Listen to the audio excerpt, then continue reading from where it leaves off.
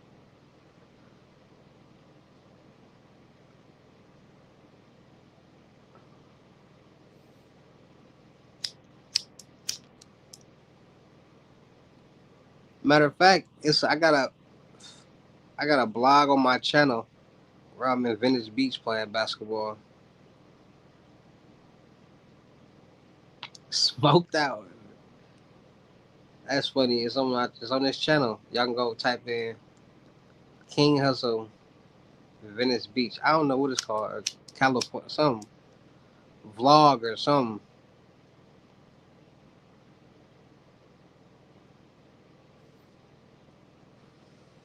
I'm on Venice Beach.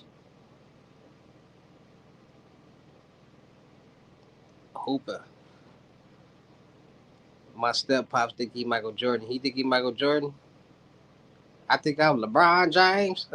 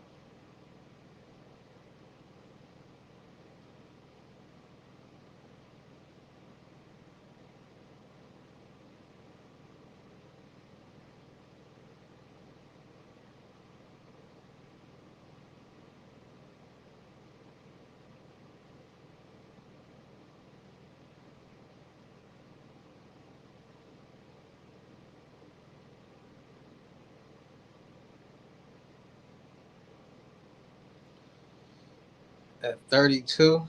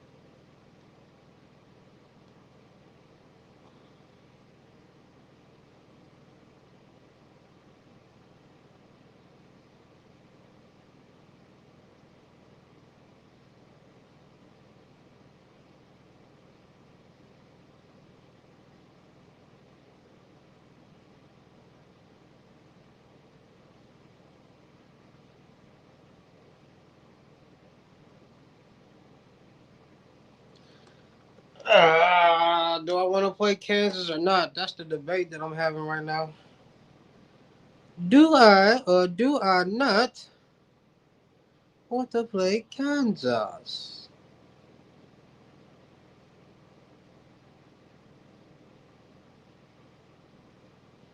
Oh.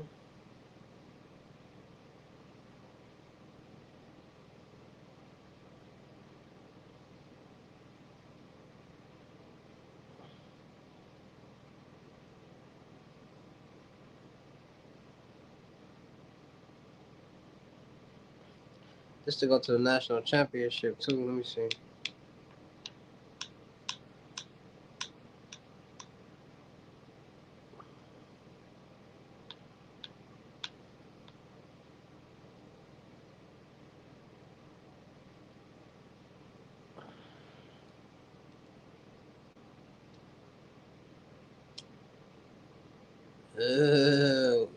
Kentucky, UNC versus Colorado and crossing mugs over.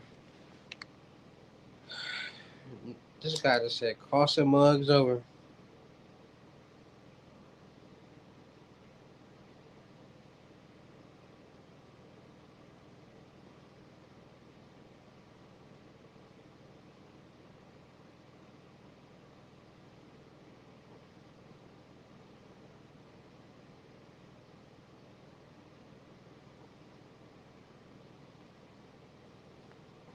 He said.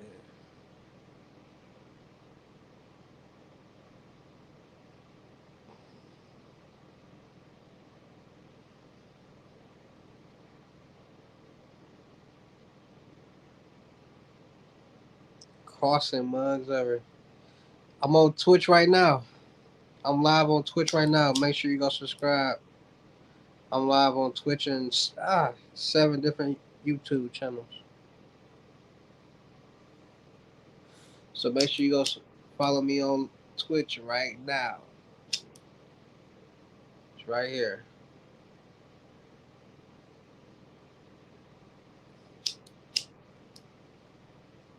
P5, what it do? I'm gonna put on another reaction video for us.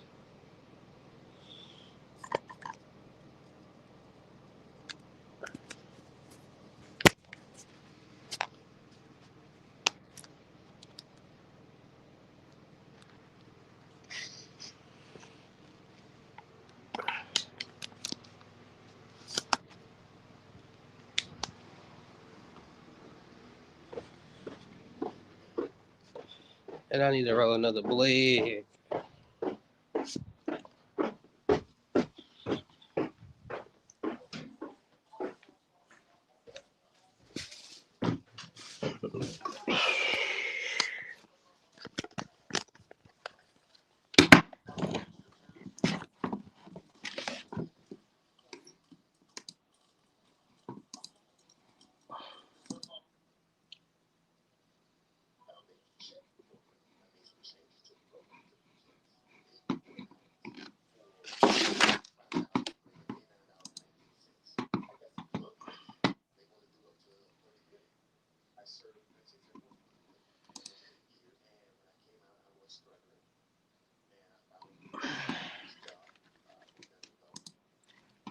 I was super quick, man.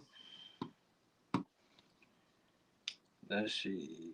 He was out here printing fake money. He talking for 4 hours.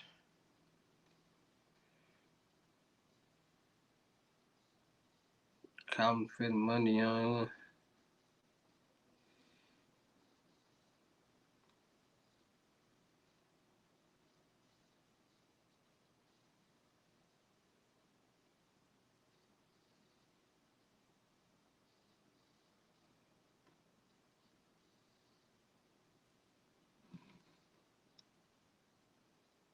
Here we go. Watch this.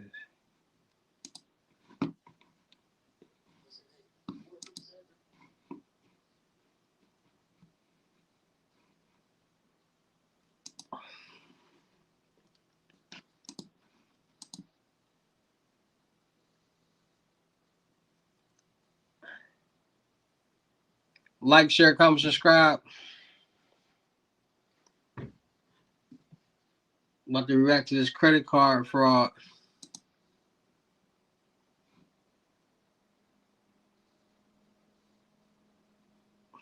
My face did try that fast.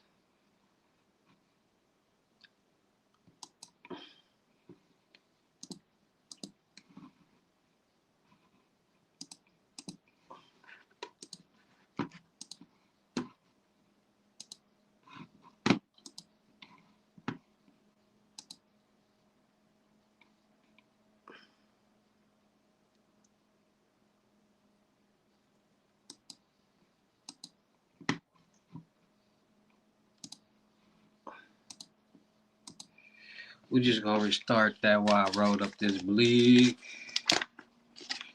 Like, share, comment, subscribe.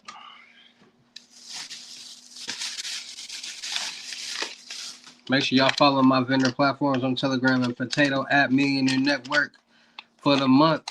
For a limited time only, 30 days. I'm doing mentorships for $500. 30 days. You can't miss out on that. So make sure y'all booking your mentorships. In-person limited gems on the crypto tour.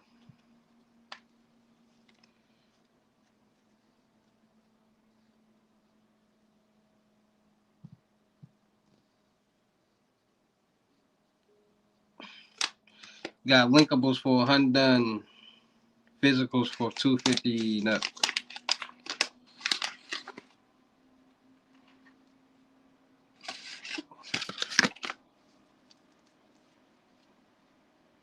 He said back in the day, I bet you was crossing mugs up.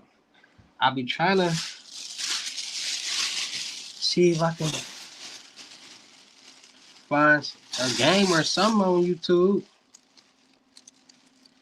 Cause they be having little old school games on there, but it'd be hard for me to find.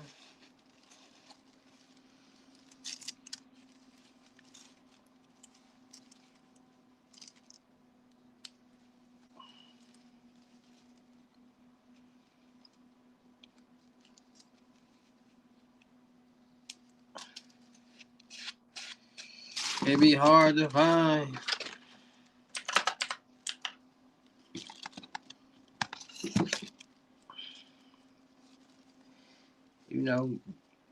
You gotta think about it. 2016 was 10 years ago.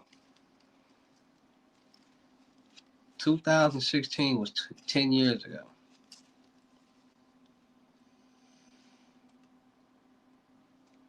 $2016.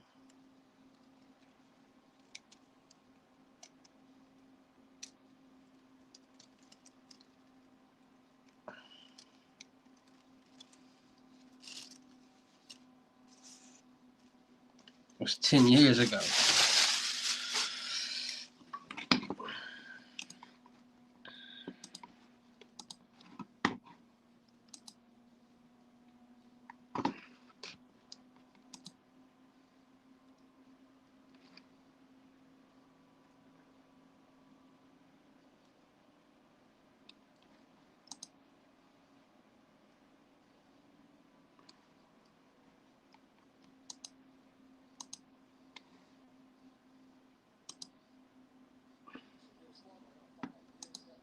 I gotta find.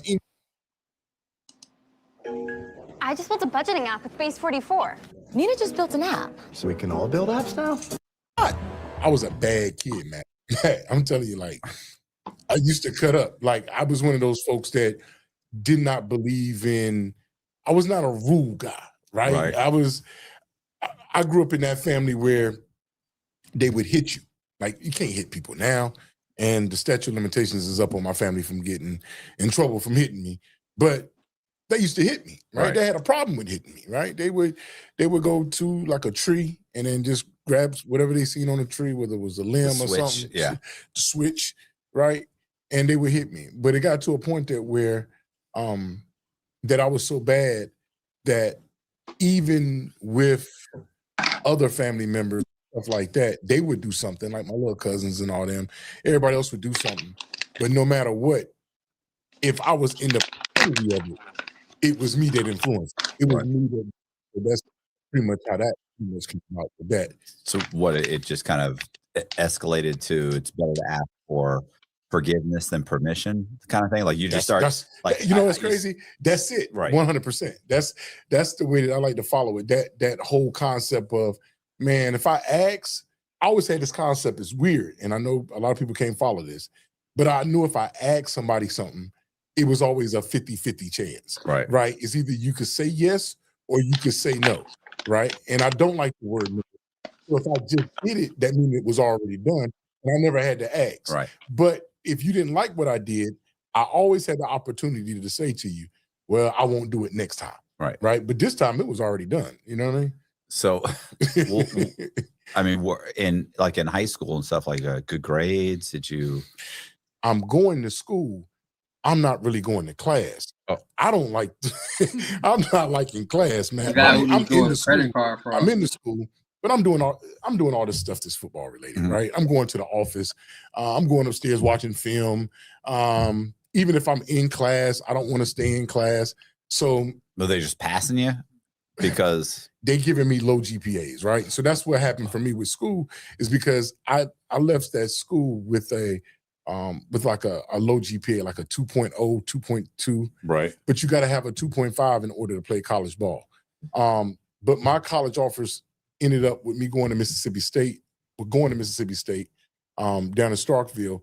But the thing about it was I wasn't eligible because of my grades. As I'm in school, going to school with these guys, ran into one thing that led me to another, which was the cell phone. You know it. They used to have these things Make called, sure y'all like, share, and comment on these what's it lives, called? man. Whatever channel you Bell on. South and Singular phones, Sprint phones, and back then when you had long distance charges.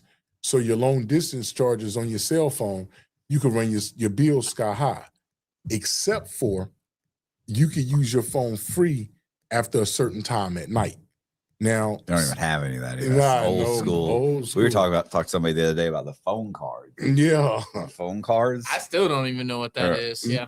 So now you're talking about where you got free nights and weekends that are starting at 9 o'clock. And then it moved from being free nights and weekends to 7. But as you know, I'm in school. And these folks, they're running up school bills on their cell phone, like whether they're calling home, and they're running up bills. Bills might be $150, $200 for a bill. Well, I seen this one thing where you can actually have like one of my, I call it, what's the best word for it, man? It's almost like a stepping stone to this white collar world, right? Like your first introductory to it, even if you don't even know that you're doing it, right? And because I don't think I was calling it white collar then. I don't even know if it was. That's what happened to me. I was on the dark web and didn't even know I was on the dark web. Right. For that matter, right? And that had the authority to actually pay a cell phone bill without paying it with a check. And as you know, a check and a money order is identical pertaining to the way it's listed on the check and the money order, because you got the money order number, the check number, the route number is the same digits on the money order as it is as a check, and you got the account number. Okay. So you can take that money order where I could get a money order, say for a $5 money order, and that $5 money order back then would allow you to pay a $500 phone bill, right? It just went through, right? And so you could be able to take that. And so they didn't know that. And that allowed me to take people and get half off. So they would pay me, say if the cell phone bill was $500, I would charge them $250, right? They're not knowing that I know how to do this money order thing. And the only reason I know how to do this money order thing because somebody charged me. And when they charge me for it, I play that little game as you mostly. So a lot of people out there that be like half off on bills, he's basically breaking down the method right here. So that's what people be doing, and that's what they was doing. That's what he was doing. See, where somebody can look this way right here or do something over here, but still pay attention real close over here about what's going on. So when they took my money to actually do it, I heard them talking about, hey, do this, do that, so they can get my phone bill paid. And when I heard that, I didn't get everything. I just got some of it. And then I was able to take that and I was able to pay my bill on that bill. I still don't understand the $5 for the $500. The five, that's the golden goose of this whole thing. A money order that was $5, right? When you punch, because you used to call in, to Sprint to pay a bill. They would ask you what's the account number and the routing number of the check. When they give you the route number of the check, instead of you give them an actual check, you give them an actual money order. The money order, when you give it to them, you're gonna give them the route number and account number on the money order. Somehow or another, the digits or the decimal or however it worked inside of the telephone system, it automatically took that $5 money order when you typed it in, when you told them over the phone that it was $500 instead of $5, it went through for it. They're probably creating a check. I used to pay my lease. I had a leased Audi, and I would call. You can call them or they can call you. Like if you're late on your shit, they'll call you. Be like, hey, you're supposed to be 2 days ago. You haven't got it yet, and I always forget. And they'd say we can take a check over the phone, and you just give them the information on the phone. They go, okay, it's for this much, and you authorize it. Yeah, and it'd go through. The only reason I know they create a check is because at the end of the month, I'd get that check where they'd make a fake check and it'd come in this is back when they mailed you stuff. Yeah. I'd have all my canceled checks and I'd have this one big ass check for my lease payment where they created their check with put all the right stuff on. So for you, they're probably doing that, but instead of $5, they're putting $500 and it's going through for $500 because it's connected to this probably a massive account for money orders. You know what I'm saying? They're definitely $500 is in that account. Yeah. So maybe that's what's happening. And that was going on. You're not getting the check. Not at all. And that was going on for quite some time. That was going on for about a good 4 months. You had a good 4-month run on it, right? Okay. Of being able to just do that till they figure it out. Until their internal system, however they did. And then at that point, that kind of got me to a point of, okay, they caught on to it or whatever, but people are still trying to pay me because, at this point, if you do anything for 4 months, the word is, hey, if you need your cell phone bill paid, go to Flame. You need this paid, go to Flame, right? And that was happening, but it was happening in such a way that where I'm getting strangers knocking on my door saying, hey, I need you to pay a bill for me, man. Because, back then they would turn off your phone. You know what I mean? You couldn't ride out no 3 months without paying a bill. They were shutting that phone off on that, right? Especially with them long distance charges like that. Right. You know what I mean? And so that's how all that stuff happened from that point. That was kind of like my first intro into the white collar world. So what happens from there? Now you kind of put that aside, but I kind of put that aside because not like I put it aside as we know, is that when you put something aside, something had to happen, right? And that's something that happened was the mere fact of. Before we start, I just want you to sign something really quick. All right. Now that you've signed the official document, you are now legally required to share everything about this M&A transaction. It happened incredibly fast. The whole thing from first serious meeting to sign definitive agreement was a little bit over 40 days. Rich started the company 30 years ago with that thesis. Time after time after time, Capital One has been very aggressive on investing in technology ahead of like a lot of their peers. And, only bank, if you look at a massive scale that doesn't run on mainframe, it's actually on cloud. They've spent a lot of time sort of positioning themselves in that direction. We had always sort of assumed that it would be going public because that is what a lot of companies do. And I started to go deep into what could this actually look like. It was so unique that it was impossible to unsee it, which is like, look, we can accelerate 5, 7, 10 years of growth. And then 3 is we sort of jumpstart this entire industry by saying, not only we're going to do this across card, banking, business management, bill pay, accounting, AI, but at the same time, we're going to do this as a bank at a country level scale. Nothing's happening to startups. We're just doubling down, accelerating growth by 50% next year on the team. A lot more dollars go into product development, and we're accelerating our AI roadmap by 2 to 3 years compared to what we would do as a standalone company. Sponsored by Brex. It doesn't feel like an exit. And that's the thing that is so different for me. So you're doubling down on war mode. 100% doubling down. We never thought of selling the company, and we did it because we thought it was fundamentally different than any other combination. I'm not gonna lie, the last 2.5 years were really hard. This allows me to go back and say all of this really hard work was worth it. This is the most difficult question I'm going to ask you today. Are you happy?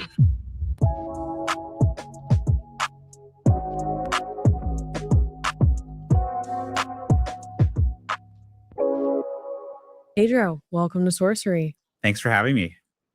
Man, what they got going on right here? But I love the long table. Okay, so before we get in, before we start, I just want you to sign something really quick.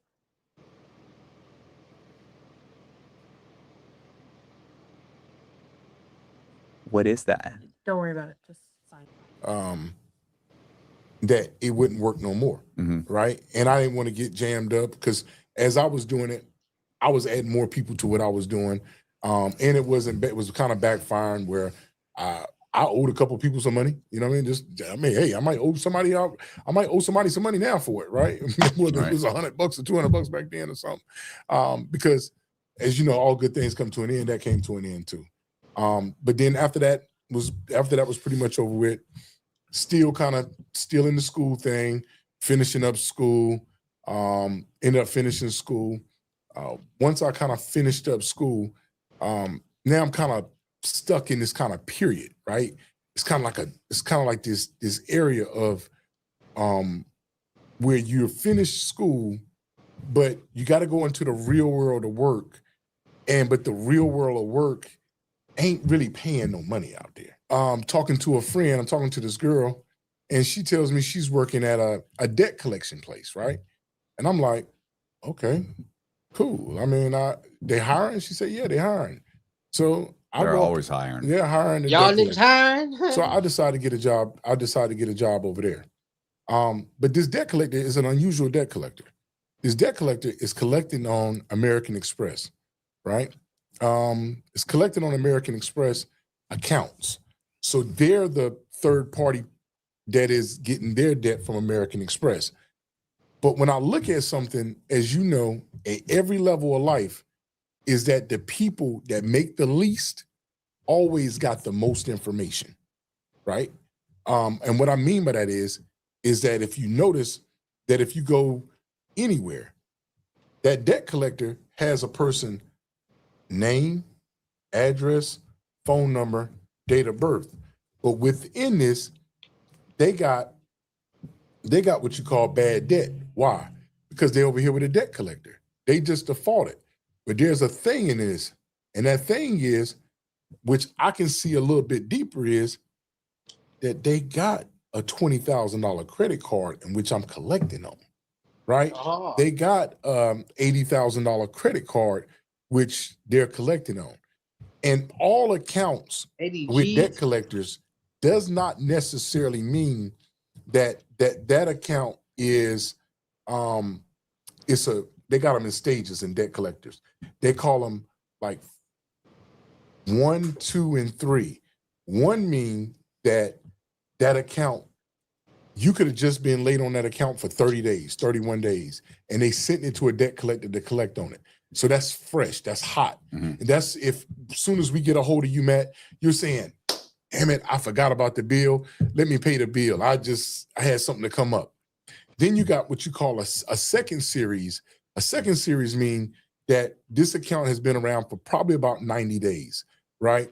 And if you kind of get a hold to them, they may pay the debt. It depends on what kind of slump that they were in at that time, right? Then you got the third one, right? The third one, which is this debt might be damn near a year old. Right. You know what I mean? 2 years old. It's just being passed around.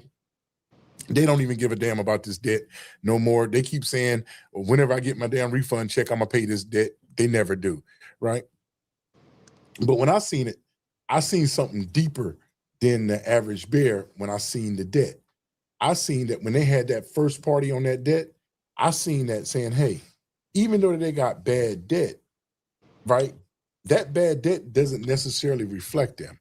Because you got to be somewhere in life to get a $40,000 credit card. I don't give a damn what the person tell me.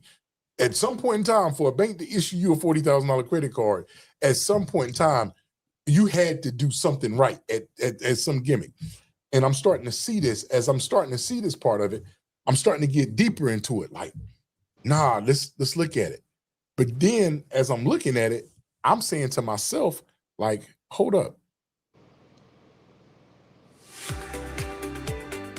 Welcome to Practice Talk, a deep dive into the world of healthcare practices, where we invite team members to share strategies to make your work life easier. Now your host, Lacey Ellis.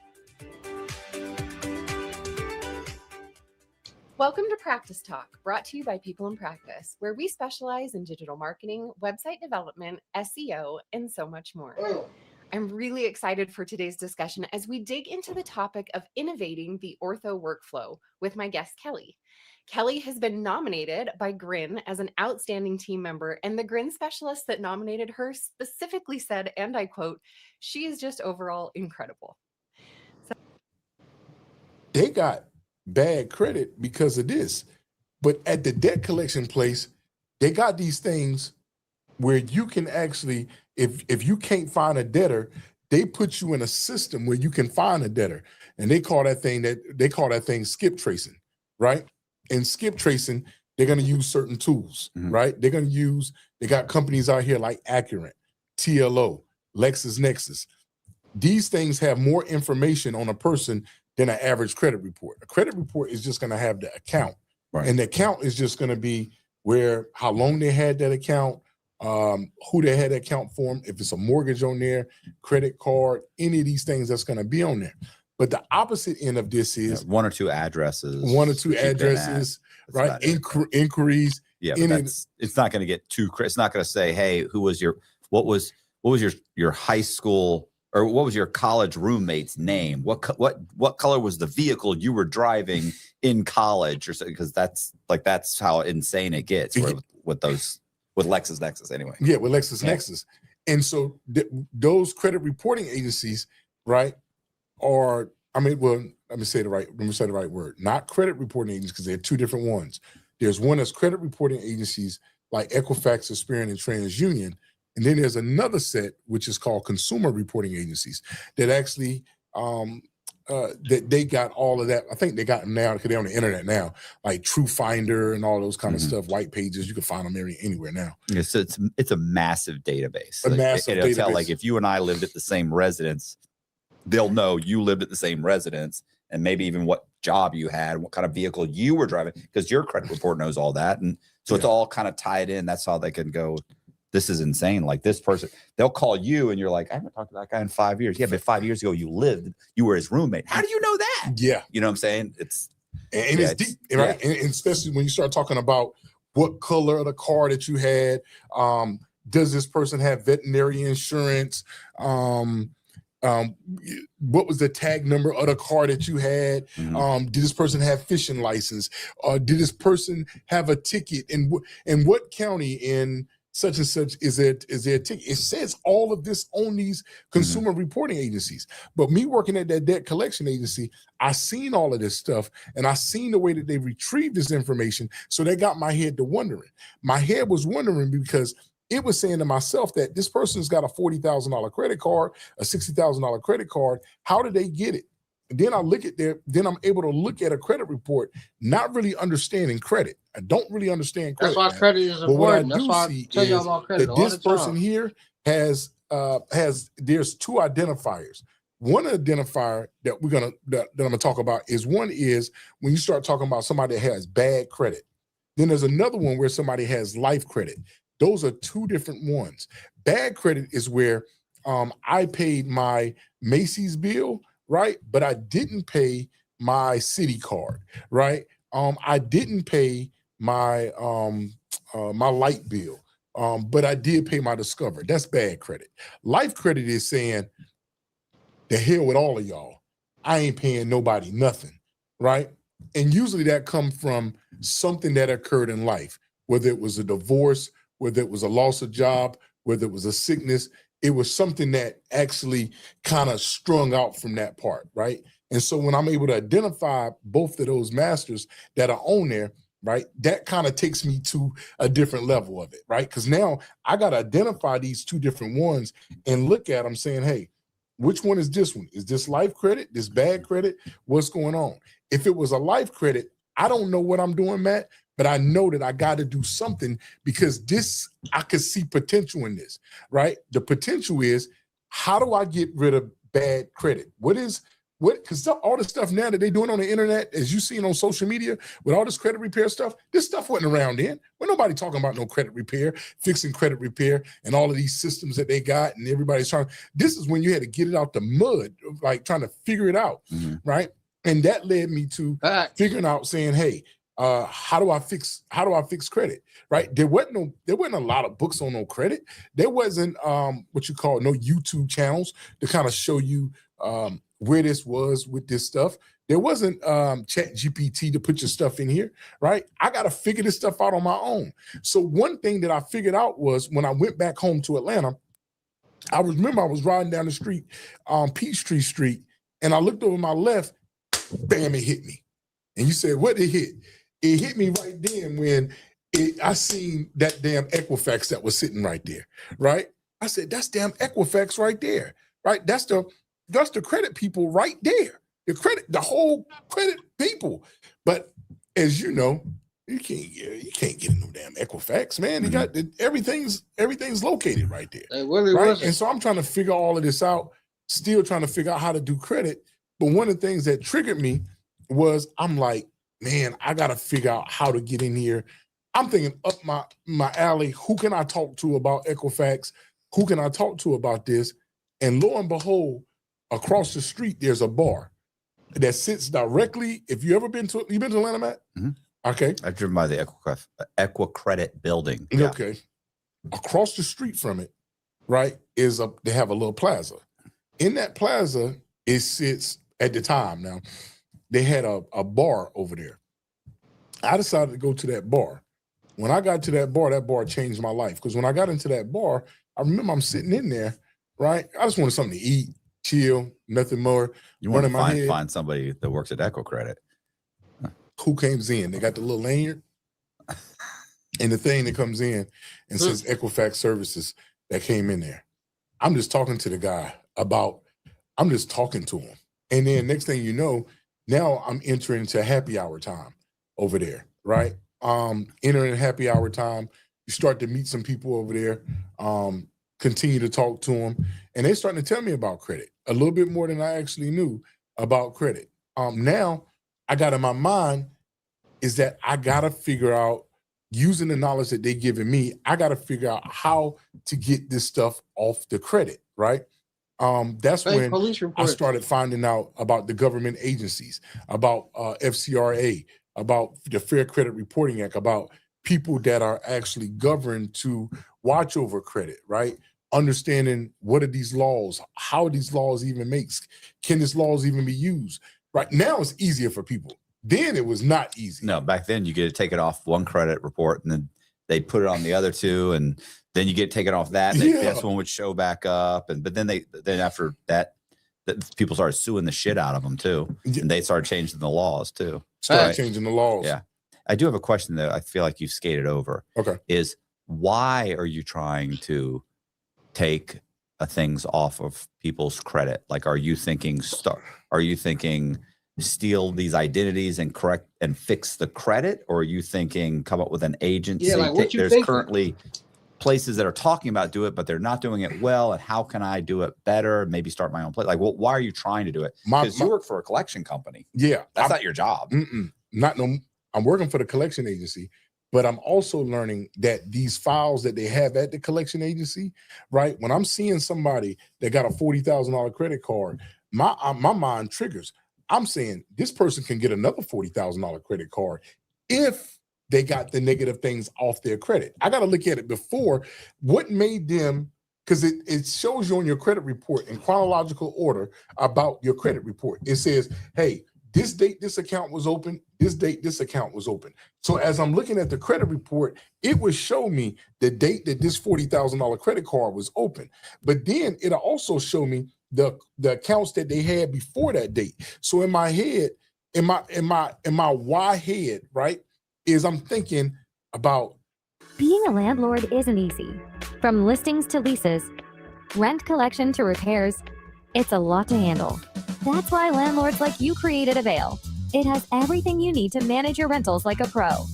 Fill vacancies fast with listings that get posted across top rental sites with just one click. Easily manage rental applications and get trustworthy background and credit reports. Ensure your tenants are the right fit every time. Close the deal with lawyer-approved, state-specific leases. Sign online, securely, from anywhere. Collect rent safely with funds deposited directly to your account. No more checks, no more stress. Track maintenance requests, manage repairs, and keep your books in order all in one place. And now, introducing Avail Messages, a game changer for landlords. No more lost texts, no more juggling emails. With Avail, every conversation with prospective and current renters is in one place. Clear, organized, hassle-free. From listing your property to signing leases, from collecting rent to keeping tenants happy, Avail is your one-stop platform for smarter landlording. Take control of your rentals. Try Avail for free today.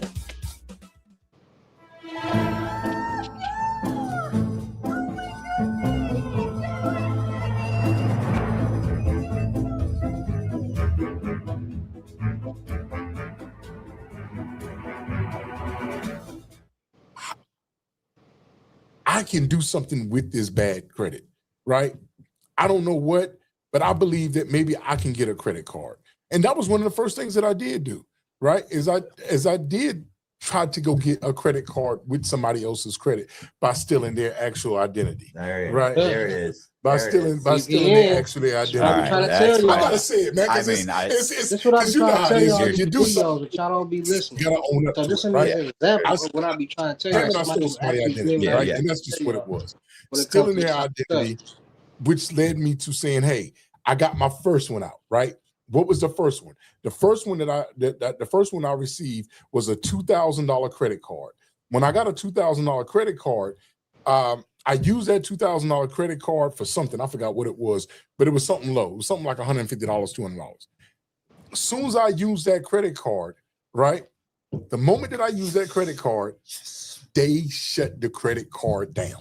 Fuckers. Yeah, they shut it down because they wanted me to send in more information, more stuff. So you know how to get into that stuff, like they Send a copy of your copy of your utility bill, send a copy of your license, send a copy of why they opened the credit card to begin with. Yeah, they open it, allow me to do it.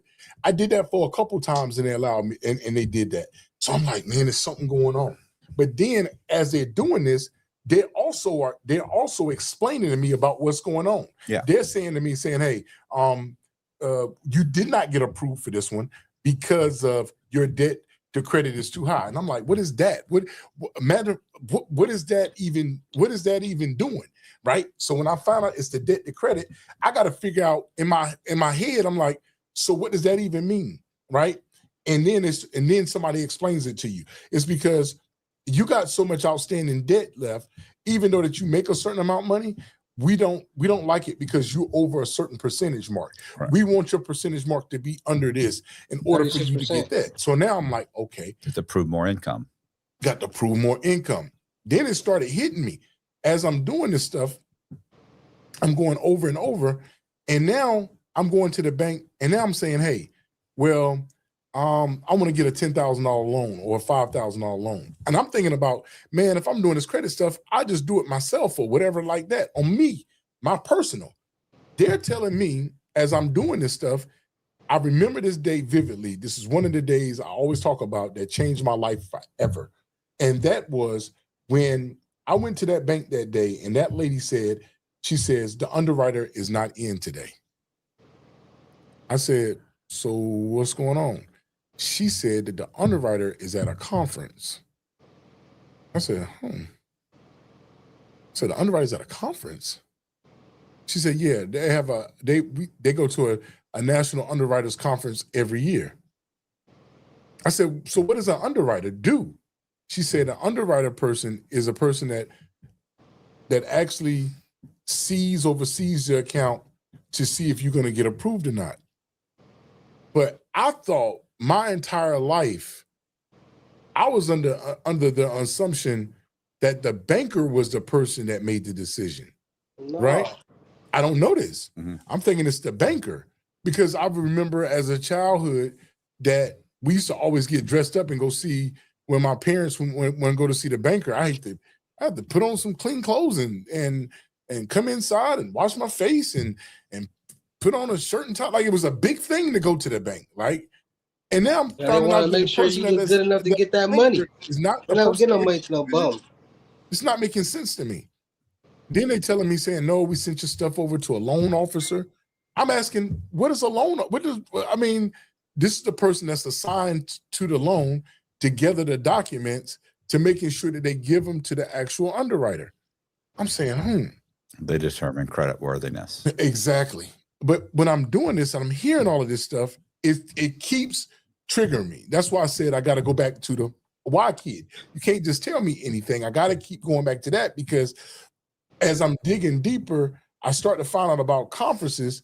I started digging about conferences and come to find out, I remember that I was in the public library. And when I was in the public library, they got this.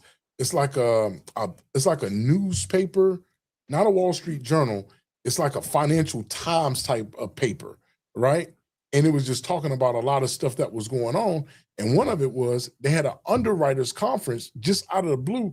I'm looking at it, and the underwriters conference was in Dallas, Texas, at a Crown Plaza hotel downtown. So if anybody here knows Dallas, Texas, you know the Crown Plaza. That Crown Plaza had an underwriters conference.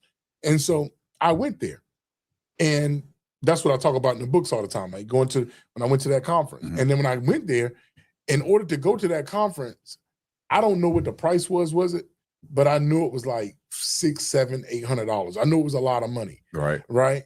And in order to get there, you got to pay that, right? And sometimes you got to be affiliated with somebody who's sending you. Like, is there a bank that's sending you, an organization, a financial system, and that sort of thing. So when I'm finding this out, I just always know, let's go back, Matt, when we talked about before, the people that make the lowest amount of money, right, they control the most. Like I was telling you about the debt collector. Under this right here, finding out with them is that the person that's controlling the whole place, right, I'm looking at everybody's walking around at this conference and they got this thing on their neck, right? And when they got this thing on their neck, they're able to walk and people let them walk freely. So I'm like, whoa, how do I get one of those things on my neck? And I just remember that the lowest cost person. And so I remember asking one of the guys there something, and then they got a security guard that they got what you call a registration desk. And at this registration desk, this allows people that are signed up for the conference to come there and get whatever they come into the conference for.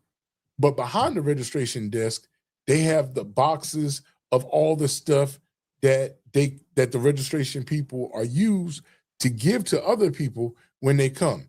So either when they come, they give them like a bag with certain stuff that's in it. Some of the stuff might be gifts or whatever, right? I just seen the people go get the bag, sign up, get the lanyard. I got to figure out how to get one. Now, at the end of the registration period time, they got the guy that's coming around there that's kind of walking around. I think the security guard, I think that's what he is. He walks around and I'm watching his rounds. When after he watches his rounds, I go back behind the desk, right? And I see that they have the lanyards there, right? Now, back in the day, they used to just write your name on them. Now, you can go, I think at conferences now, been to them now, they have them printed on them already, ready to go. But this is back in the day, they'll just write your name on a marker and they'll just put it on the lanyard and then you're in there. That'll prove that you had the thing. Well, that's what I did. I found that lanyard, put my stuff on it, and now I'm actually at this conference. But when I'm in this conference now, the following day, I'm at the conference, I'm moving around, talking with different people, and I was doing this one thing, Matt, which is crazy, which is I would talk to one person and get some information, and then I would go over here and talk to somebody else and tell them about the information that I got as though I already knew it. Right. And so now I'm indirectly being accepted into this type of society that I don't even really know what I'm into. I just know that these are the people that they're walking around saying, I'm at, I don't know, SunTrust Bank. I'm at such and such bank. And that's when I realized, I said, damn, there's a hell of a lot of banks here, right? And even at this underwriting conferences. What does your lanyard say? What bank are you with? Not with a bank. I just got my name on it. Okay. Right? I just got my name on it. And here, that's when I'm meeting people and they're telling me and saying, hey, I'm asking them about loans. They said, no, I don't do loans. I do securities. I said, what? You do securities? And then they're being to tell me about the securities and things of that nature. I'm listening to this guy here. He's telling me here, he's here for insurance underwriting, right? I'm missing this guy here, talking to him. He's telling me he's about mortgage underwriting. I'm listening to this guy, I didn't understand that there's so many different types of underwriting, right? Or even what went into it. But as they're talking to me, they start to explain a lot of stuff to me, which I'm now able to leave from there and go back where I come from and start to plug in my head, because now it's like, yo, this stuff they're moving this stuff.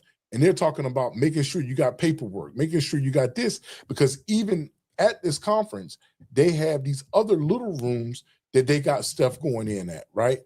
People are in there talking about X, Y, and Z. And I'm just soaking up all this information. That's all I'm doing at this point. You want to know the most amazing economic fact of last year that no one knows? Let's hear it. Federal government employment is 9% lower than when we spoke last year. 235,000 jobs. 270 when 270. you put in the December numbers. And by the way, no headline on this. But as you point out, that's offset by 115,000 ads at the state and local level. I think it's been a short-term negative to job growth. Long-term, I think it's a great thing. And they'll largely get jobs in the private sector, and they'll be involved in creating value instead of redistributing value. And if you think about what government's job is, it's burdening growth and transferring resources. I'm not saying that is the job in some ways, right? It's like the greatest unpredicted phenomena economically, maybe in my career. Walker & Dunlop brings you insights for life. Unique perspectives from impactful leaders.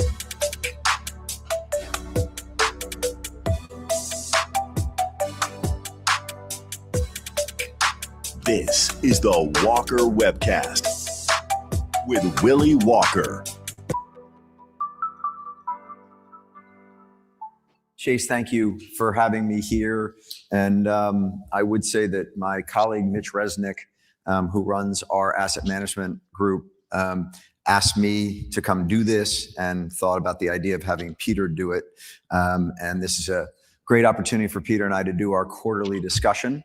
Everyone here is, if you will, getting the data early. This will be rebroadcast on Wednesday in our normal cycle of the Walker Webcast. And Peter, I see that you're there. Hello, my friend. I'm here. I wish, from a temperature point of view, I sure wish I was there. Yeah, I will tell you. I landed here. I flew down from Denver, where it's quite cold right now. Some of you who watched the football game yesterday saw exactly how cold it was in Denver. And I will tell you, a lot better to be in Southern California right now, Peter, than in Denver or in Philadelphia. Yeah, I was waiting for them to bring you in a quarterback there in the fourth quarter, but apparently not. Yeah. All right, here we go. I got a couple things to do before we dive into the conversation. The first thing is that some of you may recall that in 2024, Peter had started the year saying that we were going to get 3 Fed rate cuts. And we got to around May or June of that year. The Fed had not cut. Nobody, no economist, the dot plot, nobody thought the Fed was going to cut. And Peter said, I think there are going to be 3 rate cuts this year. And I said to him, you are kidding me. And we were in Philadelphia together. And I said to him, I will kiss your feet if we end up getting 3 rate cuts this year. So sure enough, we got 3 rate cuts in 2024. And in our January of last year meeting, I got down on my knees and I kissed Peter's feet. And so then again last year, and I'm going to run through a couple of his predictions before we dive into the conversation. Peter, at this time last year, said we were going to get 100 basis points of cuts. We got no cuts in the first part of the year. And then yet again, everyone said, we're not going to see the cuts this year. And Peter said, we're going to have 3 cuts. So I said to him, well, I kissed your feet last year. And so I don't want to do that again, but maybe if we get 3 cuts, I'll buy you a pair of shoes. And if we don't get 3 cuts, you owe me a new pair of shoes. So as everyone in this room knows, we got 3 Fed rate cuts in 2025. So these are some extremely large New Balance sneakers that I purchased for you, Peter, that are going to be shipped to you. And on the back of the left one, it says 3x25. So 3 cuts in 25. On the other one, yeah, well done, Peter. Again, you earned that shoe. On the other one, you and I have had a long-standing sort of fun tease about which business school is a better business school on Wharton, where you taught, or Harvard, where I went. And we have both jabbed one another. And so on the way out here, I was like, I got to see whether Harvard is actually higher than Wharton in the current polling of best business schools. And sure enough, no, Wharton's like number 1 on most of them, and Harvard's like 2 or 3. And then I went and said, but what school's alumni base is the wealthiest alumni base? Because you go to business school to make money, and let's see who has the wealthiest alumni base. And sure enough, Harvard comes back resoundingly as the most wealthy alumni base. So on the back of this one, it says HBS with a $sign at the end of it. And so you can wear your New Balance around with both 3X for 25 and HBS $sign. We will ship those to you. Many thanks. So Peter, I want to jump through a couple of things that you said last year, just to kind of give the group a sense of how accurate you were. In a couple instances, not so much, just because the returns in the stock market and where oil have gone have been so dramatically greater than what anyone could have reasonably expected, that you sort of underwent on those two. But you're on the basic points, we already talked about that. On GDP growth in 2025, I said you were convinced that we were going to get, Trump was going to get Ukraine resolved. And I said to you, so if Trump comes in and Ukraine gets resolved, what do you think? And you said it's going to be somewhere around 2.9 or 2.8. I said, if he comes in and Ukraine doesn't get resolved, what is it? And he says 2.5 to 2.7 GDP growth. We don't have the actual annual numbers, but you were right around 3% GDP growth, which is what we got to last year. I said Dow or S&P. You said I'll go with S&P. It'll be up 7 to 9%. S&P was up 18%, as everybody knows. I asked you about crude oil. It was at $76 a year ago. You said it'll drop to 70 to 68 bucks a barrel. As everyone knows, it's at 58 to 60 bucks a barrel, so dramatically lower than what anyone could have predicted there. I asked you about whether banks would start calling loans, and I thought your response to that was fantastic, which was those loans they say are due this year, they're not actually due. They're due when the property actually functions once again. And I think that we all saw that quite a bit during the year. You said that you said, would Trump have workers back into the office? And remember, this was before Trump actually took over on January 20th. And you were exactly right on his executive order to get federal workers back in to the office. And then the question that I asked you that a lot of people have gone back to is I said to you, what asset class do you like? And you said, well, if you want to stay rich, multifamily. If you want to get rich, office. And then I turned to you and said, well, if you've done stay rich and get rich, I guess what's get poor? And you said data centers. And then the final one that I asked you was how long the bromance between Elon Musk and Donald Trump would last for. And your over-under on that was 6 months, and he lasted for 5. So I think you were pretty spot on there as it relates to the bromance between Elon and the president. Peter, in our last meeting in October, you said you didn't have enough data to be able to give people a sense of where the market was going. And in your most recent Linneman letter, the data feels to some degree outdated. A lot of the data that you're talking about is Q2 25 and Q3 25. We have no Q4 data. And it feels a little bit like we're still driving the car, at least with the windshield covered with a good sheet of ice. If not, we've got the defrost going, but it's hard to see through it right now. Has your attitude changed as it relates to the markets as we begin 2026? It started to get clearer, not clear, clearer in early December as data did trickle out. And as we saw the holiday season occur, shopping-wise, retail-wise. And it was a pretty good retail season during the shopping season. Why is that relevant? It means people had money. Now, I'm not saying they're the richest spending in history, but they had money. And what worried me is we weren't seeing official data. And I worried that we would see really bad retail results.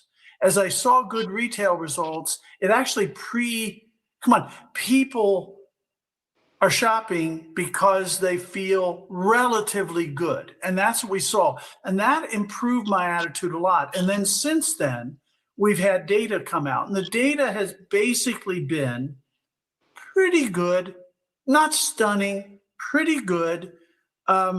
Nobody's losing their jobs, but we're not hiring a lot of people. We're not hiring a lot of people because we don't have as many immigrants coming in to be hired. That's not the only reason, but that's one of the reasons. And the other reason we're not hiring a lot is that people are uncertain. You know, we had the Middle East, we had all the tariff stuff, we had the shutdown, et cetera. And employers basically said, we're going to find a way to keep growing over the next few months, but not add a lot of bodies. And can you do that for a while? Of course. Can you do that forever? No, that's the beatings will continue until morale improves operating model. And it works for a little bit. So I think we're at the end of a beatings will continue till morale improves. You're going to start seeing employment improve, though absent an inflow of immigrants. We probably had, from what I can best tell, 0 net immigrants this last year. A combination of legal, illegal, people leaving, U.S. citizens, et cetera. And that's a blow to population growth, which is a blow to employment growth. And I'll give one other thing. You were very sweet in how you talked about my rate forecasts. I think we're going to get much bigger cuts this year than people think.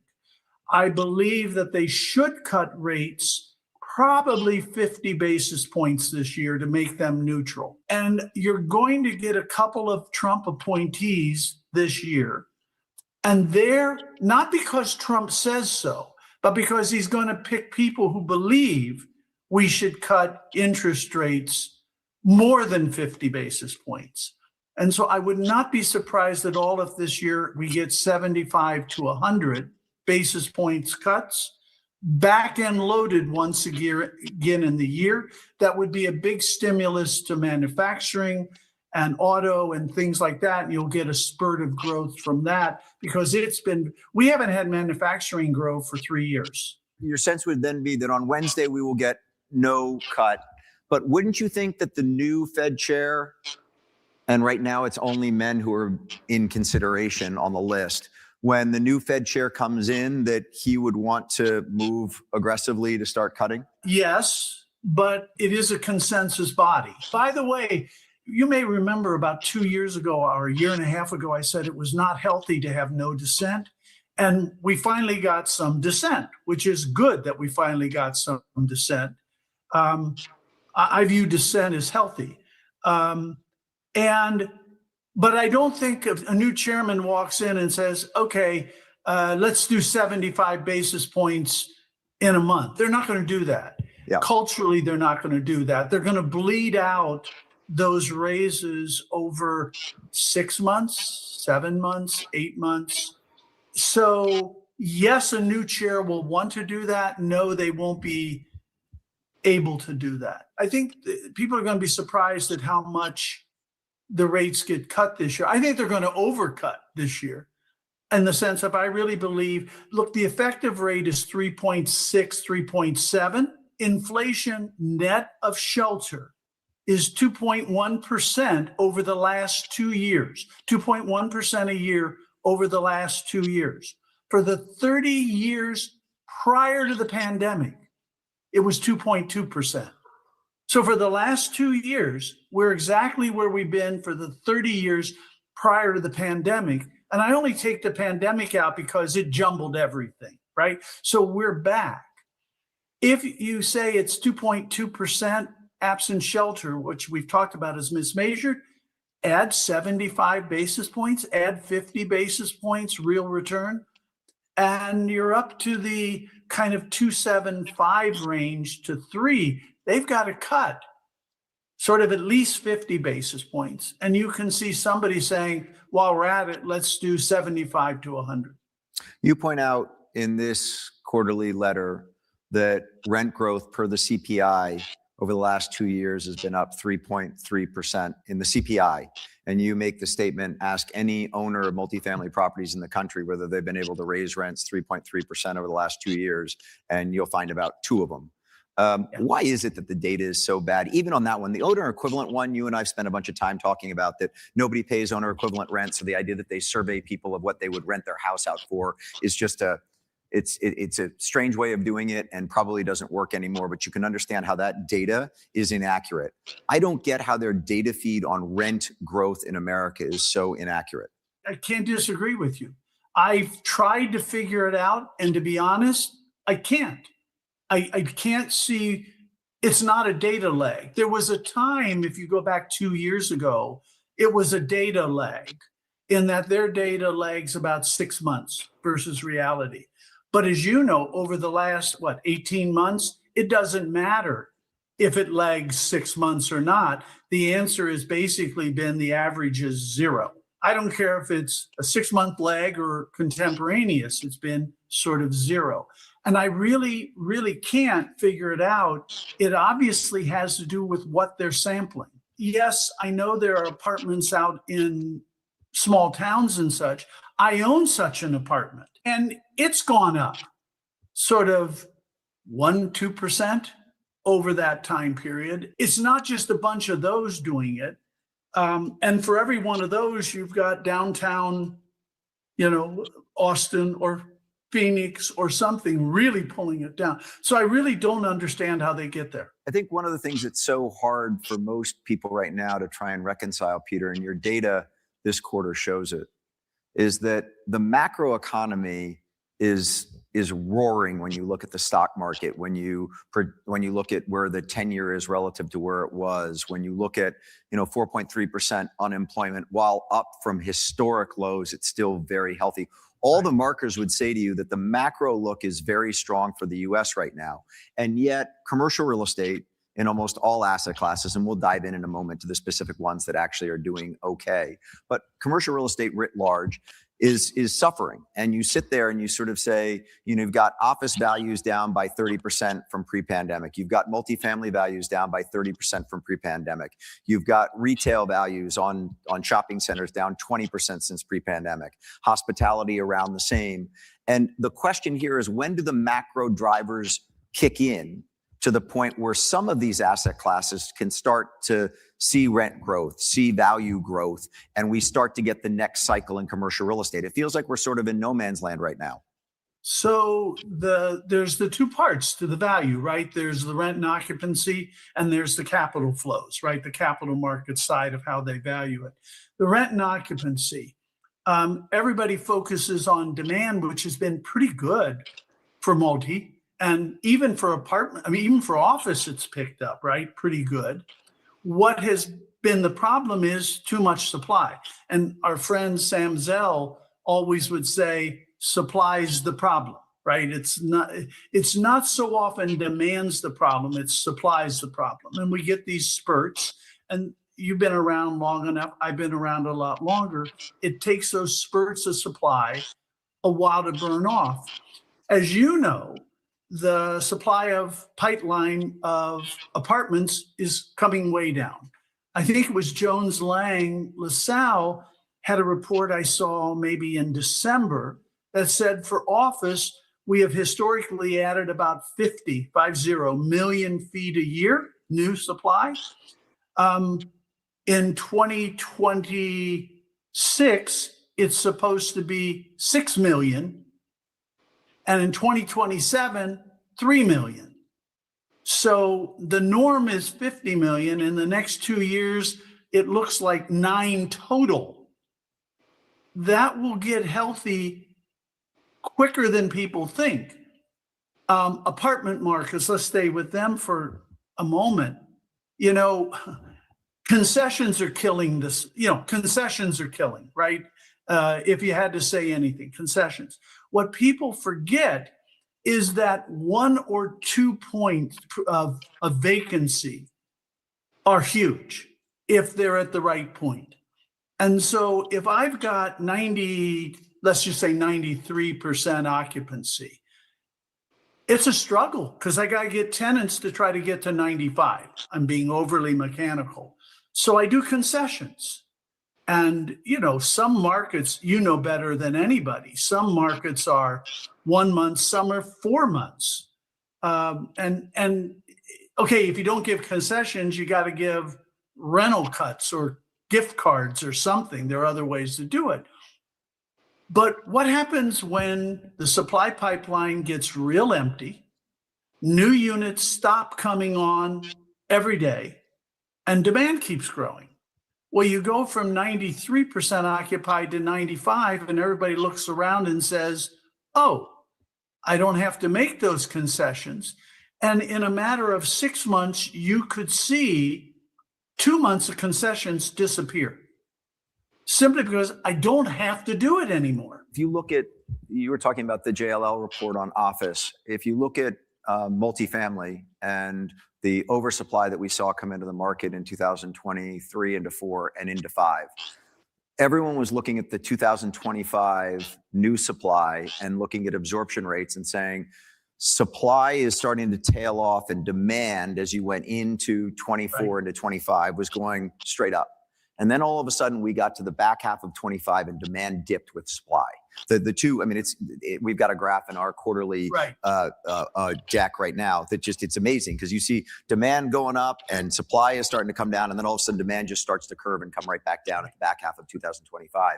And I think that that's what's giving owners, buyers pause right now, that just sort of says, where did those demand drivers go to? That's why everyone's looking to the macro to sort of say, is AI responsible for all these job losses, or are corporations just blaming AI, if you will, because it's a lot better to go talk to investors about increased efficiency due to AI than the fact that you're actually bloated and you're just cutting people because you should have cut them 2 years ago. And reading through that of what the actual signal is, rather than just sort of pinning it up to there's this great technological revolution coming on board. You talk in the letter, Peter, about AI, and to call you a little bit pessimistic is probably an understatement. You go back and talk about Cisco, and you talk about Cisco going public in 1990 at a dividend and split adjusted 4 cents a share, and that it then went up, operated pretty well until 95, and then from 95 to 2000, it went up to $80 a share. And it was looked at as a no-miss investment in the new economy of the dot-com world and the pipes that we needed to run on for the internet economy. And then it crashed from $80 a share, I think if I'm remembering correctly from the write-up, down to $8.60. And over the last 19 years or 20 years, it has recovered back to $65 a share. But it never got back. It has not yet to get back to its $80 a share in 2000. And that was a can't miss investment in the internet economy. And you put it in there purposefully, I think. You're trying to say to all of us, ton of capital going to AI, but beware, we're going to overbuild this. Is that a correct read of your letter? AI is not wiping out jobs. We are not adding jobs, but we're not losing jobs. We know we're not net losing jobs. And we know from unemployment insurance claims, which come out every week, which is important data to watch, that we have really low unemployment insurance claims. So it's not like mass layoffs are occurring. However, what we did see when you were talking about the tail off in demand, we saw a tail off in job formation, right? That coincided with a tail off in job formation. And part of that is immigration related. Part of that is hesitancy, as I was describing, by employers. I don't think that hesitancy lasts forever. I would hope that the immigration, the legal side, improves dramatically, but that's a major policy decision. But it was the tail off in jobs that coincided with the tail off in demand that you saw. And I just think we see a pickup in jobs. I don't think we go back to 3 million jobs. We're not adding that many people to the economy, right? We're adding about 70 basis points of population a year on a base of 338 million or 337 million people, and then divide it by household size. So I do think demand is okay. Demand is growing. It'd be nice if it grew faster. Basically, AI can't lose. If you're in the AI-related service provision, including data centers, you can't lose for the next 2 or 3 years. Why? Because so much money has already been committed that just getting that through the system is creating huge margins for everything related to it for several years. You can just do how much supply can come on, how much demand. The problem is, anytime I've seen huge margins in an area, it gets overbuilt. It gets oversupplied. By the way, go back to when you were a little boy and Houston overbuilt its office supply, right? Houston eventually used all that office space. It just took 8 to 10 years to use it because they built so much. The problem with data centers is it's such a sure thing now, if you can get the money, that it almost guarantees you've got a problem out there. And is out there 2030? I don't know. It's not 2026 and it's not 2027. By the way, the internet economy still happened. Right. And what we were just talking about also happened. They're And not Cisco's a mutually going concern. exclusive. And Cisco's They're not a great mutually company. exclusive. If anyone who doesn't read the Linneman report, when you pick it up, it's quite intimidating because there's so much data in it. And Peter has all these graphs. But I was sitting there looking, Peter just talked about the unemployment numbers and how the unemployment numbers come out every single week. And we know how many people are out in the marketplace, unemployed, looking for a job. And I was looking at that graph in this quarterly Linneman letter.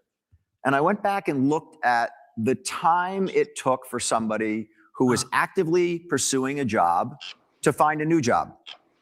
And I look back to the period from 2004 to 2007.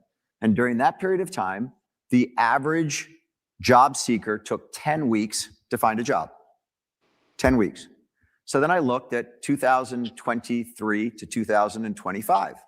And lo and behold, the average is exactly the same, 10 weeks. And I sat there and I thought to myself, nobody had an iPhone in 2004. Nobody had a job app to find a job in 2004. And yet, with all the technology that we have today, the time to go find a job has not shrunk. And I thought about it in the concept of this bet that we're all making on worker efficiency due to AI. And last week at the Real Estate Roundtable, the head of the Congressional Budget Office was there, and he was asked what they have in their 10-year projection as it relates to increased worker productivity due to AI. And he's a very, very intelligent, somewhat wonkish person. And he said, he put his hands on his head and he said, oh, that's such a great question. And he said, we've been studying this and studying this and studying this, and we haven't seen anything that convinces us that we're going to get massive worker productivity from AI. So right now, in the CBO budget estimate for the next decade, we have 15 basis points of increased worker productivity. And he said, I know there are plenty of people in this administration who would tell me I'm completely wrong, and it's 5x that number. It's 5x.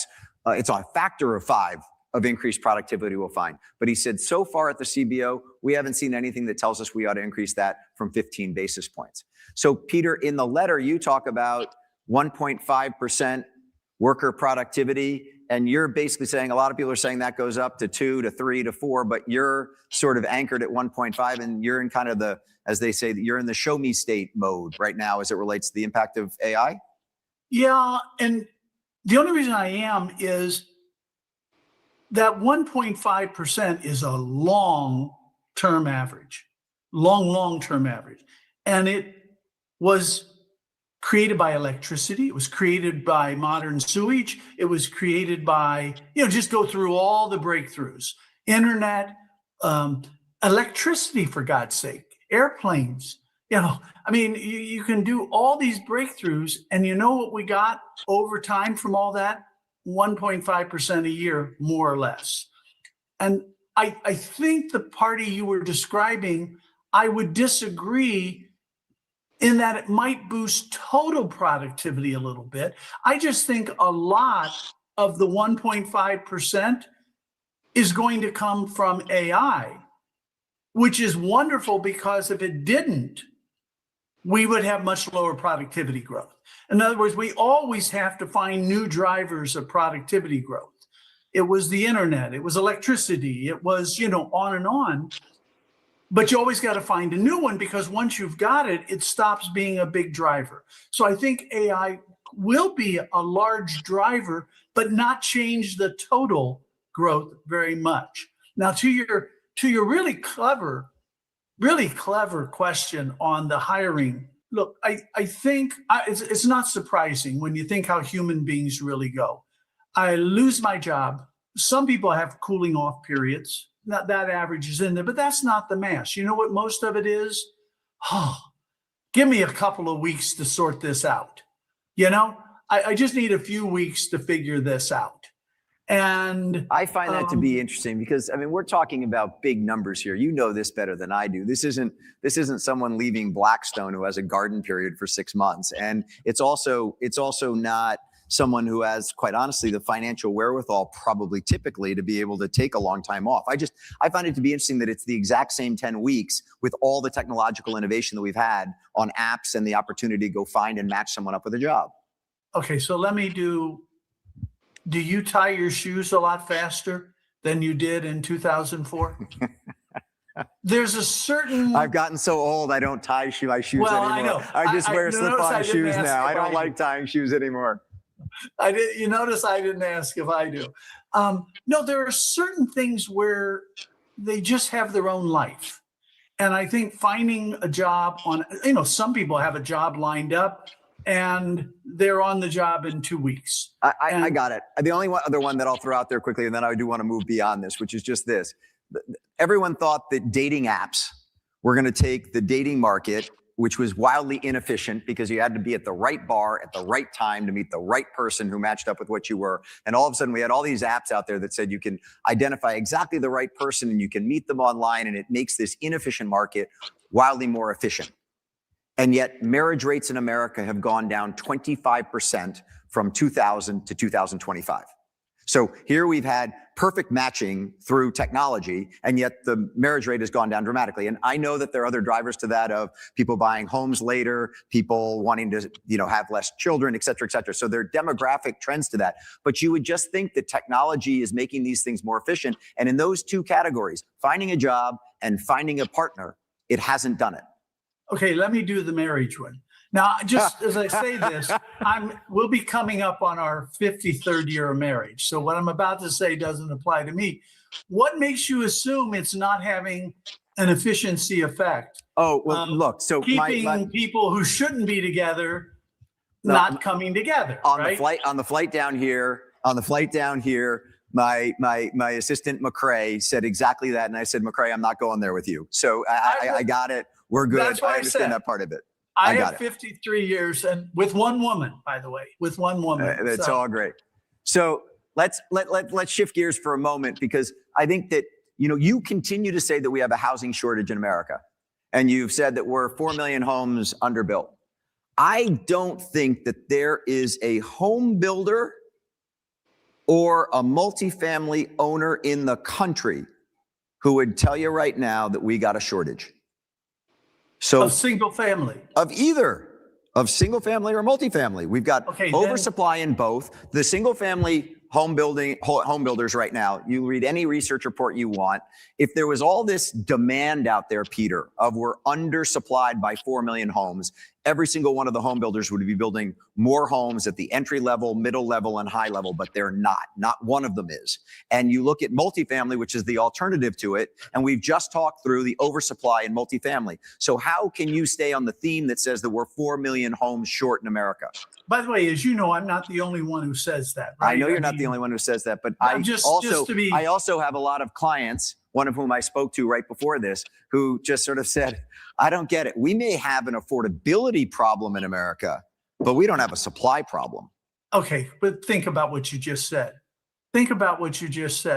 One of the things I learned in economics is that if the price of something just sort of constantly goes up, even though demand is only growing at a sort of normalized rate, nothing special, you got a shortage. Okay. So what ultimately you're trying to do with the information? Figure out how to take these the information and steal identities from people that have bad credit, but be able to clean up their credit because they think their credit's trashed, so they're not really checking into it. Is that what you're thinking? Is that what you're thinking? Like, hey, I got a report on this person. This person's trashed. They know they're trashed. Because if I take him and clean it up, he's not going to be checking his credit. He's thinking that's done. I'm done with the spot now. Oh, so I don't work there no more. But what I do got, Matt, is I've been there for now. I've been at that place where I was at now for probably give or take about 6 months. I built enough people of camaraderie of the people that are working there, right? And I'm telling them exactly because you got to think, I work there. So I know the system. I know what they can and what they can't do, right? I know who's the people that is hurting for money. I know this stuff now. So if I'm telling them, say, hey, man, I need you to do X, Y, and Z for me. Right. I mean, I'll give you a couple of dollars, this, that, and the third. Yeah, I'll get you one. No. Give me some files that look like this. Give me some files that look like this. Because I know that if I can go in there and clean up those files, exactly what you said, I know that I can get it back to the original form it was when they first got that $40,000 credit card. Now I'm asking myself, what more can I do with this, right? Because I keep asking myself, why? So even when I was going to those underwriting conventions, I'm just trying to get the information primarily from them to see what else is it that I can do. So when I'm trying to figure out this now, I said, oh, well, why don't you get loans? I said, loans? I mean, I'm talking, it's a weird thing. I got to talk as though I already know something when I don't know it, and still allowing you to teach me, acting like I know it, right? So I'm saying, yeah, loans, yeah. I tried to get one of those loans before. Yeah, but you got to make sure that you got your paycheck stubs or this, that, and the third. I said, paycheck stubs, boom. I said, well, now I got to find somebody that can make me some paycheck stubs. Now I got to get an ID. Where can I get somebody to get me an ID? This is back then. Like, I got to find somebody to get me an ID. I got to find all of these different things. Then it came up to me saying, hey, you know what? All we need for you to do is to send this stuff is just paperwork. And that's when it hit me. That's when the light bulb goes off, because there's never no money. All of this stuff is just paperwork. The whole game is just paperwork. If you can produce the paperwork, you can produce the paper. When they hit me on that one, I'm like, man, how can it not? You produce the paperwork, you produce the paper. So now I got to figure out what paperwork are they looking for to produce the paper. So then I was sitting there one day, and I'll never forget, the lady was sitting there saying, hey, well, we got to make sure that we got to verify with your taxes. I said, okay, I got that. So now I got to get somebody to actually do some taxes. I gave her the taxes. She said, no, we don't want you to bring me in no taxes. What we want you to do is sign off on this paper. I said, what is this paper? She said, the paper, at the top of the paper, it read 4506. And I had a dash and a T. I said, ma'am, what is this? She said, this is a tax transcript. We will pull your taxes for you. I said, damn it. I said, so what does this mean? Just sign your name and we'll pull your taxes.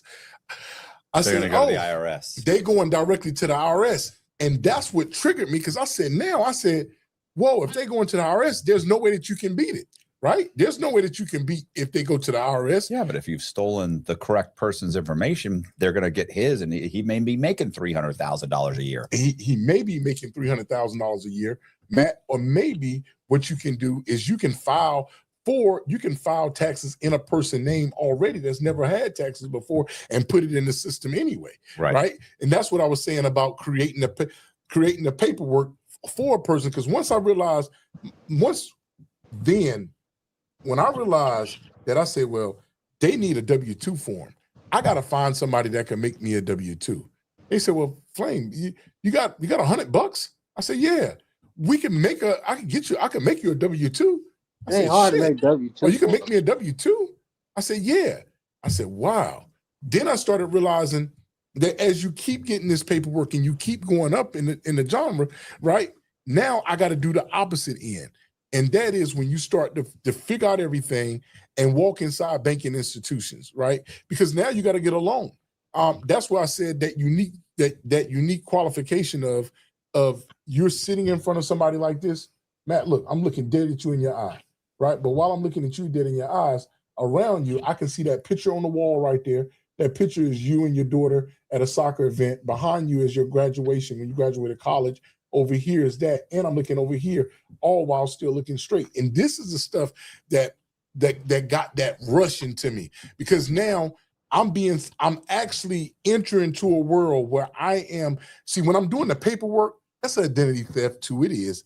But when you're actually sitting in front of somebody and you're somebody else, that's a totally different feel, right? Because now they're talking to you as Jonathan Martin. They're talking to you as Gregory Hines. They're talking to you as these people, and you got to be here to answer all those questions about that person if it came up, if they wanted to do identity. So these are the type of things that I'm talking about pertaining to that. You get what I'm saying now? Yeah, I understand. I'm saying at some point, are we borrowing money here? What are we doing? Are we? Like, where's the fraud? Like, when are we? No, that's it. Right. So when I'm going in front of them, I'm going to ask to get a loan. Yeah. Right. I'm getting a loan in someone else's name. Yeah. Right. But when I'm going to go, but you already cleaned that person's credit up, or is this a brand new person? No, I'm cleaning up this person's credit. Okay. Because I've already did my research on the credit side of it. I'm already did my research on the credit side about how to remove certain these items that's on here. Okay. Because when I looked at the credit report before, I'm looking at the credit report saying that there's only 3 ways to clean up credit. Only 3. One is that you're going to use case laws, right? So as I'm looking at this stuff, as you were talking about earlier, about how these people are always getting sued all the time, I'm looking at the lawsuits about the ones that they lost, that these credit reporting agencies, Equifax, Experian, and TransUnion, I'm looking at the ones that they actually lost. I'm looking at what a favor is, because in order to put something negative on somebody's credit report, it has to be 100% verifiable. It has to be 100% accurate. If you can show any inaccuracy on a credit report, at that moment, now I'm forced a hand and understanding the system. Because when I was doing the credit report, I'm looking at the system, and the system is not making sense to me. I'm sending a letter into the credit report, but I don't know what happens until they send a letter back saying X, Y, and Z, because now I have to understand about how to go into a credit profile. One of the first things that I had to do was I got to be able to control the account. You can't control no account unless you can control the address. That's the only way that you can control any credit account, is by making sure that you change the address on the file first. Once you get the address changed on the file, even on any identifying documents that you need, now I can control the actual account. Now, when I'm controlling the address on the account, this is for any correspondence that I got going back and forth with a credit reporting agency of me getting the negative items off. So when I'm getting them off, I'm using some of these case laws and studies that I've looked up and that I've seen, because I'm doing this thing now, is that when I seen it, I said, oh, this person here has been sued. And then I said, well, they've been sued by such and such. Or they got this thing called the FCRA, which is the Fair Credit Reporting Act. And I said, these are laws that governs the credit report. If I can find anything that violate them in this, then that helps me remove these things off the credit report. Then they got these other laws, which is called the Fair Debt Collections Practices Act. If I look into these laws and I can figure out what this stuff is doing, now I got to figure out this whole system of when I send a letter in and where does that letter go before I get a return on it. And that's when I learned, I said, hey, when I learned the government factors of it, the first government factor I learned was, I said, hey, when you send a letter into them, right, they have this system. I got to understand these systems. One of the first systems that I learned was one called eOscar, which is an online source for complete and accurate reporting. Now, what does eOscar do? eOscar gives you the code for anything that's negligent on a credit report. There's 29 different dispute codes. Notice now, as of, I don't know if it's changed now, but then it was only if you did something online, they would only give you 4 or 5 reasons that you can dispute it. They would say, is it not yours, this, that, and the third. But there's 29 different dispute codes. Why are you not using them? When you're able to use these dispute codes that's on the credit profile, and then when you're able to use the dispute codes, now I can understand the language that I need to use inside of the letter. That makes me change the direction of where I want the letter to go to get the things off of it. A lot of people, when they're doing the dispute, they're just saying, this is not mine. This is inaccurate information. That's baloney. Or they may say some stuff on the credit report that I learned later on. They'll say, I was involved in, what's that thing called? I was involved in like FEMA, or I was involved in a hurricane or something like that, right? Well, when I was at a bank one time, the lady told me, she said at the bank, she said, well, if it says that you've been in a hurricane, how does that let us know that you can pay? Because that means you're going through something. I said, never again would I use that code, because you just indirectly told them that you're going through something. So if you're going through something, that means that you're not going to be able to pay. That's why these dispute codes mean something. The three things is being able to use case law, being able to use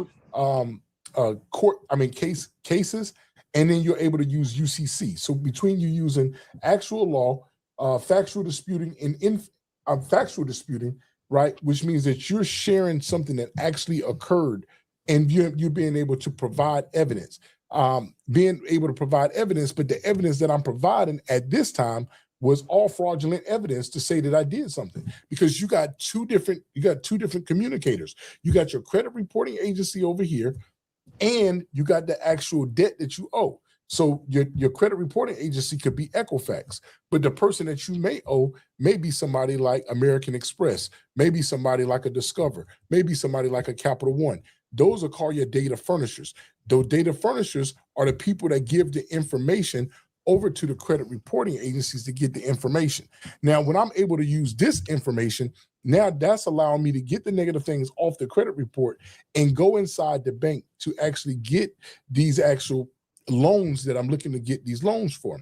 And don't forget, when I'm in there, the bank is telling me exactly what they're looking for and exactly what they need. They telling me, saying, hey, we need you to give us 2 years of tax returns, right? So I'm able to call a buddy, right? You know, you call your buddy and say, hey, man, I need 2 years of tax returns, right? I'm able to do X, Y, and Z. And now they're able to give me the tax returns that I need alongside with giving me some fraudulent ID, and allowing me to go inside the banking institution and go out and pull the money from the bank from that way, because they're able to fund the account. Once you actually open the account, now they're able to fund you based upon the loan that you decide to get after you being able to get approved. And so when you get the negative items off, once you get those negative items off and you take that same account that's in there, now you can attach that. And that's when the lady was telling me at the bank, I was at one bank before, I'll tell you the exact location of the bank. It's over now. A bank was a PNC bank, right? And this PNC bank located in Columbus, Ohio, right? And when I was at this PNC bank, when I was in there, the dude said, hey, why don't you get a business loan? Hey, see, I was trying to tell you about personal business loans. He said, why don't you get a business loan? More money. I said, what? He said, you can get a business loan. A business loan ain't doing nothing but attaching, if you got a business, you can attach your personal to your business and be a PG. I said, what's that? He said, that's being a personal guarantor on the loan. And then with how good your credit look, you can actually get approved for a $75,000 loan. And then that right there, that'll be the money that you're looking for. I said, huh? He said, yeah, this is what you could do. And from that point, that's where this stuff started escalating. Is that when you're seeing how these loans can take you into these different places, now you're seeing what else can I add into it? You know what I'm saying now? And seeing what direction can I go with you? Right. Were there any close calls? I'll get you into that. Were there any other people that were helping you? Like these guys that are helping, you know, who else is helping you? Did they get caught? A lot of stuff that happened. Even going through Charlotte, North Carolina. Charlotte, North Carolina is a very interesting place. They have a bank there, right? And that bank was called Fifth Third. I don't know if you're familiar with that bank or not. Yeah, right? Yeah. Fifth Third. Now, Fifth Third had a very unique setting at this bank. This bank has what you call a red light, green light, right? That if you're on one side of it's two splits. When you walk in the bank, it has a red light that stops you at the door. Green means that you can pull the door and walk on in. Direct energy, free energy, every night, every night. With Direct Energy, you can get free nights from 9 p.m. to 9 a.m. Get the 12-hour power plan and get free power every night. He's finally asleep. Don't Smooth. I was just going into zero gravity. You woke him up. Worth it. These vibrations are rocking him right to sleep. At the Living Spaces Sleep Center, shop our collection of adjustable bases, and for a limited time, save up to $400 on the Diamond Generations adjustable base set. At least this base makes night feeding so much easier. You mean more adjustable? Living Spaces. Well, even if you're on the opposite side of the door only opens up with the red light and the green light. Now, why is that important for this? It's because I'm inside the bank and I'm working on the loan. And as I'm working on this loan, this Fifth Third Bank that I'm at now is in a place, they got an old mall over there in Charlotte. I forgot the name of that mall. East Side Mall, Eastland Mall. If somebody from Charlotte didn't know that mall. Eastland Mall, I think that's what it is. And in front of it sit a Fifth Third Bank. When I go inside this bank here, I go in the bank, I never forget the lady, the banker, she was a tall, athletic lady or whatever, and we're working on the loan. Now, as you know, I got these different IDs that I got. When I'm walking in this particular bank, on my ID, it's a South Carolina ID that I have. But I noticed it too, but I didn't think too much of it, that if you've ever dealt with fake IDs, you can kind of see at the top, the bleed line wasn't all the way correct at the top. And I have this thing where it's called a pretty much, it's like a 180 rule. Now, what is my 180 rule? The 180 rule is if somebody takes my ID and it leaves my possession for more than 180 seconds, which is basically 3 minutes, right? Leave. Don't worry about nothing. Just get up out of there. Right. You know what I mean? And so she took my ID. I'm getting ready to close on a loan today. I think this day the loan might have been for something. This was more of a personal loan. This was more of something like a $20,000 loan or $25,000 loan, whatever their max was at that time. And she took my ID and she left. But we getting ready to close on the loan at the same time. But while she left with my ID, I'm still kind of concentrating on looking forward. But at the same time, I'm counting in my head. Like it's just a clock, like 79, 80. And I'm like, man, she's taking too long. So as I get ready to kind of turn around and kind of check out on some things, I could see some sudden movement that's in the back of the bank. Me, on the other hand, I'm like, man, I can't do this. I got to get up out of here. When I get up out of my seat, I starts to walk to the door. When I walk to the door, I'm walking through the door, getting ready to try to walk out the bank. I'm like, the hell with that damn ID. I don't even want that ID no more. I'm gone. Right? Because she's taking too long. It's just too long right now. As I head to the door, the lights on it is red. I'm like, oh shit. They got me trapped. It's like a trap door. For you to understand, in order to get out this door, it's like they got to buzz you out. They got to buzz me out. And as I'm sitting there, the lady says he's in there. I'm like, oh shit, I'm done with. As I'm coming in, somebody else is coming into the bank on the opposite side. But the lady made a mistake and let me out on my side. And so I got my guy there, my guy, I call him D, right?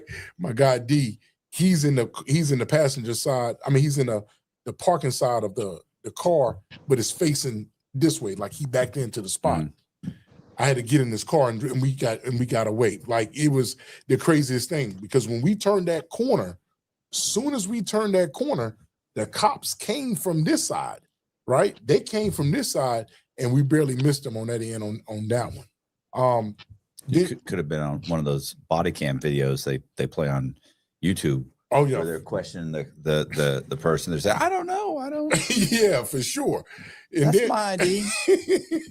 Then there's another one. There's another one where I was at a bank. They don't have a bank no more. It's called SunTrust Bank. They still got it, but they changed it to Truist, I think. Oh, okay. Yeah, this SunTrust. I remember SunTrust. Yeah, SunTrust. They had a bank. It was called SunTrust. And when I'm in SunTrust, this is in Atlanta. When I'm in SunTrust, I'm in the bank. As I'm sitting inside this bank, right? I had just got a loan probably had to be roughly about 2 weeks ago from another SunTrust bank in Atlanta. But I'm at a different location at this bank. And I'm now in the bank. I'm sitting in there. And as I'm sitting in the bank getting a loan, I'm faced this way. Again, the lady leaves out the office and says, she leaves out the office going to take my ID. Again, I'm counting in my head. Another lady is in the bank, but she was the actual one that gave me the loan at the previous, at another location, who just so happens to be at this branch this day. When she said, that's my buddy. She said, that's my buddy, Mr. Jeremy or something, right? And the lady was like, that's not Jeremy, that's such and such. And they're back there talking. While they back there talking, they figured it wasn't me, right? The lady comes back in and talks to me. As she comes back in and talks to me, I still don't see the lady that I seen at the last location because I'm behind her. She can see me from this way, right? Because they got the glass and the cops come in, right? And they, you know how they do that old thing. They tap you on the shoulder or whatever. They tap you on the shoulder, tell you about that. And they came and got me, right? They first, they ask you the first couple of questions. Stay right here. Kind of like you said on the body cam. You know what I mean? Sit right here. This is your ID. Yeah, is this your ID? They already know what the information is and all this kind of stuff like this. Now, meanwhile, I got somebody outside waiting on me because I always have to bring somebody to there, right? They don't know how I actually came to the bank, but that person seen the cop and you know what they did. They left, right? Which left me there. Ended up this is my first occurrence of what I'm actually doing, actually going to jail for what I did, right? But while I'm in jail, I got a little bond on me. They gave me a little bond. I think it might have been like $2,500 or something like that. Ended up getting out of that case. Ended up beating that case for that matter. So as you know, once you start one crime, if you ended up beating the case, I didn't beat that case. They gave me a lesser charge of something. You know, they give you like a lesser charge of something like that.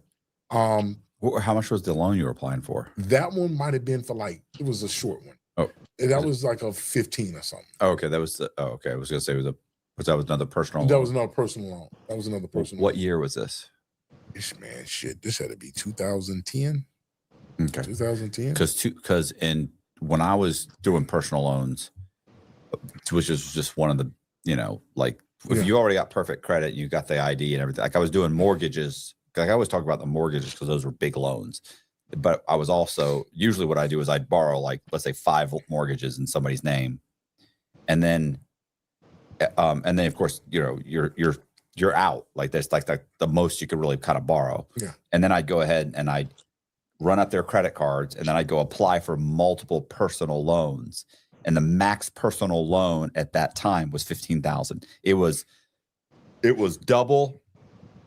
They would lend you double whatever you made in a month, up to $15,000. So if you said, "Oh, I make $8,000 a month," then you go, "Oh, that's $16,000." Yeah, but the max is 15 at that time. But now it's way higher. Like because I had met another guy who was doing it, and it was but this was like in 2015. It was like 20 grand or 25 grand. Like they jacked it up the rate. That was the max the Fed had set for kind of, I don't know, guaranteeing those kinds of loans. So that's what you said 20 and 25, and I thought, well, that must have been and it may have just been that may not have been that may have been just the bank. The bank can do its own loan. Yeah, own loan. But these were the ones that I knew the underwriting guidelines for. The way you see an idea in your mind and shape it into something that could only come from you. This is how website creation should be. Wix Harmony, the new way to create.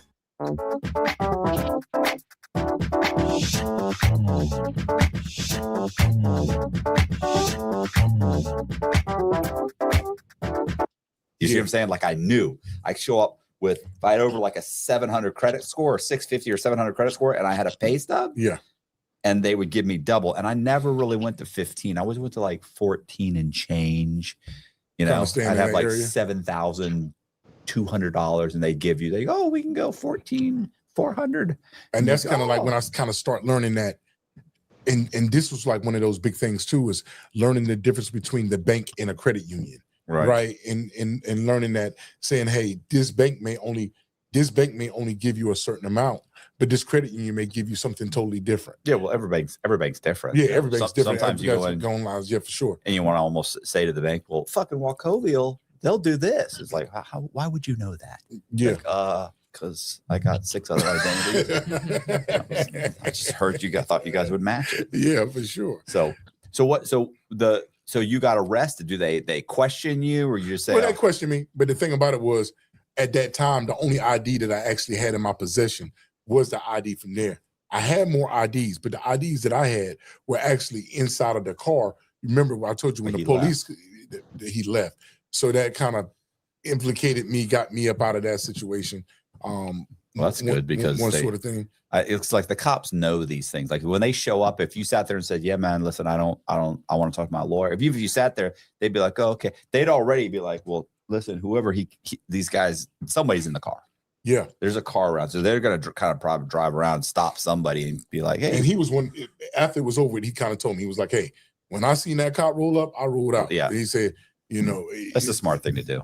Good. Think if they search that car and they find 6 IDs with your picture on it, it's not good. Oh, for sure. You know, and that was the whole thing about me, is that, you know, at any given time that I could have these IDs on me at that time. That was back then when we was getting a lot of these IDs from over there in China, when they was ordering those IDs and they was coming back fresher. Or you got a buddy that got some IDs and you can buy them from them for say $300 a pop or something like that. Yeah. Boziak, which was a credit card guy, he said it was always the Russian websites. He's like, you could order. He said you'd order. You might have to order three from each one, the same ID from 3 different places to get one. He's like, because they'll fuck you. They'll just take for sure. But they were all $200-300. Yeah, $200-300. Yeah, he's like, but if you get a good guy, if you get a good one, he's like, I mean, that's worth its weight in gold. My buddy Zach, I don't know if you ever watched. Yeah. You tell me. I talk about Zach all the time. Amazing, man. He had amazing. He had amazing scams, and then he'd just do something stupid. You're just like, the fuck are you making hundreds of thousands a month? And then you would rent like a room using a stolen credit card. It's like, you've got $300,000 in the bank right now. Why would you do that? Yeah, and he'd be like, well, why wouldn't I just use because what if it gets reported stolen? He's like, well, yeah, this is what happened. That's how I got caught. But you know, she's not thinking. You know, you start getting so cocky and arrogant and so emboldened by all your successes, you start to think you're infallible. Oh no, that's a mistake. You do, because you start to run its course so much, especially like, you know, even when you start to grab these, like even with the credit cards, right? Mm-hmm.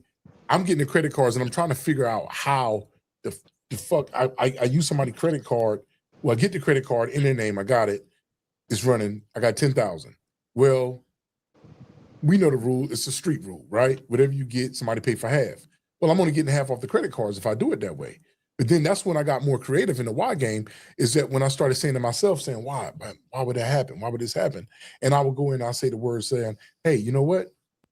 Being a landlord means wearing a lot of hats, but keeping up with leads, applications, and tenant messages, that hat can feel way too heavy. That's why Avail created Avail Messages, your all-in-one in-app hub for communication. Now, every conversation, from your very first lead to signed leases to ongoing tenant needs, lives in one simple, organized channel. No more switching between apps. No more lost emails. Just faster responses, smoother communication, and happier renters. Avail Messages keeps the conversation going through every stage of the rental lifecycle, helping you stay connected, organized, and in control. Ready to manage your rentals like a pro? Sign up for free at avail.co and start using Avail Messages today. Here we go again.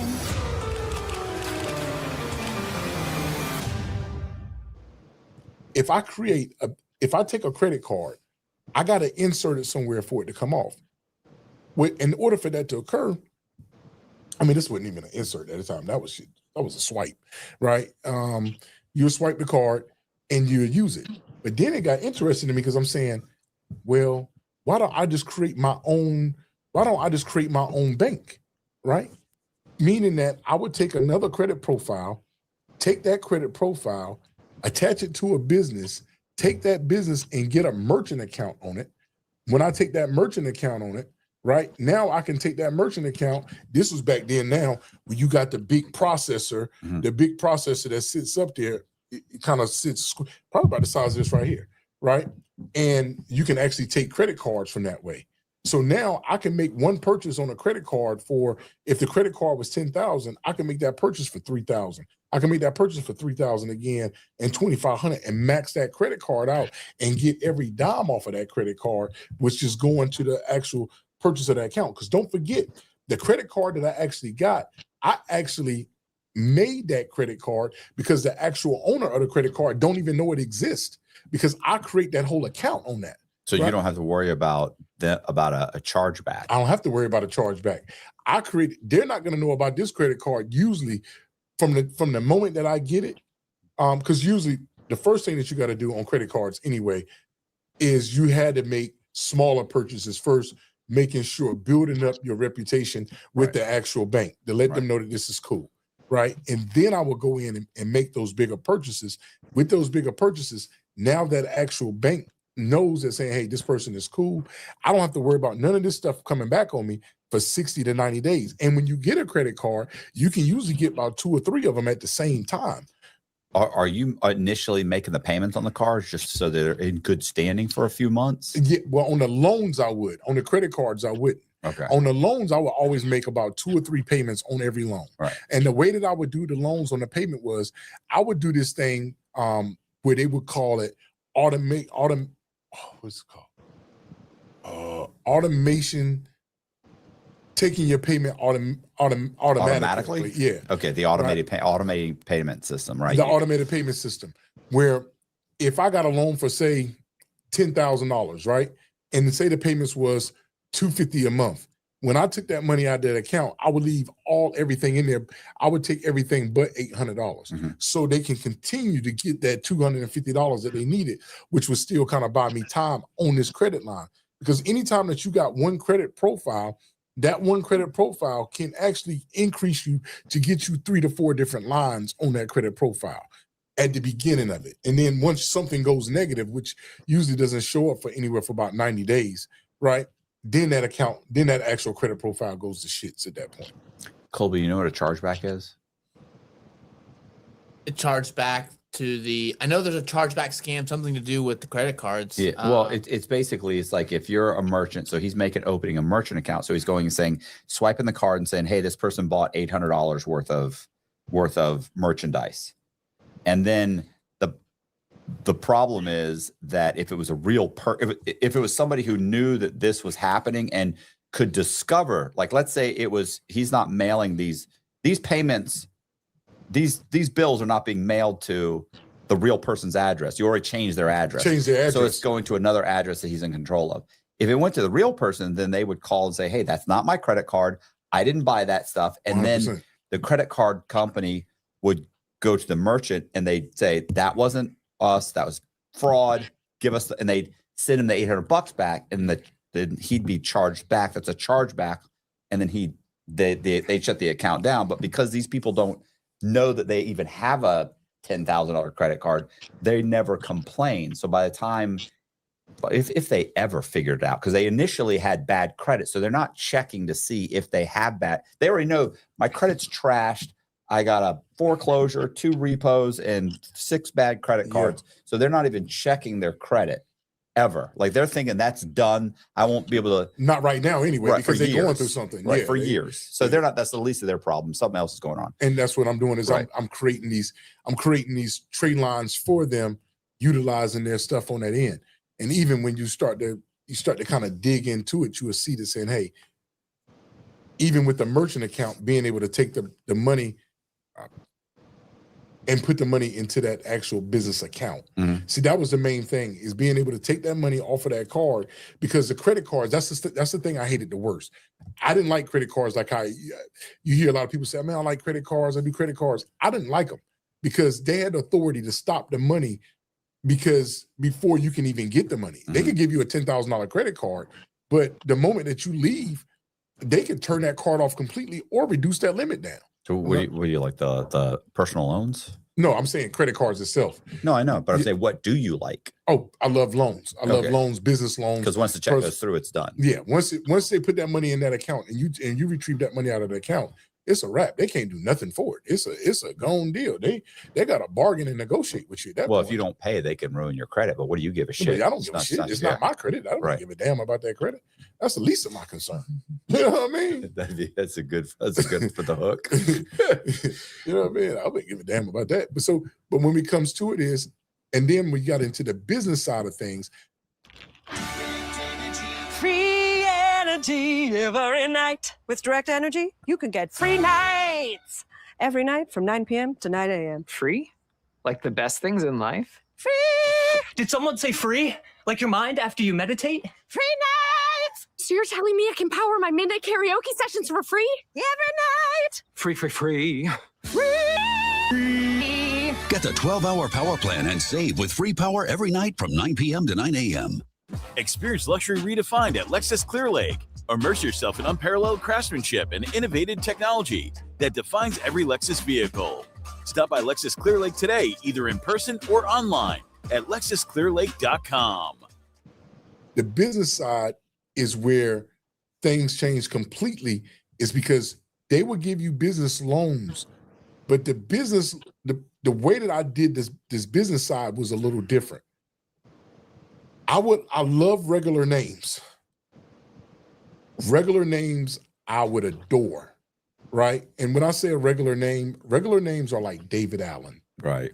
Jeffrey, I don't know. Yeah, Jeffrey Walker, Richard Johnson, Johnson. Bill Now, Smith. why do I like those regular names?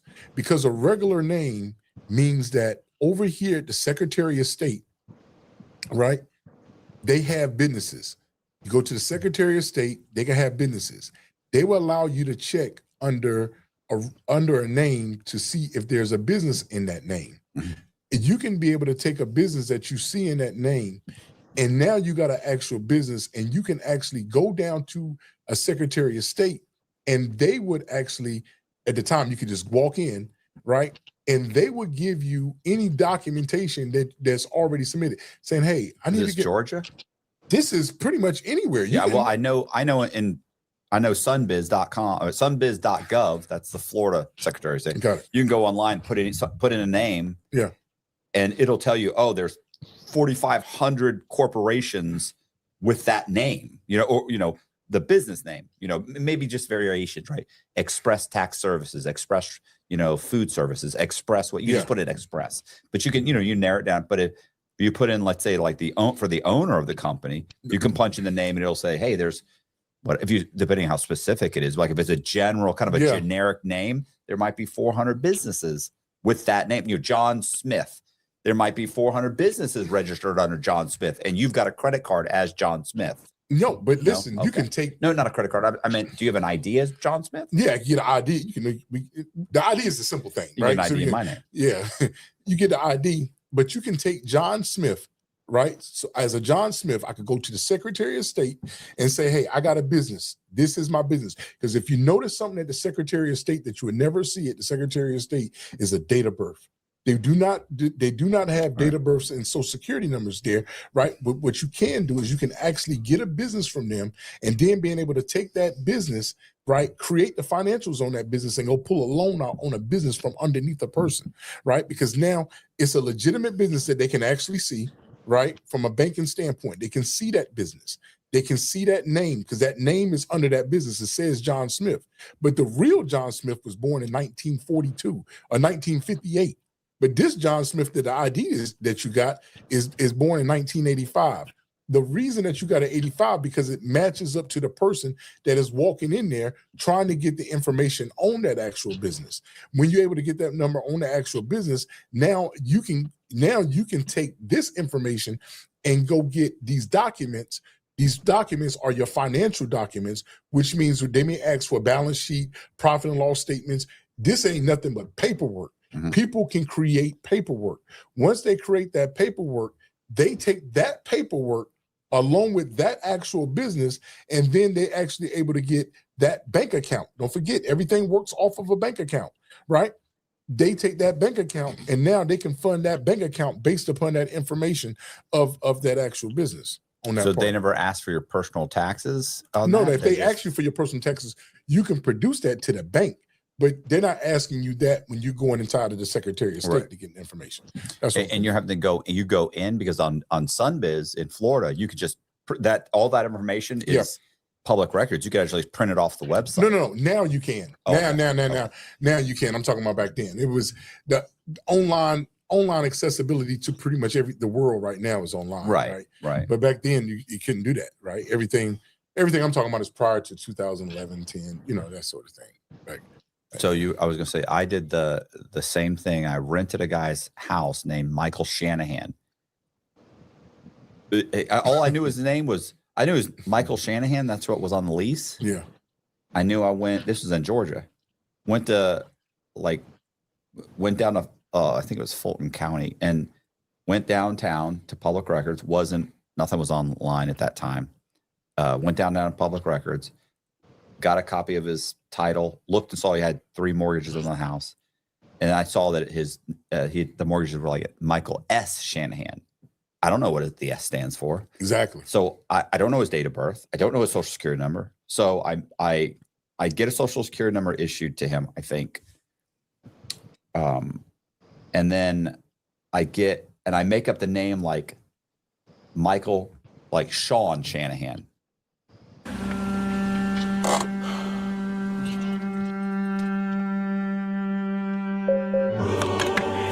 Somewhere along the way, you had to subscribe to everything, even dinner with the new Blue Apron. You don't. Make delicious meals in as little as 15 minutes. No subscription needed. Get $50 off your first 2 orders plus free shipping with code 50OFF. No fucking clue. Could have been Shank. I don't know. Yeah, don't know. But neither does anybody else. Exactly. And then I created a fake profile. Like I just go online and I apply for some credit cards and using a social security number that was issued to like a 10-month-old kid. So there's no profile. No. So it creates a profile. I ordered a couple of secured credit cards because I couldn't get any credit. Start that credit profile. Right. So now it started the profile. Yep. And then I get a driver's license, a fake ID, right? Issued in my name, in the name Michael, like Sean Shanahan, with a date of birth. Looks like July 6th, 1970. I have no idea. I don't know what his name is, but I've got that. But it matches the credit profile. I got these secure credit cards came in. I'm living in a house that you can look it up and see that 10 years ago he bought this house. So anybody that looks at this is like, this is Michael Shanahan. He's been living here 10 years. He's got a driver's license. He's got credit. It's not a lot of credit. He's got 3 credit cards. The credit cards have just been issued. So you stayed in the house with that? Yeah. Hung out. Why didn't you didn't do a lease back to you or something? Or no. I then called. I think in my night, you know what I mean? Like make it to somebody else. So if something was happening, the lease was more in your name. No, I'm living there. So and the deed's in my name. Oh, not shit. My name. Yeah, Michael Shanahan. Got it. So, but there were, like I said, there were multiple mortgages. I satisfied the mortgages. Ooh. I created a fake satisfaction of mortgage from Bank of America. I want to say he had 2 or 3 mortgages. He had a first mortgage, a second mortgage, and I think he had like a HELOC. So I create 3 different satisfaction of mortgages. I go downtown, I record them. So now I'm living in the house and I own it. You own it. Outright. There's no mortgages. Ain't none on it. And here's the thing, if you looked on this credit, my credit, those mortgages never existed on my credit. Not at all. So I then call 3, we used to call them hard money lenders. They call them private investors now. 3 different private investors. They don't know I called 3. You think you're the only one. So I call him. He comes to the house. He says, it's worth about $200,000. I'll lend you $150,000. And let's say that's on a Monday. Yeah. The next day at 11 o'clock in the morning, the second guy comes, and then 2 o'clock the next day, or the next guy comes. Really in the same day. I think they almost all came the same day. Yeah. They don't know. They all agree to lend me $150,000. I then schedule 3 different closings at 3 different title companies. They all lend $150,000. They all lend me the money, and then I deposit the money in a couple different bank accounts, and then I remove the money. But it's the same principle. The difference is I'm using a house as a collateral. Exactly. You're using a business that's been in existence for 10 years that looks like it's in your name. It's not, but it's in that ID that's got your picture on it. Got the ID. So you've got all the paperwork. So the bank, when you give it to whoever, the credit union, bank, whoever you're lending it to, you're giving them all the credit. If they go and they think something's not, you know what? Let me check. Oh no, it's in his name. Yes, it's there. He's been 10 years old. He's been running this for 10 years. Oh, he's looked at the last few years. Oh, he's making good money. Okay. And so it gives you that gives you super credibility, right? And longevity, none of which you have in reality. Not at You've all. had an ID for 2 weeks. So that's it, right? So then when they lend you the money, they just you go in to the bank and they actually cut you a check in the bank? Yeah, they would deposit the funds into the bank account. Okay. So that usually the funds, if most of the time the funds can be available the same day. Sometimes it might be the next morning, but the funds are going to be in that bank account. It's just going to be like that. And this was what year was all this is like 9, 10, 11, 8. Okay. You know, I was gonna say I used to go to and I think they were 7. Most of the places I went to were by 2008. By the time that you're doing this, they're gone, but you'll remember them. Do you remember Citigroup? Citigroup. Okay. So I would go to a couple different banks for the personal loans. Yeah. And I'd go and I get like a personal loan for like 15 grand, another one for 15 grand. Exactly. And then I go to Citigroup, 12,500 is what they give you. And then I go to, do you remember American General? There was it was shitty. Like you could have shitty credit. They give you like 5,000. So it's like I would go and and then then the credit cards, you go and you'd apply for credit cards with like SunTrust, you get like 10,000. Then as the score is dropping, then you start getting denied on the credit cards. Then you're going to Dillard's and you're getting 4,000 at Dillard's, and then you're going to the weaker the credit, the lesser places. Just that's when people, they used to kill me when I hear somebody saying, "Hey, you know what? I'm going to get a Macy's card." I said, "The hell is you wasting your credit for on a Macy's card? Yeah, you get that shit. Yeah, at you the go end. to Bank of America. Yeah, you get that at the end. You get that after things good or down. Like Then finally it would be like the Gap and like Home Depot, like 250, and then it's over. It's over. You can't get it. Everything's just denied. And you realize like my scores have to be. I don't even know if scores are affected like that anymore. But let me tell you, back then, every time you pulled, it was like drop, drop. So you had to just keep going, but then you think, oh man, it sucks. But then you start adding it up, and you're like, I got $60,000 in credit cards. I mean, some department stores, like all the way to, from major credit cards, and you start at the major credit cards, right? And just down, but you get this one's 20,000, 15, 10, 7. Okay, well, you add that up, you got 40,000. That's 40,000. Then it's the 3,000, 2,000, 250. Because what a lot of times what they're not realizing is that they're going to give you credit based upon what's on your actual credit report, right? Yeah, not because the inquiries suck. Yeah, and that's why I always tell people, like, trying to go get something from like a Chase. This is you. While it doesn't look like much, this paints a picture of everything you've done on your cell phone, going back years. And cell phone carriers are continuously tracking, selling, and losing your info. At Cape, we wanted to offer something different. As America's privacy-first mobile carrier, we provide premium and unlimited call, text, and data, but we only collect the bare minimum. And we rotate your network ID so you appear as a new person each day. Switch to Cape and protect yourself with private cell service.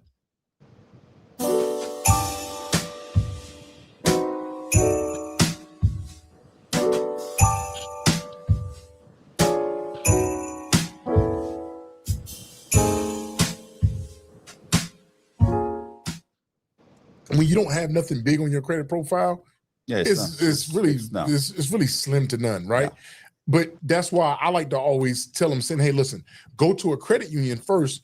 The reason that you go to a credit union is because you got banks like Navy Federal, which one? Andrews Federal Credit Union. You got those type of credit unions that they initially would give you some 15s, 20, 25,000s from off the gate, right? Even with not having reputable big ones on there, but you use those.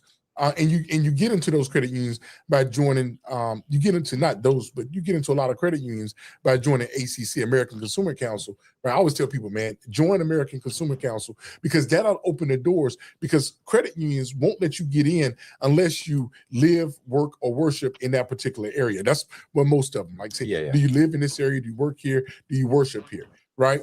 But if you can actually join American Consumer Council, that's your back door of getting in there. That opens them all up. That opens them all up. And then that allows you to get those bigger limits. Now you got some bigger limits on your cards. Now you switch over and now you can go over to the Chases and to the Amexes to get the bigger ones. And then you're able to show the bigger ones because what a lot of people are not realizing too is that you use your personal credit to making sure to go get those business credit cards. And that's how you're able to go get those 40s, 50s, those even $60,000 credit cards, because now you can, when they go look at your personal credit, right? What kills me a lot of time at is they say, well, I want to get business credit, but I don't have any personal, I don't want to use my personal credit. I said, man, you've been watching too much internet TV, because in order to get these type of credit cards from these big banks, they're going to take a look at your personal credit and they want to make sure that it has some type of reputable to own it. And so that's what I was saying. When I was going in, I'm making sure that I'm able to take that and then reference that over to the business loans to go get the 150s,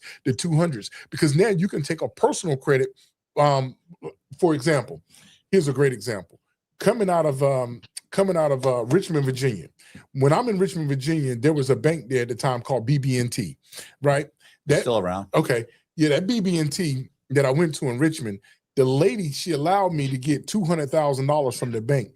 The way that she allowed me to get the $200,000 from the bank was she said, we got to make sure that you got to have a collateral of 10% on this loan on the business side. So I'm saying, well, how can I get 10% on the business side, which is ain't number $20,000? I pulled out the personal loan, right? When I'm able to pull out a personal loan from two different credit unions, right? Got the $20,000 from them. They gave me $10,000 and $10,000 on the credit union. Now I'm able to put that $20,000 into a business account, right? And now they will lend me the $200,000 because they can see the $20,000 that's been deposited in there. And the reason that they can see that $20,000 in there is because I poured it on a personal loan, but they don't know that I got that loan from there is because you did it immediately. When you do something within the first, as we just talked about earlier, if you do something within the first 45 to 60 days of that loan, it's not going to show on that personal credit report right then. It's going to show after that. That's why anytime that you're doing that, you got to move faster and faster and faster on that loan. So once you know this, because this is what happened with me. Once I knew, once you listen, once you do it once, it's a rush. You can just do it over and over and over. So I was gonna say, once you know that, do you then turn around and start setting up all of your, like, hey, I know I could borrow $200,000 from this bank. Yeah. I got the $200,000. Okay. Got the money, closed everything down, walked away. Do you then have like, I know that BB&T is good for this loan, and I know if I can start setting up these stolen identities, and then I do this. Do you do the same thing every time? You're like, stolen identity, go get a bank account. It's got to have over 5 years or 10. I don't know what the criteria is. Get that. It's in the name, got the card, got this, open a bank account, put $20,000 into the account.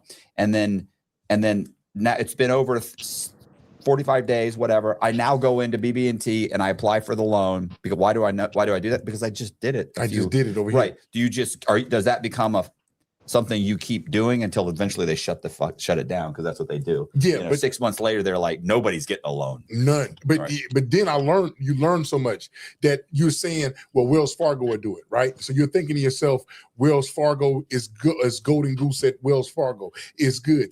then that's when I started learning about regionals. Just because something works good at this Wells Fargo in Atlanta does not mean that it works this Wells Fargo in Phoenix. Just because it works at this Wells Fargo over here, it doesn't mean that over there, because I found out that in different places, they will pull different credit reports. On the West Coast, it's still a Wells Fargo, but they might pull your Experian. But this is still a Wells Fargo, and it's for the same type of loan, but they may pull your Equifax. And then that's when you really start to narrow it down, just like you're saying, hey, no, I got to make sure if I'm using Wells Fargo, I got to find out where is that located, and I got to find any profile that's located to over here, or putting the address on that profile to make it work over here. So putting the address on that credit profile is the most significant thing, because now it drives all the traffic over there, and that's why they want so much information. Back then, let's say, hey, you want to put this address in it? It's the Wild Wild West. That was when you can actually go to the post office box and reroute mail. When you can actually send it to an actual real address if it's in that city, and you can go to the post office and reroute that mail. You know what I'm talking about now? Yeah. You They don't do that anymore? You can't. I don't know. I would think at some point they got it. The way you see an idea in your mind and shape it into something that could only come from you. This is how website creation should be. Wix Harmony, the new way to create.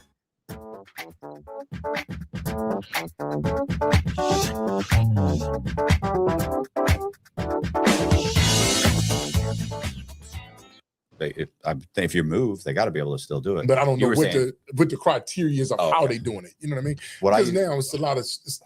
I used to just go find a fucking abandoned house and just start mailing stuff to. I would write a letter to if it was abandoned, but it looked like it was got a sign in the front yard. Somebody's mowing the yard. They're trying to sell it. Yeah. You know, but you look at it and you think somebody could live here. Like from the street, I can't tell. Yeah. But and then I would go and then I would write a letter to the postman and stick it on like the neighbor's mailbox.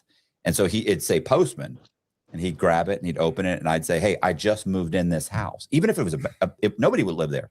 Because what happens is when people move and they start not getting mail there, or they get something like you just said, a change of address, they'll stop delivering mail. So I would write a letter to him saying, hey, I just moved in here and I'm going to be receiving mail. And I put mail in. So within a day, he's already getting stuff that says for that address for some guy.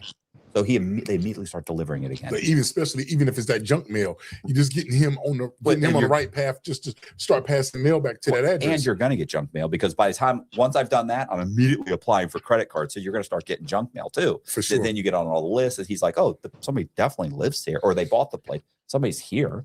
There's getting all this mail. I got the letter, and now anything you want, the credit cards, everything, mail there, mail there, mail there. Where before, if he thought nobody lived there, they'll stop delivering. They'll just start sending the shit back. Oh no, they will. They will. But that's what I would do, as opposed to having the rerouting. Or I always had a problem with the holding the mail. Have you ever had that? Did you ever do the hold the mail routine? No. Like when you go into the post office and saying, "Hey man, I just hold the mail for this particular address." And then you can go by and pick it up. That was the diamond guy. He would have stuff mailed to someplace, and then he'd call and say, hey, nobody's going to be there. And this is like UPS. Yeah. He'd say, nobody's going to be at the office at that time. You know what? Can you just hold it, and I'll send and if somebody by to pick it up, and they go, sure. And they just hold it. He'd go by the transfer station, and they'd give him the mail. And it'd be like they don't know what's in the mail. Don't know. It's diamonds. It's like a bunch of diamonds and shit. But see, that's what I used to do when I used to order the stuff. Even when you order the credit card, because when you're dealing with bigger credit card companies like your Chases, your Amexes and stuff, and you're dealing with upper credit cards, right? You're gonna get more of a package. It's just not gonna come in an envelope, right? They got all this benefits. They're gonna make sure that they let you know about the perks and rewards, because it's all about the packaging, right? And so when they would do that, send that stuff over to when they would send it kind of like FedEx or whatever it do. I would tell them to say, hey, just hold it at the facility. I'll come pick it back later on. You say, well, why would you tell them to hold it at the facility? You'll pick it up later on. Is because so they wouldn't go to the actual home address. Of course not. But at the same time, it allows me to walk into a facility and pick it up. Those people there are not examining no IDs. As long as you got an ID that is, and I used to love to use an ID out of that state. So it didn't matter if I was getting something in, say, getting something in Georgia, right? You don't know what an Iowa You don't know what an Iowa ID really looks like. You know what I mean? Well, I was what's Boziak. Boziak he would order credit card and he'd go sit in front of the guys. He had a nice car, like he'd have like a Cadillac, and he'd just pull up and park close to or just in front of the house. And then did that 1,000. Really? Did that 1,000 times. I would never do that. I would be fucking terrified to do that. What? The guys he's like, they're not home, they're at work. You don't know that. You don't know if the guy's wife's not there. It don't matter, Matt. When they pulling up, right, and somebody's telling you, they're saying that, hey, there's a $20,000 check that's coming there. We need you to sign it back and put it back in the mail and send it back to us, right? We got return envelope in there. Damn it, I'm sitting in front of that damn house waiting on that $20,000 check. And when that FedEx man, because the people at the house don't know that they're expecting. Right. Well, I get carried away. Yeah. That video where the guy heard the shit that she goes, I need to calm down. Well, I was he was, and they'd pull up, they'd get out, and then he'd get out of his car and start walking towards the front door. They go, hey, and he'd go, oh, and they go, oh, are you Mr. Strong? Yeah. And he said nobody ever asked for ID. They just grab it and walk away. If worst thing is you go, yeah, and they go, okay, thank you, and then they walk away. And he said, I'd still walk right up to the fucking front door. He's like, I need this guy to leave. I'd walk up to the front door and I'd stand there and open it, and he'd drive away, turn around, walk back to my car, get in my car and drive away. Yep. Because most of the time, them people they don't see. The whole thing is when you're creating debt for somebody that don't even know that they got debt coming, nothing is out of the ordinary for them. Nothing is out of the blue for them. They don't know that none of this stuff is happening, especially like that's why even when I tell people when they're trying to fix their credit and they're saying, hey, I got identity theft or something like that, I say, the very first damn thing you better check is that damn address, because that's one of the first things that you want to change is that address, because now you can redirect mail. And that's why if I didn't change the address, it made it look like it was the actual real person, because that stuff came to your house. You know what I mean? You actually received that. We see that you received that. Mm-hmm. And there's nothing that they're trying to fight it or whatever like that. But I just got obsessed with making a product that actually tastes like the fruit on the can. Real fruit sourced from real farmers, squeezed by juicing facilities. It's just the right way to do it. Spindrift. It's worth the squeeze. Elevate your ride to new heights at Group 1 Toyota Fort Bend. Unleash the power of choice with our amazing selection and incredible deals on the latest Toyota vehicles, like the Toyota Tundra. Stop by Group 1 Toyota Fort Bend today, either in person or online at group1toyotafortbend.com. That's one of the reasons that you would do something like that, especially when you're trying to get directly to the money. So leading past that, when you're going into these banks and you're doing all of these things, and I'm pretty much proposing this whole plan to take together a lot of this money from these banks, learning the business system, because don't forget, Matt, every bank that I was going to, each of them was telling me what to do and what not to do in order to get approved for these loans, right? And so that's when, like you were saying before, I stated this whole checklist that I must have in order to walk like that. That's that 27-point checklist. I said, well, they want this, they don't want that, they want this, they want that. So out of this 27, this particular bank wants 13 of these 27. This particular bank over here wants 16 of these 27, but 5 of them are different than these 13. And every bank got their own criteria about what they want and what they didn't want. And so that kept leading me, as you know, when you start hitting them, you start hitting these banks one after another. You're staying in these hotels, staking out banks, not for the actual bank. I'm staking out banks of the actual people that are working in the bank, because I want to make sure that I'm going to a particular person when I'm going inside of a branch or something like that, right? If I find out that somebody is very active and very movement, I wouldn't want to go to them, right? For some odd reason, they will pose something to me, because don't forget, I'm an identity thief. Right. So when I'm going inside of somewhere, I am that actual person. Well, when they're asking me all of this information, I got to look them dead in their face, recite this information to them before I sign my signature, before I can get any of these loans. This stuff has got to occur. And as this happening, like be going up to DC doing this stuff, I got a partner of mine. Now it moves on to loans and stuff, and started doing dumber stuff. What is the dumber stuff? Started doing like going to get vehicles and things of that nature. My first thought was vehicles. Yeah, right. And because I'm in the world now. This is the world that we live in. And one of the things is that you go grab a vehicle. Actually, you went and grabbing 2 and 3 cars in the same day, right? One of the guys that he got jammed up from going to get a vehicle. And then once you say go vehicle, you mean like go into the dealeship, fill out the paperwork, they give you the keys, they send you off on your way. Send you off on your way, because now you got the actual vehicle. Now he goes in under under the same ID and goes and gets the vehicle, which gets everything jammed up at this point. Because now when they're looking at the ink, because don't forget, even though if you don't get the actual the debt, you actually see the inquiry. That inquiry shows up instantly. The inquiry shows up today, right? And they can see saying, hey, you went to Culture Cadillac, you went to Brian Jones Chevrolet or GMC, but why are you over here today getting another car? What's going on? What's going on with this? Which makes them take a deeper dive, which makes them do extra work, extracurricular onto this, right? And then when they went and did extracurricular, they found out saying, hey, that first vehicle that they went and got earlier that day got jammed up. That first vehicle that they got earlier today was actually fraudulent too. They just got away with it. Because you know how we know? Because the guy that pulls into the dealership, he pulls into the dealership with the new tags of the car from the old dealership that he just got that day. And the inquiry is showing on the credit report, so they know that this car was just bought today from one of their buddies, one city up the road, right? Right. Because when you're in that market, they know that whole market. They know. Yeah, they know all the scams. They know what's going on. They know all the stamps. They see what's going on. What's he doing with the vehicle? Is he just driving around? He thinks this is my vehicle from now on? Or do you think you're going to try and sell it? That's always, but you know how people are. They try to get a vehicle. They say they're trying to sell it. Then they start driving around in the vehicle, right?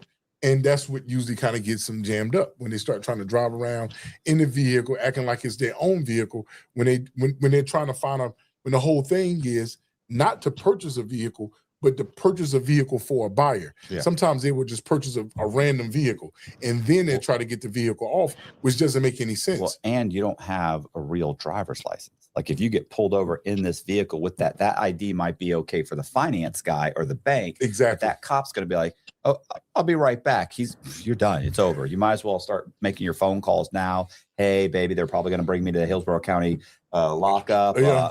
Call the bail bondsman. Put some money on my books. I'm going to be there a little bit. I'm still out on probation for that other thing.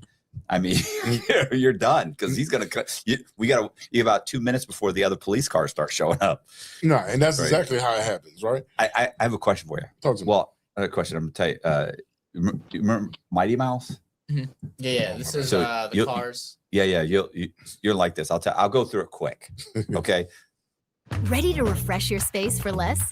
At Living Spaces, thoughtful design and direct sourcing keep prices low while quality stays high. Get this sofa for $295, this queen bed for $195, and this dining set for $295.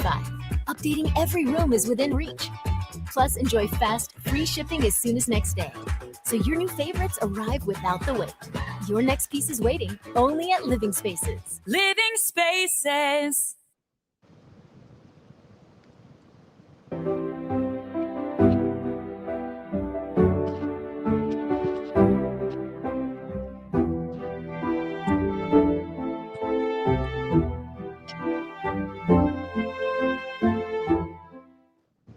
So I met a guy when I was locked up in Atlanta in the U.S. Marshals holdover. His name was Mighty Mouse. Black guy, 5'3", shorter than me. Built like you. I mean, he had like a look. He looked like Mighty Mouse. He had a tattoo of Mighty Mouse on his arm. So that's why I started calling him. Well, no, he looked in general. Everybody called him Mighty Mouse. You looked at him. He was like freakish. He had such a tiny, and he was tiny. Listen, super cool. I would love if anybody out there knows he was in Atlanta. If anybody knows this guy, I would love to talk to this guy. You would be able to talk to this guy for hours. And you're going to love what he did. This is the only time I've ever thought, this was sharp, bro. This was sharp. He'd been locked up for fraud before in the feds. He was on probation when I met him. Was you in Atlanta or was you in the holdover? No. I was in the U.S. I was in ACDC. Okay, got it. Got it. But it's the U.S. Marshals. They have like a floor. So I'm in there. he's in there. You're gonna love this. So he's already on paper for fraud. He's already been to the feds. Yeah, he's out on paper, gets jammed up on this scam. I'll explain why. It is his fault, but goes. So we're sitting there. I had just been on like Dateline, had just did a 1 hour special. So we're watching my Dateline special in the holdover. So everybody thinks I'm the coolest, right? And so I'm talking to him. So he comes, he says, and I say, so what are you here for? He's like, listen, he said, here's what I did. I'm gonna tell you what I did. He was, do you remember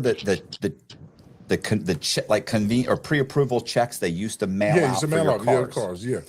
He had a guy, he would get a fake ID in somebody's name. He doesn't have to have just a fake ID. Just bullshit fake ID. Yeah. He didn't have anything connected, no social security, nothing. He doesn't know anything about it, just a fake ID, could be made up. He goes into, but it looks good. So he goes in and says, hey, I wanna rent this, or I want to drive this car. We're talking about like $100,000 Mercedes. Just now it's probably worth $200,000. You know what? So $200,000 Mercedes, whatever. Goes. He said, you drive it around real quick. You come back, and the guy says, okay, what do you think? He's like, I like it. You argue a little bit, see if you can get some floor mats, whatever. You make it seem legit, because if you don't argue a little bit and bicker a little bit, they think something's wrong. You can't just say, I'll take it. So he walks in. He knows all the right things to say. They say, okay, well, let's go talk to the finance guy. He said, no, I'm already approved. He said, and he opens up the envelope. He had made his own envelopes, his own checks, his own everything.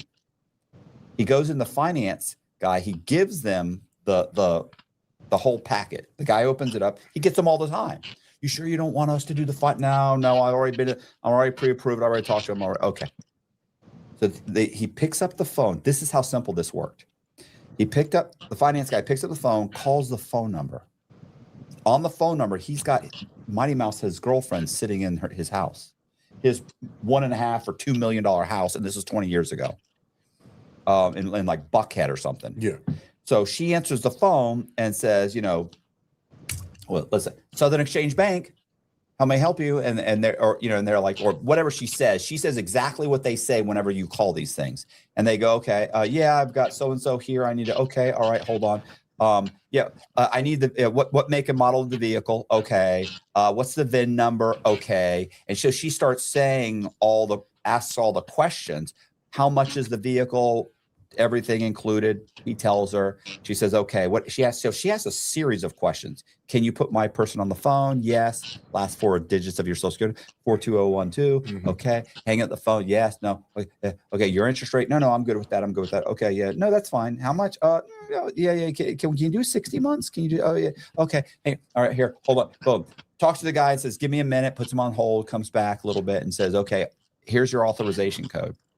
Gives them a little authorization code. Gives the finance guy. He says, okay, well, what do I do at this point? She says, okay, one of two things. She said, he's approved. Here's your approval number, your approval code, whatever, your authorization code. Okay. She said, you can either fill out the check in front of you and deposit it, or this check goes nowhere, by the way. It's a made up check. They put the whole thing together. Right. She said, or I can mail you a check from the bank. It's totally up to you. And these guys would say, oh, I'll fill out the check. I'll fill it out and deposit. Okay, no problem. Hangs up the phone. The guy does all the paperwork, gives them all the paperwork, gives them the keys. He gets in the vehicle. He leaves. Now, what he did was, what he would do is 3 states away.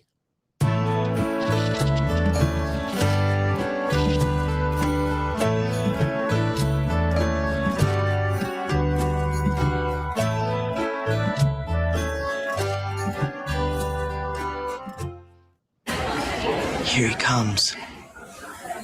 Here comes the Jew.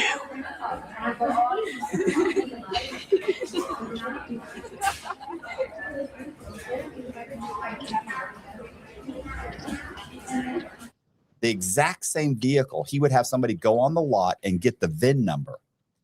He would then, they could actually lift the windshield. And he said it was just like they could basically rub in He explained the VIN numbers were difficult. You could put a piece of paper or whatever over the VIN numbers, so that he's using the VIN number for this place over here. Oh, and then he's getting the VIN number. He's like, we changed the VIN numbers.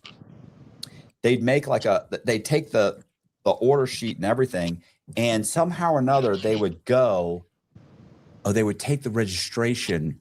They would go into the DMV and register the vehicle. They could change it and register the vehicle into anybody's name they wanted. Yeah. Once it was registered, they could then get because it says it's registered to this bank, which is for a car that is not the car they're looking for, the car that not the same car dealership. Yeah. There's some car in multiple states away, so it has no connection. None. And then he said once it was registered, he said I would then make a satisfaction for the loan that's on it, and you'd go into the DMV and you could give it to them, and they would issue a title in whoever's name you want the title in, whoever you registered in. Yeah, so now I own the vehicle free and clear as long as they never go to the same state. Oh. And he would take that vehicle and he would go, I'd sell it to a drug dealer for 50 cents on the dollar. So I got $100,000 vehicle and I'd get 50 grand for it. And I'd go, dang, they just give you 50 grand. And he'd say, sometimes. Most of the time they show up and this is when you're just talking shit. He's like, they show up with like 25 grand. Say, man, I'm going to get you the other 25. No. Argue or they just try and steal the car from you. He's had guns, like he'd been ripped off, had cars stolen from him. He'd have, these guys. No, they ain't playing that. Yeah, they ain't playing. They don't want to give you 50 grand. I know it's a stolen car. I know that the deal. He's like they're not really smart enough to figure out like they'd have to give me the money in order to get the title. But these guys aren't smart. They're showing up with guns, just taking the shit. So when in fact you could just give me the money and you've got $100,000 vehicle, you could go around and sell it. Yeah, for sure. Anyway, amazing scam. He had it down. He was sharp as a fucking tack. That's a lot. How do you think? Yeah, but think about what he's doing. He's getting 50, 80, 75,000. And he's doing these things. He's doing 4 or 5 of these a week. He'd been doing it for years. He's living in like a $2 million house. He's driving a like couple $100,000 like Maserati. He's phenomenal. How do you think he gets caught? It's a flawless scam. Think about it. They don't even know it's somebody told him. He fucked some girl that his girlfriend knew, and the girl told her, and the girlfriend and him get into an argument, and she calls the FBI or his PO, I forget, because he's had a PO. Yeah. He had a separate apartment he rented just for the PO. Calls, they show up. He's got 6 brand new vehicles at his house. He's got like a 4-car garage. Yeah. They show up. Who are these? What? He's like, and I was like, holy shit. He's like, yeah, that was like 4 days ago, and now I'm here. I'm like, oh my God. And I'm like, how much time are you going to do? He said, well, they really only know about these cars. That's the whole thing. And they've taken what they know. Those cars. Yeah. They don't know about the other 60 cars he's done. Now he's like, now they did go through my house. They probably got some stuff. Did he get jammed the first time too for the same thing? No. First time was like credit card fraud. Oh, okay. And he said, I don't do credit card fraud anymore. This is what I'm doing now. His biggest problem with that whole scam, he wasn't scared because he knew it so inside and out. He wasn't concerned, nothing. And he said, look, at the dealership, they're not trying to jam you up. If something's not right, they're like, yeah, you know what? We're going to make a call where this. He's like, you haven't gotten anything. It's not until you get something that they really, they're not trying. And all these dealerships are doing something. They're all making pay stubs. They're doing something. They're just, they all got some bullshit with them. It doesn't matter what level either. Yeah. So that wasn't his concern. His concern was like the drug dealers. He's like, they're a problem. He's like, they would show up with it because they're always trying to get over on you. Like if it's 50, show up with 50. They don't. They want to show up with 40 or 45 and they want to argue with you. And I'm good for it. And I'm this and I'm that. He's like, they're just a problem to deal with. That was his biggest problem. But what's great was it was always cash. It's 50 grand in cash. You know how hard it is to get. I was going to ask you this. How are you getting a check for 25 grand? Yeah. And you're getting a check here and a check here and you get 50,000. How are you getting the money out of these banks? Are you slowly just going and removing money? No, you can move. You could once you get that money, then at that point, it's just walking in and you're just telling them, saying, "Hey, I need." I call it the call to order, right? So if anybody's ever gotten a lot of money from the bank, there's 2 things that you're going to know. One is that money could come in a sealed container, right? Which means it comes in a brown box with the U.S. Treasury over the top of it, which means that means you ordered the money to come to that particular bank. They can order money for you. So you're telling them saying, hey, today is Tuesday, saying, hey, Thursday, I'm going to come get 40 grand from you or such and such like that. And they have that money. And when you're dealing with that one particular banker, because don't forget, I have no fear because the person that I'm dealing with at this bank, I'm already been dealing with them. And this person don't even open up the account. That's if I'm trying to get a large sum of money. That's if I need a big sum of money. But most of the time, at that point, you just maneuvering the money through the system, right? This is before the Cash App days and before this. What's this stuff now? What's it called? Zelle. Way before this stuff. You know what I mean? So you got to really walk in, get the money out, or you can do wire transfers to another bank. I like a lot. I used to like a lot of them offsetting banks and wiring money too. Those banks that are so Walmart has a bank. I forgot the name of it now. It's like a You mean like Western Union? No. It's a bank, but it's a bank that is like an off-brand bank. It's the Woodforest banks and stuff like that. Yeah, they're lower tier banks. Yeah, right. Which makes when I'm dealing with these type of banks, these banks are being like. Does the thought of big roller coasters and bigger hair in Dollywood get your heart beating faster? Or maybe your 10-gallon sized travel ambitions have you heading for Texas's Big Bend National Park? Or some small town and small state charm in Little Compton, Rhode Island might be more your speed.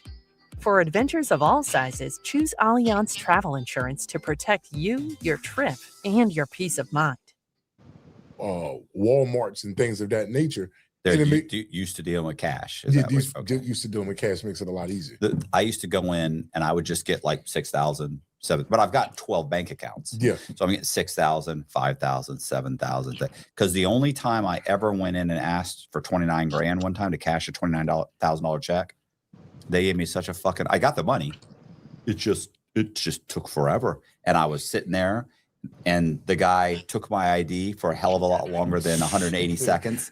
And I'm sitting there the whole time. And my girlfriend's calling me saying, get out of the bank. And I'm like, what am I going to do? I'm not, he's got a $29,000 cashier's check and he's got my ID and he's got my credit card. Like he's going to call the cops for sure. Like I'm not going, like I can't leave. So finally, after he called, he called the title company, called there. He actually called me as the person that wrote the check, a different person.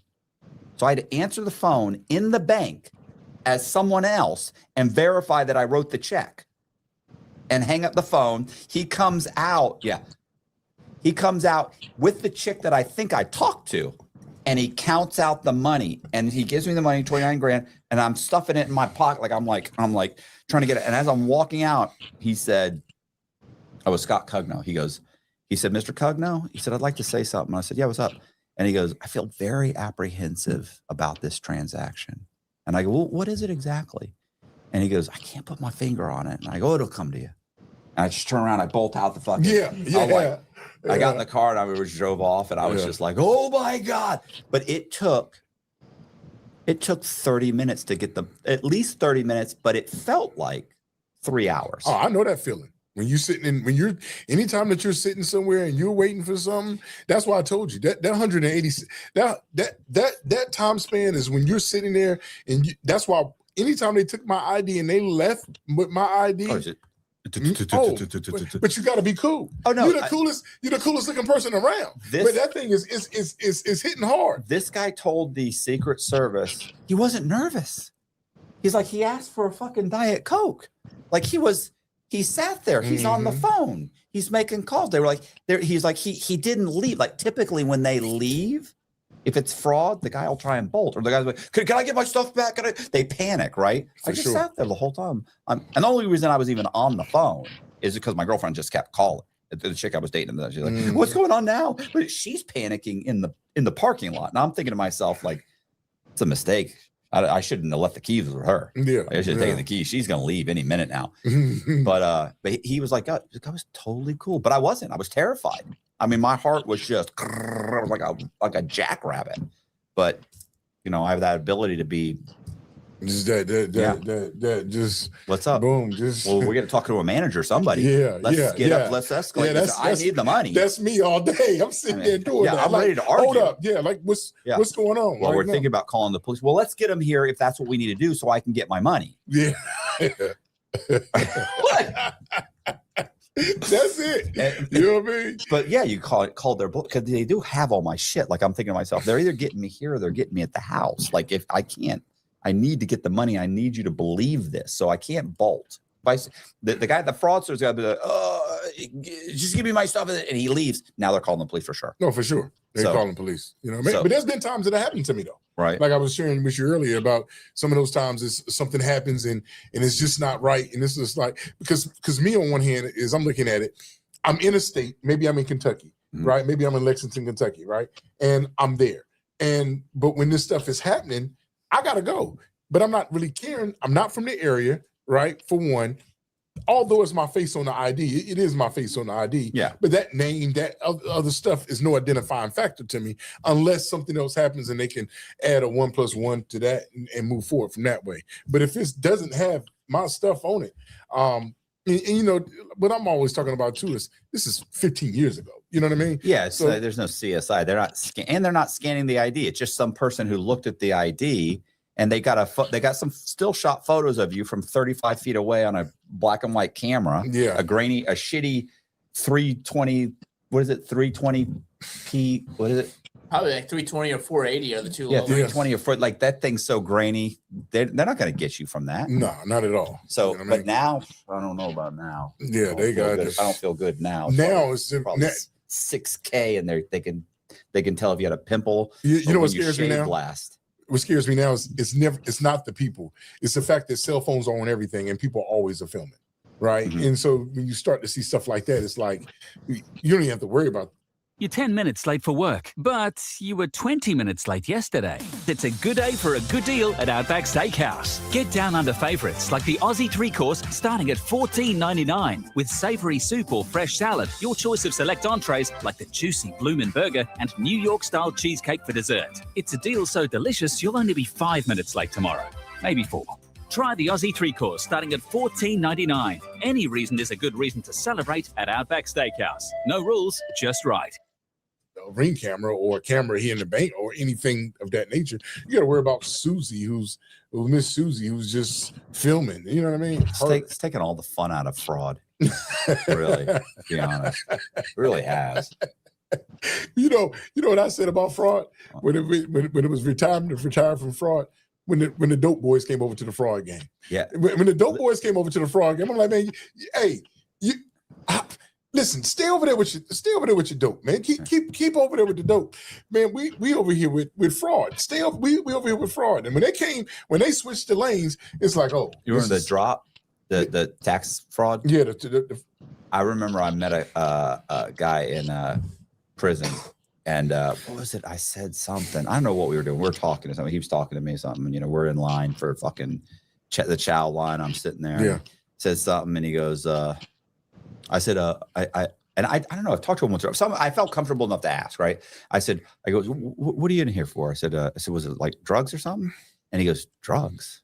This is a black guy, right? Yeah. Street guy, clearly a street guy. He doesn't speak well. He's like, he's a street guy. He's got some tats on his neck. I could tell. And I'm like, what was it? I said, drugs? What? And he goes, drugs. He goes, this cock's nobody's doing drugs. There's nobody selling fucking drugs anymore. And I went, what? I said, what is it? He goes, I'm here for the drop, tax fraud. And I was like, fuck. He's like, yeah, 6.2 million. I was like, fuck, you stole 6.2 million? He's like, fuck yeah. I was like, damn. Yeah. And you just looked at him and you thought, there's no fucking way. There's no way. But everybody was doing it. Yeah, they was killing that one. You know what I mean? Do you remember the tax queen? I know I'm talking too much. Do you remember the tax queen? The one that did all the taxes and stuff? I think you had her on the show. I was going to say, I had her on the show. Yeah. Okay. Just thought I'd tell you that. Yeah. Which is dope. You know what I mean? And like, even about like in prison, I used to always tell people that never been to prison, I say, the track was everything for us. Like when you go walk that track, and I could be talking, me and you in the same line of work, field or whatever, and me and you be talking on the track, talking about certain stuff. And I said, soon somebody comes up, right, and they're walking with us on the track, and they say, "Oh, what's a trade line?" We'd be like, "Oh shit, man, I'll catch y'all later, man," because you wouldn't want to talk to somebody who doesn't even know nothing about your field. You know what I mean? And that's what a lot of times it's a whole education process. Oh, for sure. And we got to talk for about 7 or 8 hours before we can even really have a conversation. Oh, for sure. You know what I mean? Because when you get on the track for me in prison was like everything to me. You get on that track and you get to walking around that track. And that's where I'm used to meet a lot of people from different units and stuff from is on that track. Oh, what's such and such. You can connect with him and just hearing about certain stuff about, oh, okay, this is how this stuff was ran. Because the track was everything. You know what I mean? And just hearing that out. Was it they'd be telling you something about their fraud and you go, holy shit. Yeah. Like I remember my buddy Zach, his biggest problem was getting an account with money in it. Getting the money out of the account wasn't difficult for him, right? Like he had a bunch of ways. You buy this, you sell this, you do this, you buy that. Yeah, he could easily drain the account very quickly. For me, it was getting the money out of the account. I can get you $1 million in the account. The problem is to get $1 million out of the account, I need to go ahead and get 6 or 8 different accounts. And then I need to start pulling that money out of those accounts slowly. And then I have to vary the balances. So I have to send cashier's checks back and forth or wires back and this is going to take me a month to pull this money out. Yeah. But for him, so we had the opposite problems. I can easily get you $1 million in the account. I just have a hard time getting the cash out. He has a hard time finding an account with $1 million. He can easily get the money out. Do you see what I mean? Yeah, for sure. You're saying the whole thing with the just ordering like a cash drop or whatever. Like I've never heard of that. Yeah. What I heard was when I first went to go cash that check for the $29,000 or a check. It wasn't even that. It was a check. The person said, I said, can I cash? Can I cash a check like this? And they went, not here. Not here. They said, you can go to a cash bank or whatever they called it. And I went, what's that? She said, well, there's one on Peachtree. She said, those are the banks that typically, she said, you have to order the funds. You just, no, she didn't say order the funds. She said, you typically can go in there and they'll cash that check. She says, we don't have that kind of money. Yeah, so you'd have to tell us first you're coming to get the check and give us a couple days to make sure we have the money here. She says, but you could take that check and just go over there and cash it. Yeah, so that's what I did. Those cash places that do that type of stuff, right? That's when you end up going in the back. I used to do a lot of those. You remember what was they called? Those it was the auto loan joint that I was doing. Unlimited everything for just $10 a month? Yes, really. Right now with Tello, you can get an unlimited phone plan for just $10 a month for your first 6 months. Reliable nationwide 5G coverage. No contracts. No upfront 6-month payment required. This isn't about sacrificing on quality. It's about choosing better and spending less. Stop overpaying for your phone plan. Your budget deserves better. Get this deal at Tello.com. The auto loan, the conversion loans. Remember those conversion loans where you can actually purchase a vehicle? And then what happens is you'll purchase a vehicle, right? And the bank would actually give you the money for that. The bank would actually give you the money for that vehicle. But the thing about it was you never actually purchased the vehicle. Okay. Right? And so then they flipped that loan and called it a personal loan. So don't forget, when you got an automobile loan, that automobile loan is a secured loan, because it's secured by the actual asset, which is the vehicle. Right. So that loan would probably be anywhere about 7.9 to 9.9%, right? Or personal loan's a lot higher. A personal loan, when they flipped it over to the personal loan, now they changed that interest rate to 17.9 to 20.9. Right. Right. But that's at that time. That was back then. They was doing that and getting that stuff done. But when you got the check was between you and the actual auto lender or whoever you got the car from, and right now you got to cash that check. So you would take that check to one of those cash advance type places, kind of like places that you're talking about, Jefferson Cash Place or whatever like that. Mm-hmm. They usually all in the hood, street corner places. And when you go in there, they usually talk to you at the window, show all sorts of ID. Then you and both parties, bulletproof glass, walk in the back and they give you they'll give you the money that way. But the thing about it is, their percentage would, if that loan happened to be a $30,000 loan, you'd be lucky to walk out of there with $23,000, much money they're gonna take. It felt like there was another partner in the deal. The way they was, this is $4.99 for a processing fee and $2.99 for a setup fee. What is all this for? Like, are you getting this? Why are you adding all these fees onto these loans? And that's what they, We're gonna need a photograph of you. We're gonna need you to do this swab, an internal swab on your cheek, and we're gonna need your fingerprint. For You're like, sure. fuck, I'm being processed. For sure, with all this stuff. So once you said you started doing the car loans, the auto loans. Yeah. What happened? Like, what was the progression from what happened from there? Well, just kind of that was just. It's more like when you're in fraud, right? There's so many different angles that come into fraud. And then when you're also in the fraud, there's so many different players that you bump into in fraud, right? Especially like when I'm saying, how do I bump into these players? I bump into these players when I'm trying to go get a W-2, like I was talking about, or I'm trying to get somebody to do some illegitimate, tax forms or something like that.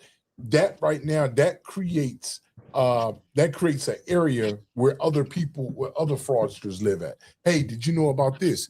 I'm looking for somebody that can do this. So I'm looking for somebody that can do that. And then you start connecting with them on different activities that they got going on as well. Right. And so that's what I'm talking about, that conglomerate of you joining forces, doing all different types of other types of fraud. And auto at that time was just happened to be an extension of what was going on. Right. The bread and butter of everything was actually going to the bank, going to get these loans, because like you had before, we were just talking, the no fear factor. I don't give a damn what nobody tell me. The hardest shit in the world is sitting in front of somebody else in front of as another person in another person's name. Man, that shit's hard, right? And then you got to still be cool, calm, and collective, making sure that the whole process lines itself right.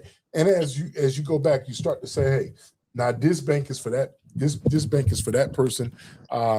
This bank is for this one. This is a nation. I take you back to what the hell was like. It's all of these different types of banks that you just got to figure out which way I'm going to go to it and what I'm going to get from it. You know what I'm saying? Right.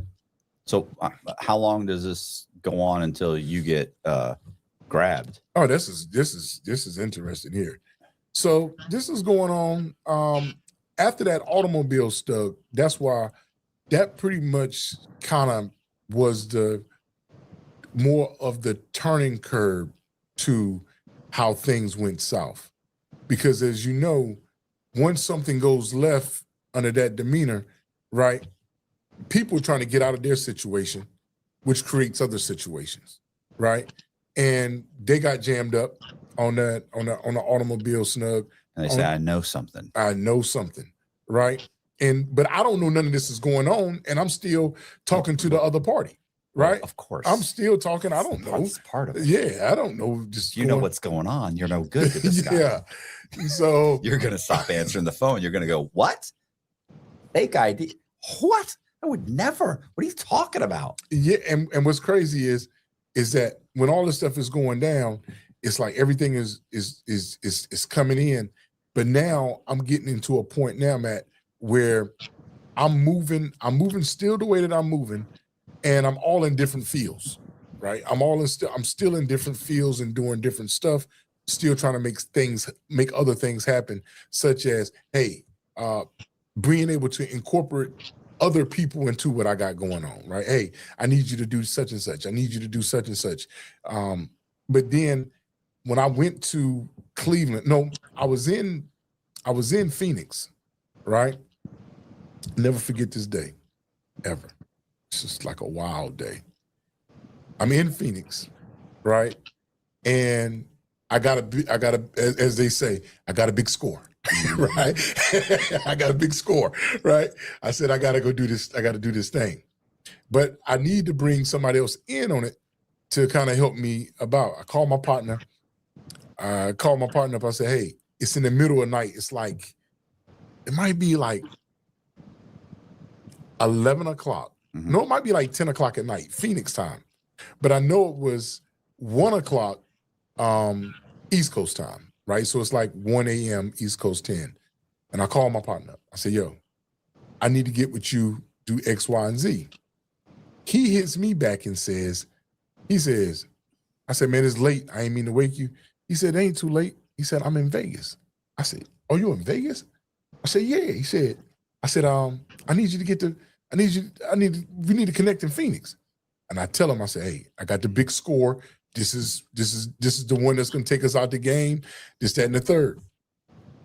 The retirement party, you know how we always got that end, right? I call him up. He said, I'm coming. The next day he did come. He came, him, his girl, his baby, they came. We mapped out everything, exactly what I'm about to do, about to hit these banks the way that I got to hit them, because there's 3 banks that I got to hit, connections, right? I got an inside plug that's in New York City, right? The inside plug in New York City, which means inside plug means we got an actual banker that is in the, we got an actual banker that is there, right? And this banker is basically going to approve everything that we got. As long as I got the profiles, they are approving the loans, and everything is good. No problem. That night, right? That next day, he's there. We talking. We getting ready to fly out the next morning, right? Stay with me that night. I call my brother, the same one that you see right now, right? I call him, right? And I told him, right? I told bro, I said, hey, I think I'm about to do this one. It's X, Y, and Z. He said, something about this trip don't feel right. I got off the phone with him and said, he's hating ass. He hating like hell, right? He hating, you know what I'm saying? So anyway, I take the trip. We get to Columbus. I'm gonna tell you where the city was. I get to Columbus. But when I get to Columbus, the computers are changed now. I'm missing my hard drive. I got to get my hard drive to get to New York because I got a bunch of files on here. They're telling me that if I got these files, everything is great. I got my files in Phoenix. I got to fly back to Phoenix. There is no more flights out of Columbus for that night. When there's no more flights out of Columbus for that night, I look up and there happened to be a flight that is leaving out, going back to Phoenix, but is flying out of Cleveland. That flight leaves at 11:59 that night, right? I remember it like it was yesterday. It leaves at 11:59 p.m. that night. If you sleep hot at night, you know how disruptive that can be. Whether you're having trouble falling asleep, you're waking up sweating in the middle of the night, or all of the above, that's where Ghost Bed can help. As the makers of the coolest beds in the world, Ghost Bed is your go-to for cooling mattresses, cooling pillows, and cooling bedding. From their signature Ghost Ice fabric to patented technology that adjusts to your body's temperature, every Ghost Bed mattress is designed with cooling in mind. So whether you want a plusher mattress that cushions your shoulders and hips, or a firm option with exceptional support, your Ghost Bed will keep you cool and comfortable all night long. When you purchase a Ghost Bed mattress, your comfort is guaranteed. You can try out your mattress for 101 nights, risk-free, to make sure it's the right fit for you. Plus, they offer free shipping, and most items are shipped within 24 hours. If you're not sure which Ghost Bed is right for you, check out their mattress quiz. You'll answer a few questions and get a personalized recommendation. Just visit ghostbed.com/Cox and use code Cox at the checkout. When it leaves at 11:59 p.m. that night, I'm in Columbus and it's like 7:30, 8 o'clock at night. No more flights going to Phoenix. I said, damn. This trip to go to Cleveland is 2 hours away. I got to get there so I catch this flight. I incorporate somebody else with me to take this trip down to Cleveland. When I take that trip down to Cleveland, we get pulled over, got all that kind of stuff that's going on, airport stuff, all that stuff that's going on. When they got me, right? I got a bunch. Get pulled over for what? No, I'm in the airport. We getting pulled over first. Now I'm going to the airport. We got pulled over for just a random pullover, speeding or something like that, right? Something didn't feel right then, but I continue to go to this airport. Got to this airport. When I get to the airport, I'm going through the airport. When I'm going through the airport, I go look at my ID. I put my stuff in the system. My name doesn't come up. I mean, my name doesn't come up because I fly under a certain name. Okay. Right?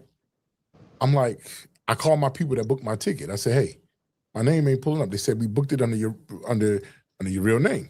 Right? I said, you booked it on Flame? Yeah, you booked it. Cool. I'm like, I go to the counter. When I go to this counter, Matt, the lady says, hold on or something. It comes back. She said, go ahead and go. I noticed something was right because you could kind of feel how the shift is going. This time they're alerting officials that, the airport security and stuff like that. They got this thing, it's called a do not fly list. Yeah. Right? But I'm not unaware of that.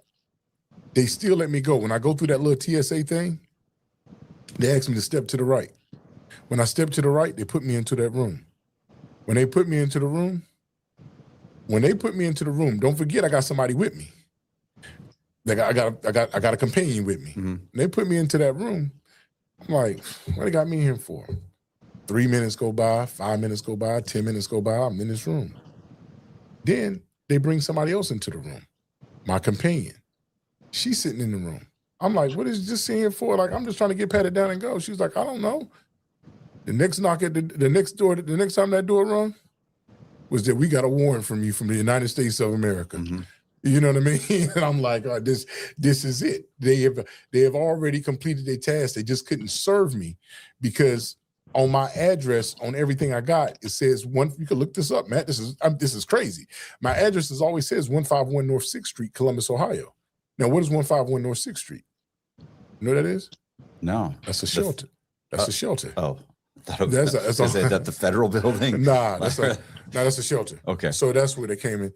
They could never serve me because they're going there and there's no servant, no movement. Okay. So they had to put me on that list. And so that's pretty much how it comes down. As you know how when you get locked up, you got to go through that whole fighting the thing.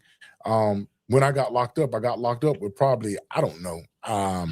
They asked a girl about me. They was like, you know who you with? And she said, I thought I did, but I don't know who he is. I don't know who he is now. And then they start reading that stuff out. You know that stuff. AKA Mr. Such and Such, AKA Mr. Such and Such, AKA Mr. Such and Such. Did she know you under your real name? Yeah, she kind of knew me a little bit. I'm not gonna say she knew me under my real name. But she didn't know my whole name. She just know like my first name. So, but when they started reading out the AKA, she said, I gotta go. She said, I thought I knew him, but I don't know who I'm dealing with. You know what I mean? Say, I'm gonna be there for you. I'm gonna come visit you. And I ain't talk to. I'm gonna put money on your books. Hey, hold on. I need this to be on recording. I ain't talked to that bitch since. You know how that stuff goes at that point. You know, would they bring you straight to the federal building or not? No? So the first thing that they did is it was at night. They took me down to a holdover, which is I think the name of Cleveland. I'm gonna say it wrong, but it's Cuyahoga County. That's the name of their jail in Cleveland, Ohio. Okay. They took me there. The next morning, that's when they came. Actually, when the next morning, it's like the next afternoon that day. Is this marshals or like IRS? This is when I got locked up. I got locked up with Secret Service. Okay. I got locked up with FBI, and I got locked up with the one that I didn't even know about until then. Mail. It was called U.S. Postal Police. Police. Yeah. There's just like the FBI. But they got guns and everything. Yeah, but I didn't even know. I didn't even know the postal had police. Yeah. You know what I mean? Yeah. They put me in the back of that Yukon or whatever. What's the thing? The Yukon or the I don't know. It's before the SUV or one of them big SUVs. Big black SUV. Yeah. And then they bring you down and they put you in handcuffs. And put you in handcuffs. They run you through the whole system and they do the cheek swab and they scan your hands. Yeah. And they and then from that point, then they took me from there. Ended up going to because my case is out of DC. So you had to be transferred from all the way. Did you drive or fly? They fly you? They fly me. Okay. They flew me from Cleveland to DC, and then we was but I didn't fly with them. I flew with U.S. Marshals. Yeah. Of course. Yeah. They didn't fly with them. They flew with U.S. Marshals, and that's when I remember it hit me when I was in that SUV with that lady. She was just like, "Why didn't you just do this stuff Why didn't you just do your stuff yourself?" And I'm like, "Man, What? Just schedule your own tickets or? No, she was like, "Why didn't I just through my crime myself. Like, oh yeah, why like, involve so many people? Yeah, why did I? In a nutshell, is instead of me stealing identities, right? And I always got to make sure I own up to it. And I never at no point in time do I'm not one of those people that come on places and try to like almost like a glorify crime. Mm-hmm. You know how you catch people sometimes they do that, like right. I'm the baddest motherfucker around. You can't beat my crime. My crime, that shit's weak to me. You know what I mean? I just try to make sure that I say it on every platform that I'm all regretful for anything that I did on that level. That's why pretty much trying to change my life. You know what I mean? And you learn that stuff. You know what I mean? What is she saying? Why didn't you do it yourself? Is she just saying like, why not? She's saying when I was getting these loans out on these other people and creating these other businesses, why didn't I just do it on myself? On yourself. I thought you meant just do it yourself, like by yourself. Yeah. Oh, okay, you meant on your own. Okay. Yeah. So how much time were you looking at? What was the dollar amount that they attached to you? That 3-point-something million. Okay.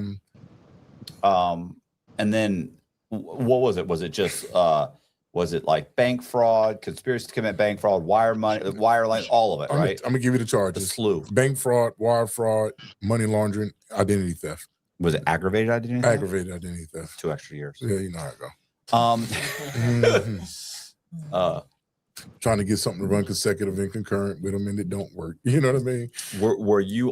Did you already have priors? Like, were you in category 1? No, I wasn't in category 1. I forgot what I was in. Might have been in category 2 or 3, down to like, don't quote me on that scale, but it might have been like a 20, 26, 27 and stuff like that. And then it was a whole lot. Like my case was, one is I didn't get out of prison. I didn't get out. I know I didn't get a bond. Yeah. Right. And I tried to get a bond. You have aggravated identity. You have identity. You got to keep reminding me, man. Yeah. I mean you got to keep. That was the whole thing. When I went to that court, you know, that first appearance when you go try to get that bond, and when that prosecutor come in there and say, you know, this guy got caught on him at the time of the arrest with a certain amount of IDs. Yeah. And then this guy has the capability of being anybody he wants. They tell the judge he leaves, we're never seeing him again. AKA John That takes AKA Billy so-and-so, AKA they're like, you know, there's 14 of them. Like, we're never seeing this guy again, Your Honor, if you let him leave, Your Honor, there. Which is probably not true. Yeah. You know, he might come back. Glad you believe in me, man. I mean, you might once I put some money aside, make sure somebody's gonna put money on my books, make sure I got some money left over, make sure sell off all my shit. Like, I'll probably come back. If it's only a few years. I mean, they're saying it's 15 years, like, no, you're gonna have to come get me. Like, but you're 24, category 3. No, it's like 20, it's like 8 years? No, I got 5. I ended up doing like 63. They gave me 63 months on that. You know how to go. Yeah. I would have lost that one. Yeah. On the You know, I was thinking about that. We have a guessing game. We have a podcast. A game where we guess. Oh, do you? How much time somebody gets. So I'll talk to you off camera about that. I want to find out about the other one. Yeah, we have an FBI agent. He comes and he gives me a scenario. And then when he tells me the whole scenario, then he says, how much time does this guy get? And I'm like, fuck. You know, sophisticated means. You start going through the whole thing, and it's like, and then I have to be within 20%. Yeah, we got to change that. That's some bullshit. 20%. That gave me that 2 point. You know, the only thing I was mad about, just to be honest, I was mad about that 2-point enhancement they gave me about mastermind. What was that shit? What was that called? It was a 2-point enhancement on. Is it a mastermind crime or something? Or sophisticated crime? Sophisticated means. Yeah. It is sophisticated means. What else would be sophisticated means if not aggravated identity theft, bank fraud? What with the only other sophisticated means crime that I can, and they hit it with a lot people that don't deserve it, but this crime definitely deserves it, because the only thing I could think of, like stock fraud, like what other sophisticated means are there other than being able to convince a bank to give money to someone that is not that person? This is extremely sophisticated to be able to walk into a bank, hand them a bunch of fake documents, and have them hand you a check for $250,000. You got me and thank you, and say they thank you for ripping them off. Man, you make me feel less than I mean, man. That's what else? Changing jurisdiction to evade detection. Did you get that? No, I didn't get that. No. Oh, that's ridiculous. You should have got that. I'd have given you that. Hey, man. I'd have gotten you. I'd have gotten you to 8 years. Yeah, come on.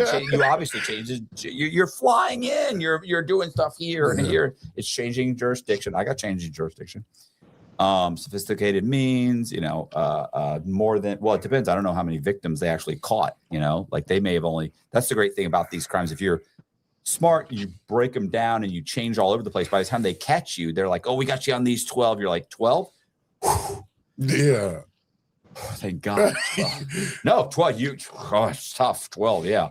Knowing the damn well, like, of course, it's like 70. Yeah. Like, fuck. Like, you got me on 12. You got me. So for sure. Yeah, and then of course they add it up and they're like, okay, 3.7 million. You're like, okay, you got me, 3.7. And that was one of the reasons I wanted to talk when we were talking, was because I said he's been down that road before. He knows about just, sometimes you're talking to somebody, you got to explain every damn detail, every. Oh, yeah, when you said like debt to income ratio, DTI, you're saying debt to income, I'm thinking DTI. Yeah. You're saying, what I'm saying? Like I'm thinking of the acronyms for these things, because I know them so inside and out. But I spent a lot of time teaching. So right. So now since I spent a lot of time teaching, and even in prison, when I was talking to our friend Bubba earlier, one of the things is he was telling me, he was like, Matt was teaching in inside too. And I was like, oh, because I was teaching credit classes. No, I was teaching real estate. No, you was teaching the real. You was teaching the real. I give a very basic understanding of credit. Like I don't go into. I don't talk about I talk about just the bureaus and how to build it. How to go from nothing. Like these guys are walking out. Yeah, they've been locked up 9 years. You got no credit, which is like a great position to be in. You go. I tell them, here's what you do: get the 3 secure credit cards, make the payments, keep them below 30%. In 6 months, you'll get credit scored. I explain the whole system at this point. Go get a couple personal loans. You explain it to them, but very basic. I don't ever talk about removing stuff off of people's credit because it's difficult. It's a lot of writing letters. It's a lot of, waiting. People don't have patience. You need someone to do it for you because these guys they send a letter off and like 3 days later or 2 weeks later, they're like, what's going on? Why is it still on? It's going to take months. It may take months. But it took you years to put it on there, but you want us to get it off now. And months right now. Right. It doesn't make any sense at all. Yeah, I paid $400. Like, Ken, I told you it takes 6 to 9 months. That's if they don't buck. But so what happens? So you go to prison. Where's you go? Well, actually, first off, I did my time in Forest. I did most of my time down in Forest City, down in Arkansas. Okay. Forest City was cool. No. I did a low. Did a medium first, Maryland. Did a low. You got to wait for your points to drop and all that kind of stuff. Right. Prison was one hell of a journey. I could just tell you that. From the time that you walk in to the time that you get out, every day. Grateful for a lot of people that I met in the joint. But like I said, when I got out, that was one of the main things, is making sure that I began to teach in the joint. And it started off with me just talking on the yard, talking loud, right? And we having a conversation. And we're talking about something. And as you know, them nosy people, right? Because they one to stand around, another one stand around. The next thing you know, you got a crowd of people and you're just talking to them about it. And then to a point that where they petition you to get a class, so you can kind of teach the class inside the joint. Taught the class inside the joint. ACE courses. Yeah, right. And you teach it inside, and it gets to that point that where you starting to see that they taking action. Like he was saying, the letters, they're doing this stuff. They got them a time inside the joint. So they can do the letters. I'm teaching them about that because I only dealt with people that had a means of getting money on the outside. So as you know, there's certain crimes like chomos, or beating on elderly or something like that. We ain't cut cloth with them at all under no circumstance. But somebody that was actually there for money, whether they were there for drugs, robbing, it didn't matter, none of that stuff. To me, it was just about teaching them the system so I can help them when they got out so they can do something with it, right? So they can say, you know what, maybe I can go start that business, or maybe I can go do such and such. Just give them that hope that is there for them and showing them the kind of the way from that angle. You're selling certificates? You funny.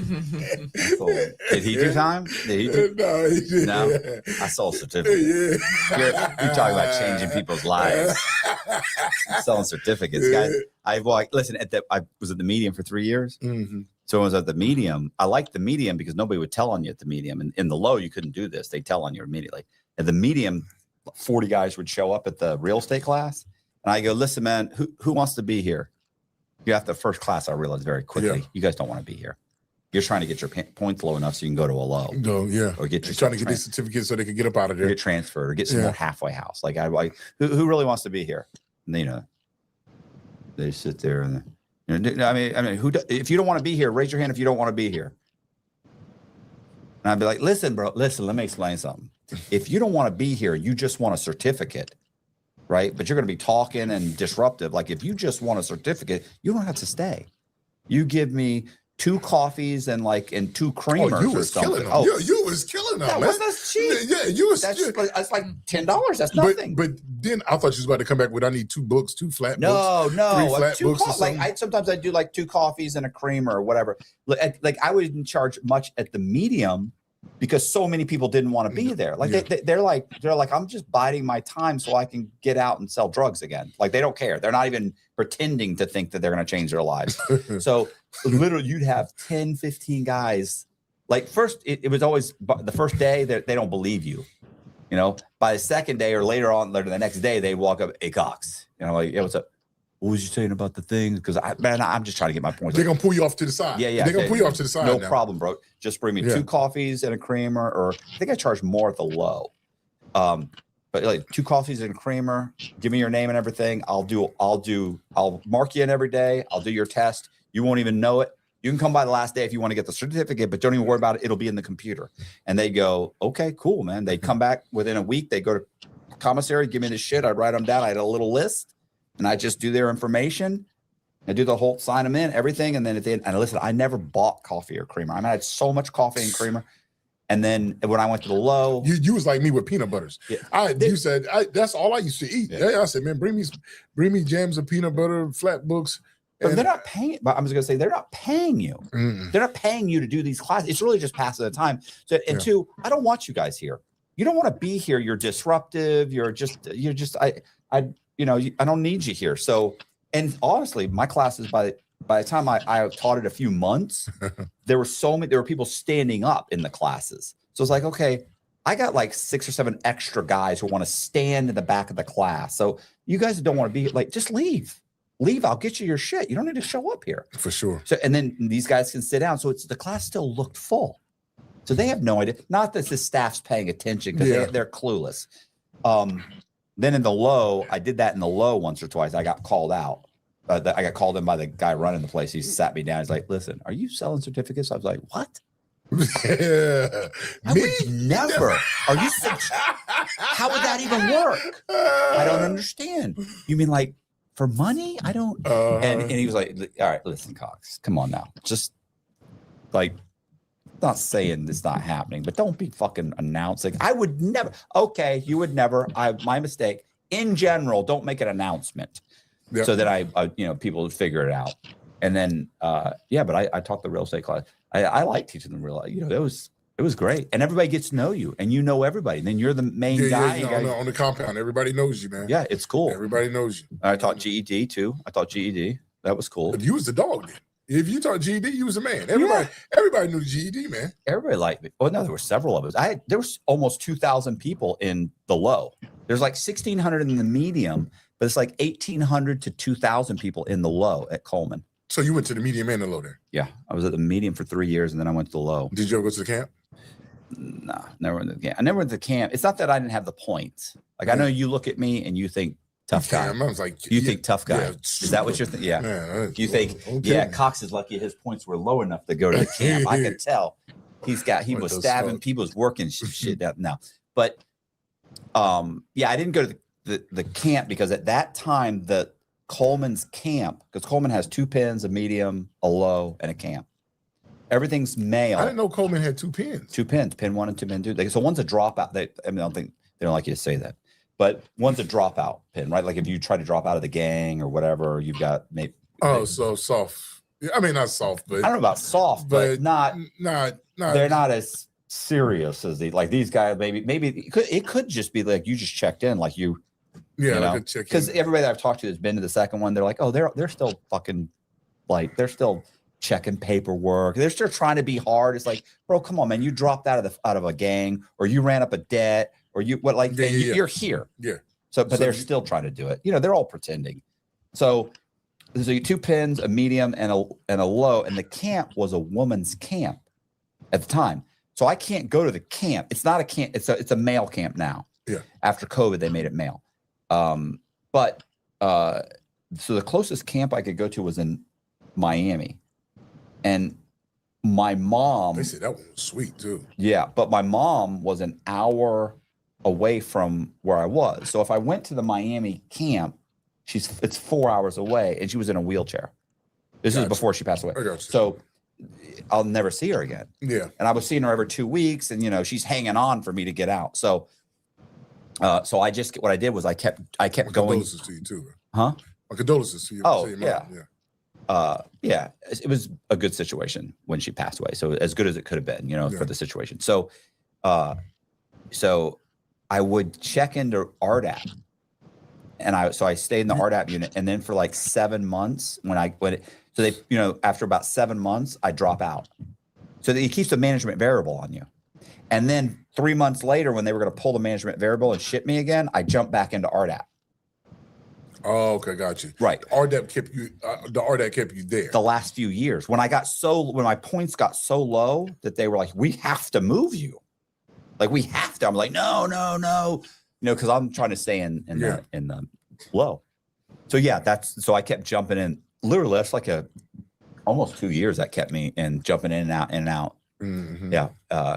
It was great. RDAP was great. If you were just in there to keep a management variable on you, it was great because you didn't have to really participate. You could be a maniac, because you don't really care. So I'm trying to get. I used to see RDAP, man. RDAP was underneath us, man. I used to see them. I'd be like, man, geez, they got horrible. It had to be. Not for me, but for the other guys, it was very stressful. They're trying to get a year off. They're trying to get halfway house.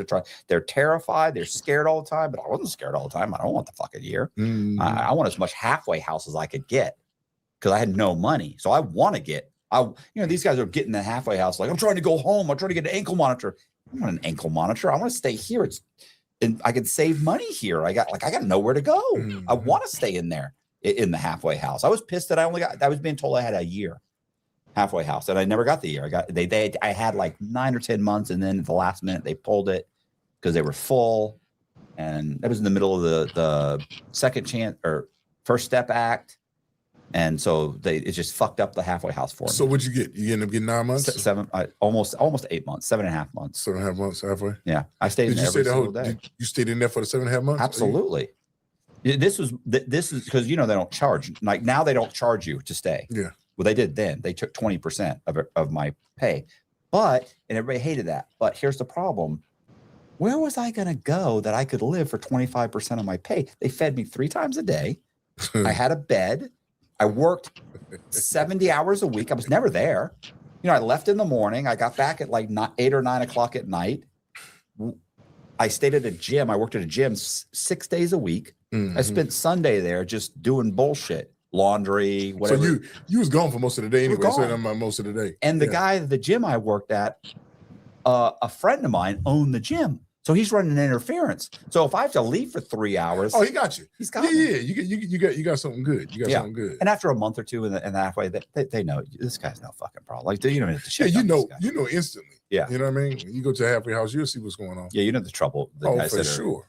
trying to meet their girl in the parking lot next door with an ankle monitor on. It's like, come, what are you doing, bro? You told these people, you think they're not checking your ankle monitor? You think you didn't go to Walmart? You never left the parking lot next door. Now you're crying because hey, you believe they're sending me back? Yeah, you're banging your girl. Get your ass up out of here. Man, they come back around for that. Couldn't wait. You waited 10 years. You couldn't wait a few more months. Or the guys that get high on the way to the halfway house, knowing you're about to get drug tested when you get to. They get there and they're like, what? You're telling me in your 8 years in prison, nobody ever mentioned, by the way, on your way to the halfway house. How many people did we see? Don't get fucked up. How many people did we see come back? That used to kill me. They'd always like shocked. It was always like, can you believe they're doing this to me? Yes, I can. For sure. So I used to always say that the programs and stuff at the prison that they would try and do, the inmates always ruined it.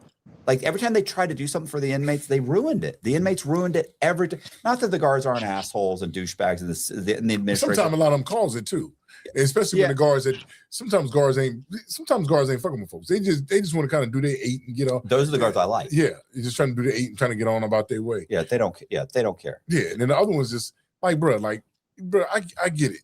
You about to get everybody shook down because of X, Y, and Z, bro. Like it's dumb. Oh no, you causing the problems. Right. You know what I mean? So many problems. I just can't go back. It's funny. It wouldn't even be the going. I mean, if I wasn't married and I wouldn't miss my wife, I wouldn't really care about going. It's just dealing with these fucking jerk offs. Mine is it'll put me around people that I would normally have no conversation. That's what I'm saying. I don't have anything to talk to you about. I don't. Although I did meet some good people. I met. Yeah, you're always gonna meet some good people. Yeah, there's always some good people at a bunch. But it's funny. Like I was gonna say, Zach's one of them. My buddy Zach, who keeps going. By the way, he's been out for 5 years. Kind of. He keeps going back. He keeps getting arrested for fraud. Goes to jail. You know what I'm talking about? He goes to jail for a year, gets everything dropped, whatever, gets back out, put it back on probation. Is it new cases or is it? Oh, these are all new cases. What? But they keep, they don't have this, they don't have that. They drop this, they drop that. He's back in, and then he gets picked up on another bunch of stuff. He's like, those statute of limitations is up on those 3 years. It's like 3 years you've been out. Like, what you do that like 2 days after you got out? You're out 3.5 years. Like, what do you? And he just, he's in right now. But he'll be out in a couple months, and it's like, well, you just love it in there, don't you? You ever did this podcast?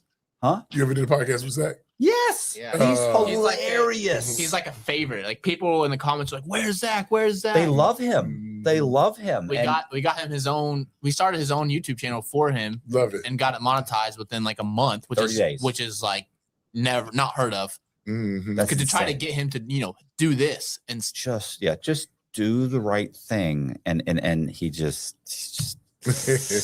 And he's, by the way, he's like off the category. Like the charge when I met him was, let me put, this is how much his judge couldn't stand him, and how he's off the chart from the categories, criminal category, off the chart. So, I mean, if they had a 12, he'd be on 12. So he's a category 6 off the rip. Over. He can't go any higher. Like, you get to 6 and then it stops. And is it 6 or 7? 8? I think it's 7. 7. But he's off. And he's got every enhancement. So literally he got 16 years for an $80,000. For $80,000. That's crazy. A charge that should have gotten him even 12 months. If max. That, maybe could be 2 or 3 years probation if it was his first time. Yeah, for sure. But that's how bad. Yeah, it's anyway, really irritated. So but he this is a horrible thing to say after just saying that, but he is a great guy. He's hilarious. He's funny. He's gregarious. You love being around him. He's amazing, super smart. Can't stop coming from. But yeah, him, Pete. I mean, I met a bunch of guys, a bunch of just amazing individuals in there. I've met a bunch of guys that I've had on the program, and some of them have been on the program and gone right back to prison. On the program and they went back to prison? They've been on the program and they're 6 months later, they're in prison or whatever. Yeah. Just for more crimes. not because of the program. I'm about to say, Matt, what you got going on now? Man. Did you write any books? Bro, there we go right here. What? What are we talking That's about, crazy. man? I got 3 of them, matter of fact. Those. Are they about credit?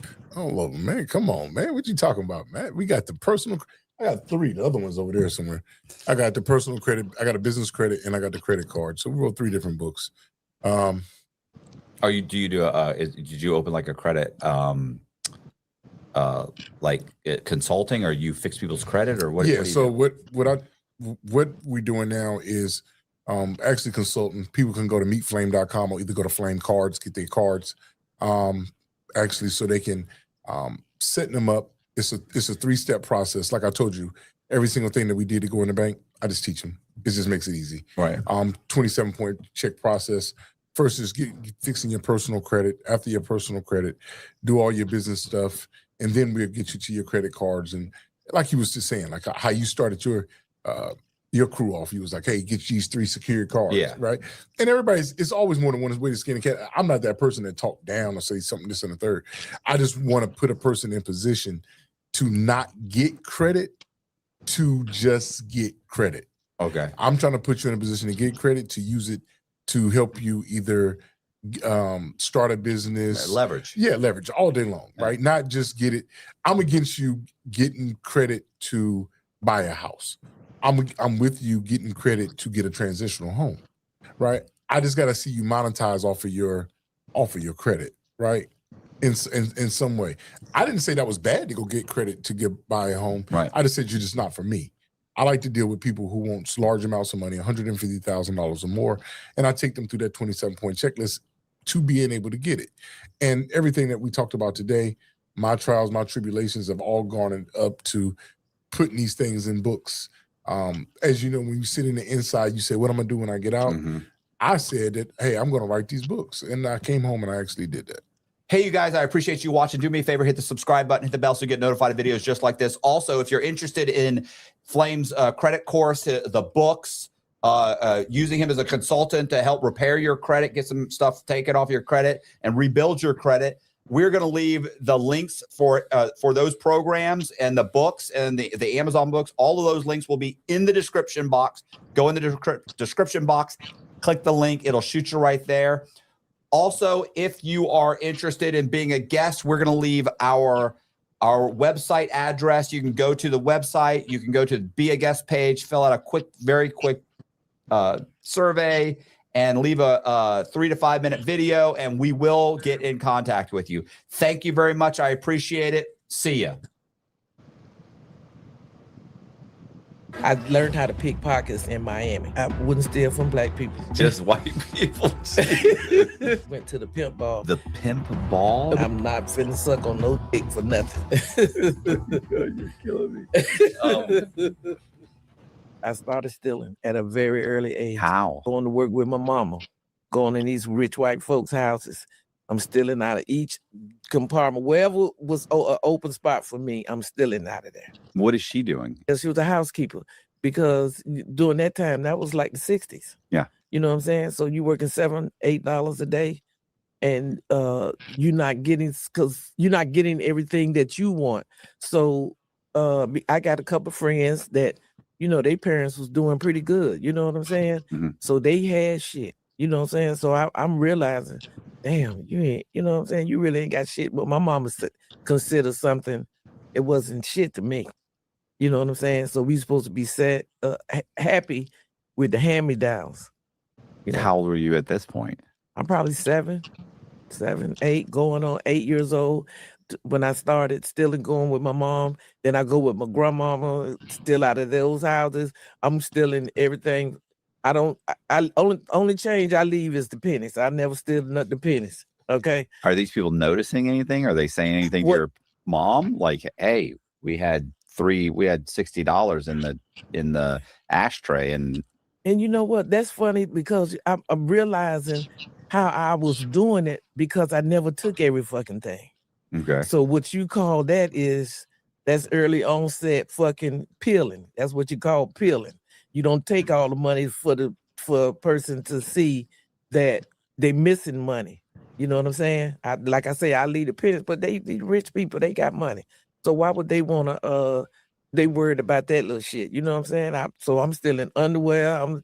Even if they was dirty, it wasn't not shitty dirty, but dirty dog, dirty panties and shit because they was pretty. Silk. Our folks got money over there. So I'm up in there and I'm just taking my time. I'm going through the shit. I'm going through the drawers. I'm going through everything in the house, and Well, this stuff is showing up at your mom's house at some point. She's noticing. I'm hiding. Where? I'm hiding it. And then during that time, my mom just not really paying attention because shit was hard back then. So she had enough on her plate worry about my daddy. You know what I'm saying? So she couldn't worry about other minor shit. I would have to worry about my sister and them, not my mama. So I always had to make sure that I got shit for my sister and them too. Well, what's your dad doing?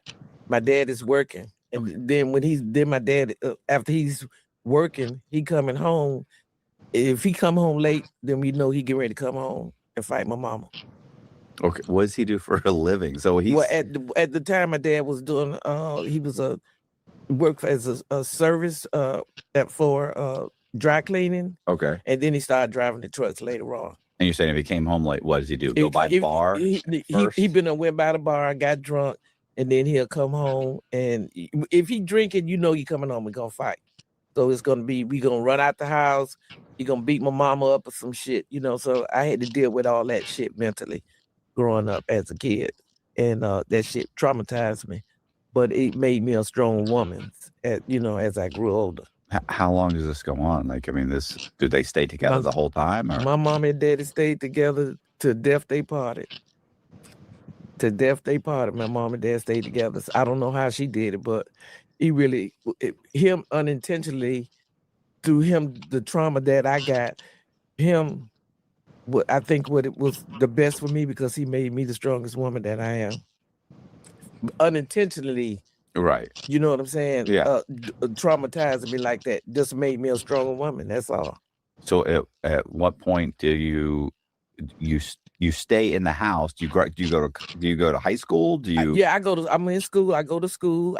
I got to go to school. You know what I'm saying? Because my mama gonna make sure I go to school. So I go to school, and actually I'm a smart kid. I just start being devilish and start stealing shit from the teachers, getting some classmates to teach them how to go and steal a little something, you know what I'm saying? And then we go and get the cars. My friend have a car in junior high, and we go. I take them shopping, and I'm going stealing. I started stealing. So what you're like, what do they call it? Boosting clothes? Boosting, yeah. Is that what you're? Yeah. This is before they have the little things, right? Yeah, I'm probably the reason why they got them little tick, right. the buzzers, because I used to take it like that. And I know I did because the reason why they got the buzzers on the stores when you come in now is probably from us back in the 70s. Not no New Jack shit. We did this shit back in the 70s. And you're still living in Miami. I'm in Hollandale. Okay. Beach. Yeah. How do you end up?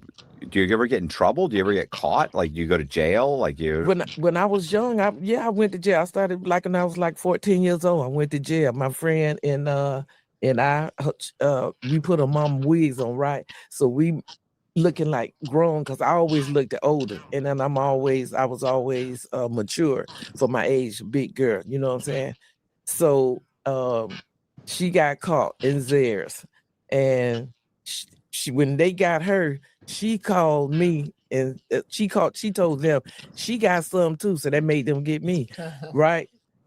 So we sitting there with fucking wigs on, 14 years old with some damn Diana Ross wigs on and shit. And her mama came and got her from the store, but my mama made the police take me to the police station, and I was 14 years old. Okay, wait. Your mother made them take you to the police station? Yeah, because she wouldn't come up to the store and get me. Oh, she wanted you to learn a lesson. Yes, she was teaching me a lesson, but that was not a good lesson. No. Because I wasn't scared from that point on. Nothing scared me. And then I started hanging with the older people. I'm starting to hang with the older set, like all the boosters and the robbers. They was dope fiends, but they the sharpest dope fiends in the world because they was getting money. You know, Yeah, you got a little bit of street cred too. I've been arrested. I've been to jail. I know how this works. yeah, I've been to jail. I went to jail a lot. You know, so I started early. Oh, there's so many different instances. One time I was stealing, and my sister, not my second oldest sister, I ain't gonna say it. Anyway, she went to. I was at a store and I was stealing, and I got the people wanted to catch me, and she's such a fighter because she could fight. She could fight. And the security wanted to come and catch me, but she wouldn't let him. She fought that man, and I wanted her. I wanted to say, please stop whooping that man. I had to leave her, so I ran across the street to catch the bus. And I'm looking over there, she's still whooping on the people till the police came. I was like, and she never been in trouble before, and she worked in the bank for all her life. She retired in the bank, but that was the only time she ever got in trouble. She would never do that shit again. What they arrested her for? What, just assault? For assault, yeah. But because she was playing, it was basically she was interference Yes. for you to get away. Yeah. So she got an assault. No, she charge. wasn't really. No, mentally she wasn't. This is just her instinct. Is she a fighter? And so they was trying to come and get me, and I was like, shit, I can't stay over here. All of us don't need to go to jail. And I went and ran across the street to catch the bus. I look over there across the street and see her over there getting tied up with the police and shit. They didn't see me at that time. So, all right. So, how long does this go on? What does your mom say? My mom couldn't say anything. She tried to love on me as best as she could because it was nothing to stop where my mindset was at that time. I was already on go. I was on go from a child, you know. So it started from when I was like 5 years old. I'm started stealing little shit. Then I go to junior high school, and I'm starting to steal bigger shit because now I don't want to steal the little shit. You're getting larger items. I'm getting more. I'm getting more because I'm addicted to the prices too, not just little shit. I automatically, if you stealing something, you might as well steal the priciest one. Why would the fuck if you gonna get caught stealing? You steal the priciest one. So my first objective is always I'm looking for the priciest.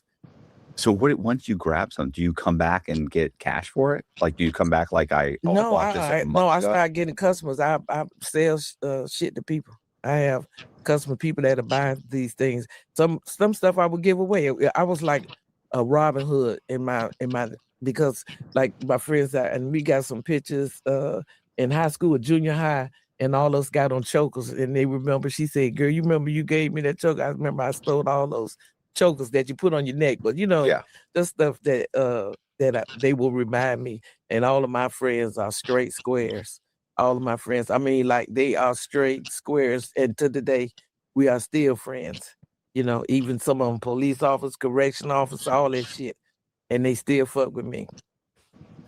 So how long does this go on? You graduate high school? I graduated high school. I'm still in. I got to tell you this about this. In high school, what I did was I was on a gymnastic team, right? So in the gym, I would we get undressed and we go to the floor, right? So in the bathroom for the girls, everybody leaves their purses in there.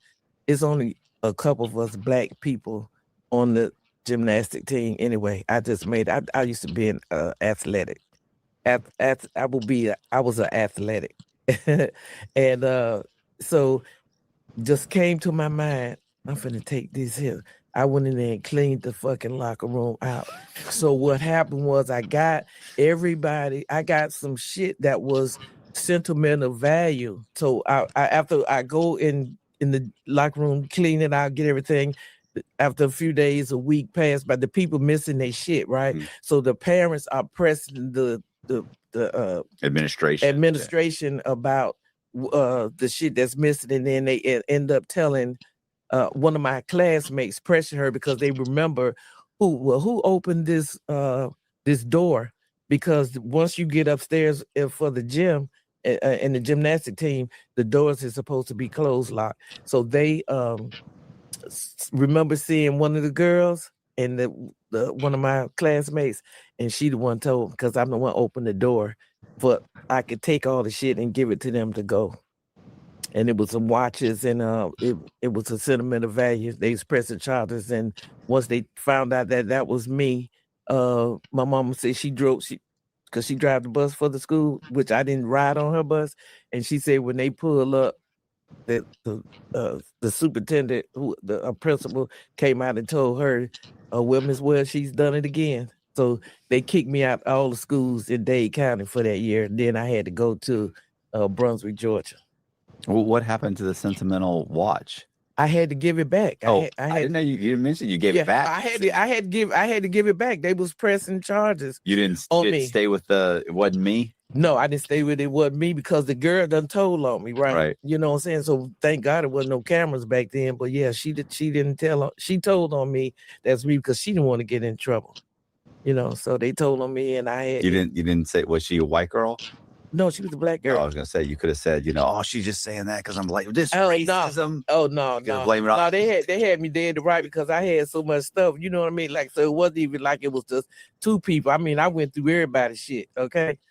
And so I would always another thing that I did when I was young, I wouldn't steal from black people.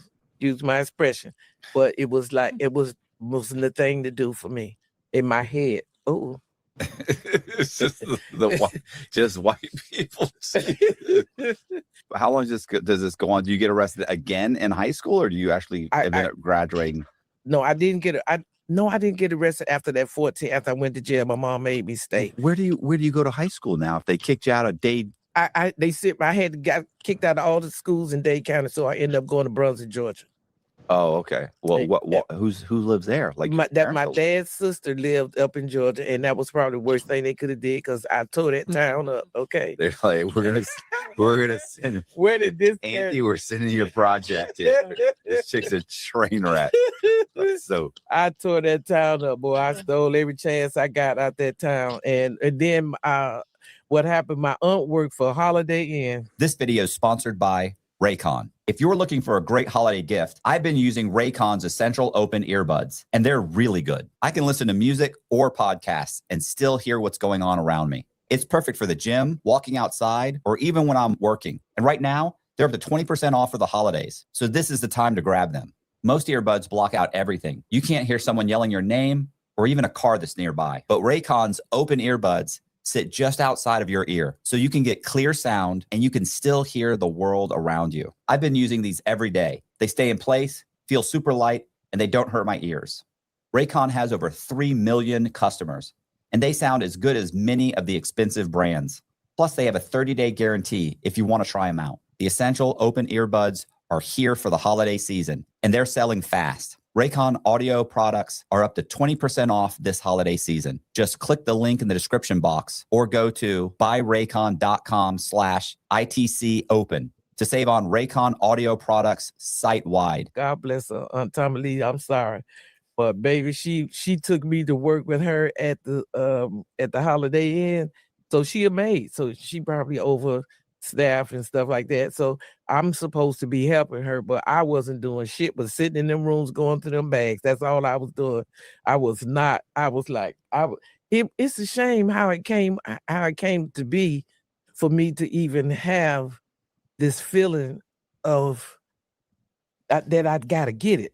Right. You know what I mean? Like I wasn't trying, it just came about. And so it was something that it was a challenge. It wasn't even a challenge because I scared the shit out of my cousin. Them, they probably had never seen no shit like that from me coming from Miami. You know, that's fast. So I'm really fast because I'm faster than these kids. And I'm jumping in the cars with my nephews. I mean, with my cousin, with their friends, and they older. They trying to get at me, and the only thing I'm thinking about is some money. So, I mean, the maid thing, like that's a perfect situation to be in to have access to just everybody's stuff, you know? Yeah. Because I think about that all the time. Like I'll bring my laptop and I always put the little do not disturb thing, you know, on but don't leave your shit out. Don't never leave it out. I can tell you that much right now. I don't, you know, the stuff done changed from then. But it can be taken if you leave your shit in the room. But now they got the safes inside, so you know people could do that now. But back then it wasn't no safes and all that stuff in the rooms. I would go in there, sit in there, and whatever valuable that I wanted to take. And I'm not gonna take nothing. I'm gonna take one of the best parts in it, instead of taking everything or just like cleaning the shit out because you don't want to miss it. I got that perception, that conception at an early age. And that way, these people are back. They've flown all the way back to Missouri before they realize before they realize that they missing some shit. Yeah. And I hadn't started stealing credit cards then, but that came later on. Do so you do eventually graduate high school or yes, I did. I did finish, and I went to the first thing I did was because I'm already hanging around with the best boosters, and we going to the SIBO building. We still in diamond rings. I'm still in whatever possible that I could get. Now, this is during high school. This is right before I got turned out because what happened was I met a pimp when I was see, I got a lot of shit I'm going through. So before I met the pimp, I was already hanging with the dope fiends. Remember I telling you about the dope fiends and but they was rich dope fiends because these guys get money. So they liked me because they used to say she got more heart than a gunslinger. So they mind me coming and being because I'm ready to do whatever. You know what I'm saying? Right. Anything but fuck for it. So other than that, I'm going to, I got more heart. They say you got more heart than gunslinger. I'm finna show you because I was about it, And then from that point, then we started doing the checks. So I'm doing checks, and then we got a guy work for the post office. So I'm like 16 then because that's the first time I got involved with the Secret Service came. I didn't get arrested because not because I was 16, but they didn't have anything to arrest. They couldn't find anything on me, but the guy that worked at the post office and another girl, two other people got charged for stealing the mail? For stealing. Well, the guy worked for the post office, so he used to give us the checks. So it should be Social Security checks. We'll go deposit and withdraw. Okay. I mean, what are you doing? You're depositing them I'm depositing the checks in accounts. And then when I get there, so you got to look presentable. You got to look good. You can't go in there asking somebody to, okay, I got a $30,000 check, but I got a good deal on a card that I could pay cash for if I could get $7,000-8,000 right now. And you deposit the rest.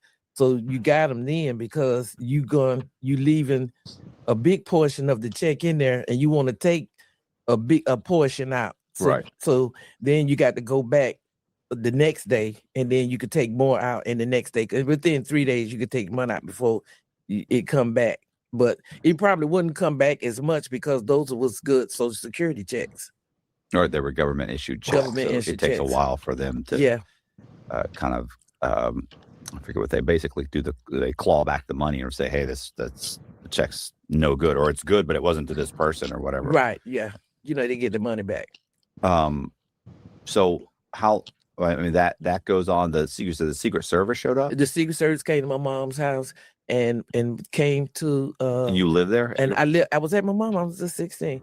And so the Secret Service gonna tell my mama, they had a check and showing the check, and my mom said, tell them the truth. And I'm looking at her like, no, it ain't. Cause my mom said, tell them the truth. Because they say that my print was on there, but I know I didn't go for that.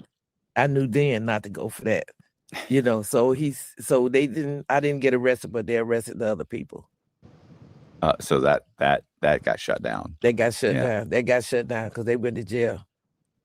All right. So at what point do you start taking credit cards, or is that a lot further down the? No, that wasn't too further down. No, because I'm getting whatever is available. So even if I go in the store to boost and I see an opening to get the pocketbook, go in the bag, I'm gonna go in the pocketbook, take the wallet out, look in the wallet, pick me something out and go and put it back.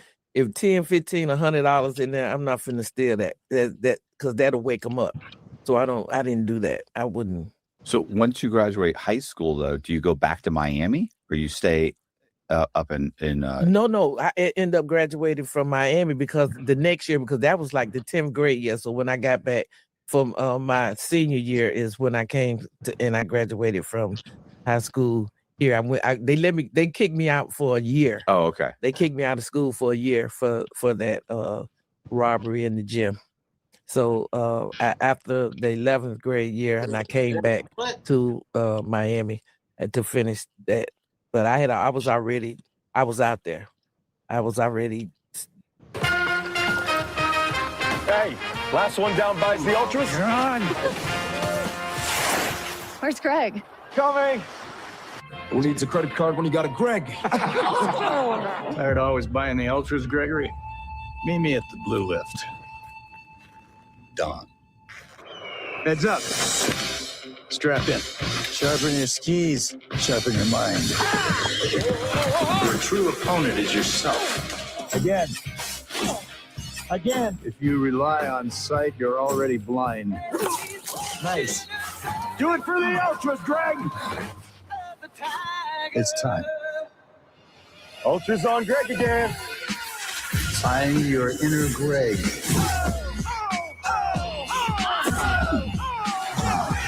My tab. Actually, it's been taken care of. You did it, Greg.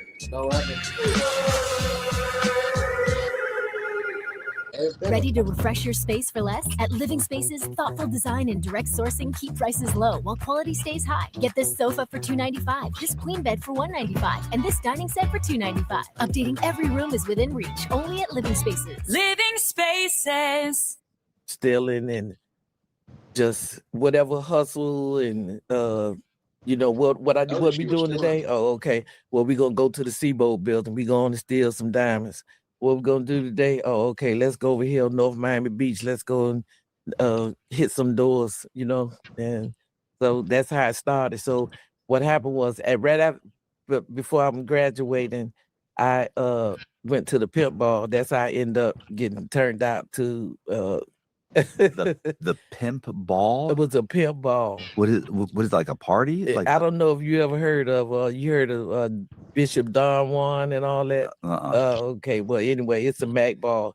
So these dudes, they got bras, they got hoes, and some of them got 8 hoes, 9 hoes, and so it was exciting. So I'm already a fly. I'm a fly girl. I'm already getting money. I'm already making my own money and stuff like that. I'm still not really grasping, what I was doing but I was smart enough to know not to do any damn thing. You know what I'm saying? So I'm getting money, and I ended up going to a pimp ball, and I met my pimp at this pimp ball, 79th Street, Miami. How does that work? I know, right? And that's what I said. But anyway, I know that I didn't realize about the pimp because I didn't really realize about the pimp was really after me because I'm feeling like he want to be my dude, my nigga, right? So because I know I could get him because I know I'm a hot commodity. You know what I mean? Like I'm fly, I'm getting money, and I know that he wanted me, and so I was gonna have my way with him because even though I got with him, one thing I was not gonna do was be a hoe. Okay, I'm not finna suck on no dick for nothing. So my choice was okay. Well, you don't want to do that. My best bet is I can boost. That's it. So that was my thing for me to do with him. Wasn't gonna be you were not finna turn me out to nothing, none of that. Cause to be frank with you, the white folks weren't on my side right there during that time. Okay, I was with it. So he turned me out, and took me. He was the first one sent me to Tampa by myself. That's how I ended up in Tampa by myself. He sent me up here to come up here to get on, but I learned how to pick pockets in Miami. Okay, and what were you supposed to come up to Tampa to do? Pickpockets, come up here to make money. Okay. Yeah, I was coming to Tampa to make money. That was the first place after Miami because Miami was getting hot.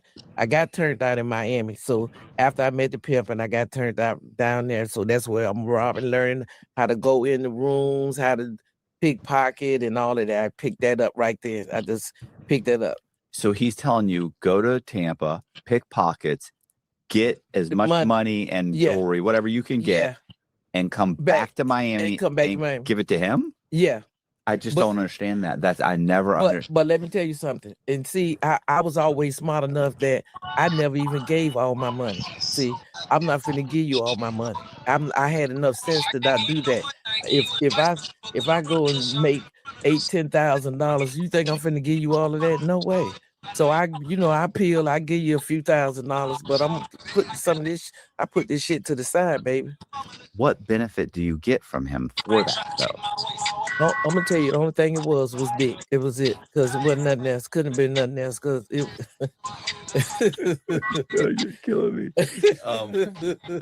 So how long does this go on? Do you it was just kick him to the curb, or what? I finally did, because once I got to Tampa, right after I get to Tampa, then I meet another pimp. But this one here, he a gangster pimp. See, Billy wasn't a gangster pimp. He was.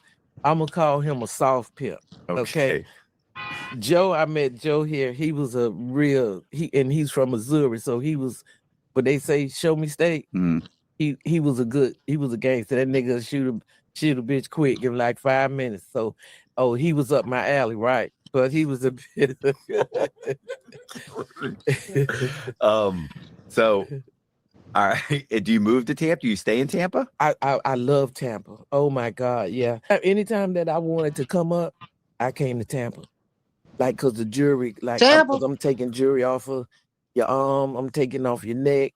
I used to go out to these hotels out by where the mall is now, the Tampa International. Before they built that mall, they have hotels. So these are all corporate men that used to come. So if you walking through the hotel, walking through the hotel, it would just be me, maybe, and another partner or something or whatever, because it wasn't too many, because everybody got to be able to steal their own money.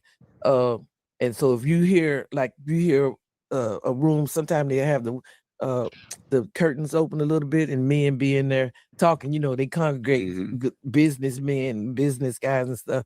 And then I just knock on the door, hey, what y'all doing? Y'all want to party? And all I need is 3 minutes. I mean, not even 3 minutes, just a few minutes. And I'm finna hit everybody, each one of them. I'm getting ready to hit.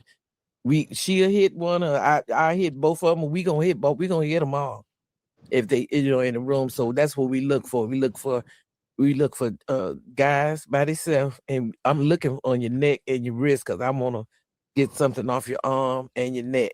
We just walk up to them, just kind of hold their hand, just be real close. This telephone number. No, I used to say, hey, take this telephone number down. We got I got a lot of girls over here. We got Chinese, we got all kind of girls over here. Take this telephone number down. Take this telephone number down. 777-9311 used to be the number I used to say all the time. And that was a song, really. And the motherfucker be going for it, because I just be saying it so fast, 777-9311. So they can't mix it. And then as long as because during that time, it was no telephones. So they got to write the number down. You're keeping a pen. So you gotta give me a card, write this number down. And they gonna, as soon as you extract them to write down, you don't win in their shit off so quick, and he said, oh, okay, all right. How do you, I know you said you learned in Miami, like, how do you learn this? Does it slide of hands quick? Like, how are you able, like, what was the training process like that? Like, I don't know. It just seems. Let me tell you, I had a friend. Okay, remember I told you about my pimp. So his friend, he had a friend that his girl, she's from Boston, Massachusetts, back Pat. And I tell you, she could steal so fast. She could steal and talk to you and turn your wallet upside down and slide that money out while she talking to you. When I saw that shit, I knew that was up my alley, because I'm, the finesse part about it, because at first I was going into I will follow my dudes. He had like white broad, and I will follow her in her room, and I act like I'm going there, use the bathroom, turn the light off, turn the water on, make the trick think that I'm using the bathroom, but I'm back out the door on my knees, stealing his shit out of his wallet while she got him on the bed. So it makes me think of the the Romanian wall or whatever. There's actually videos where they have a bunch of people that will go into a convenience store and they kind of create like there's like maybe 4 people that kind of create like a wall for just a second. Yeah.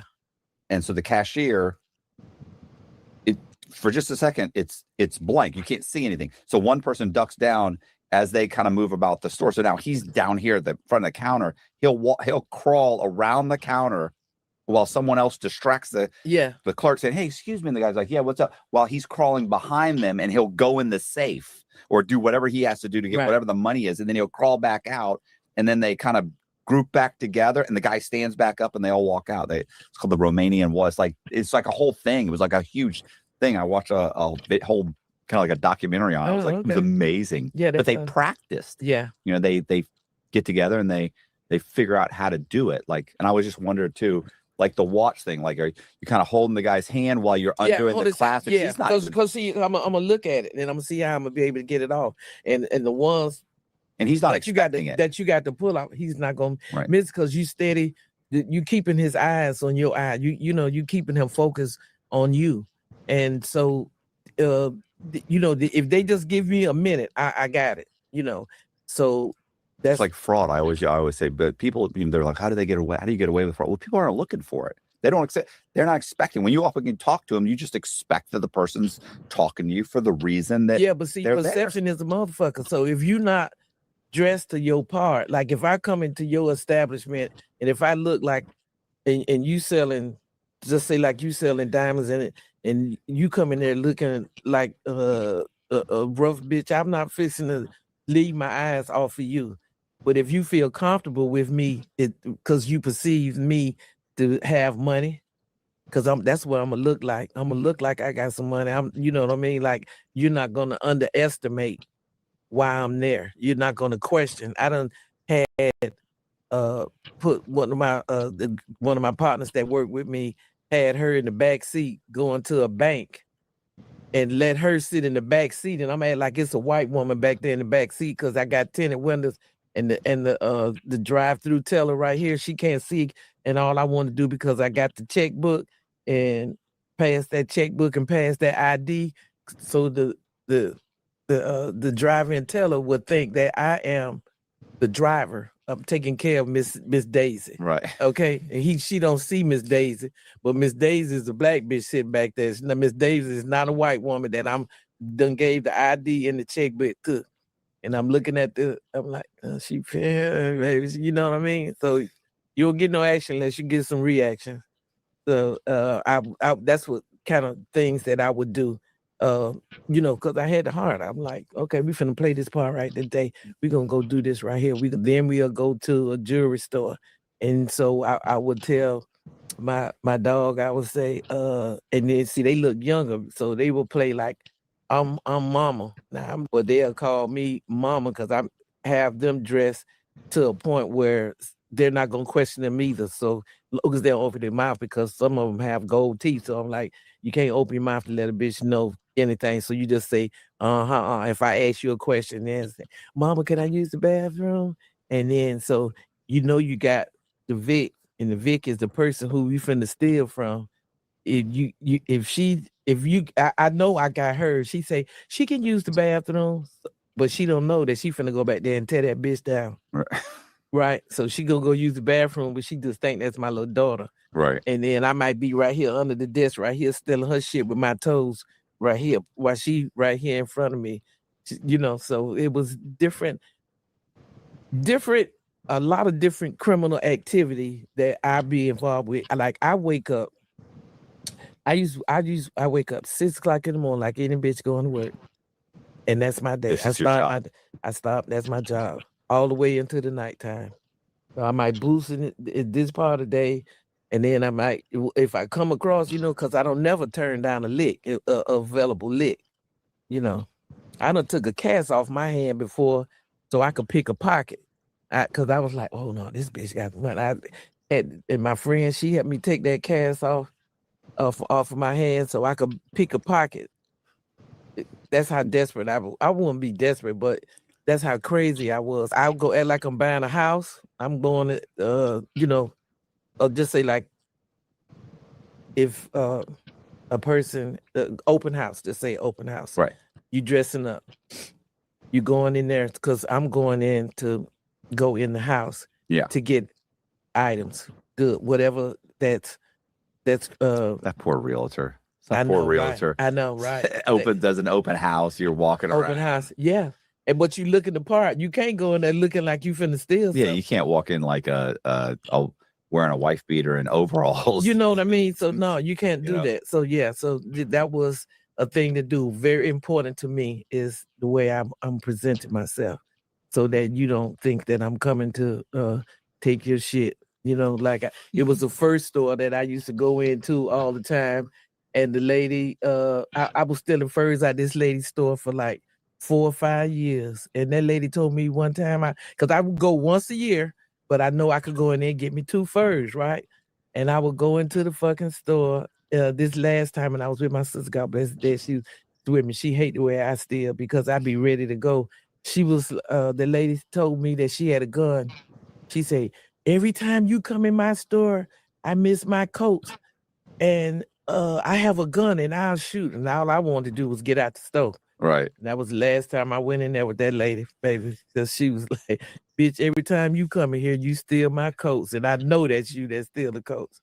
I don't care how much. And this is with your sister there? And with my sister, yeah. My baby sister, yeah. And she worked, but she gave me a lot of room because she was my backup person that I lean on for everything.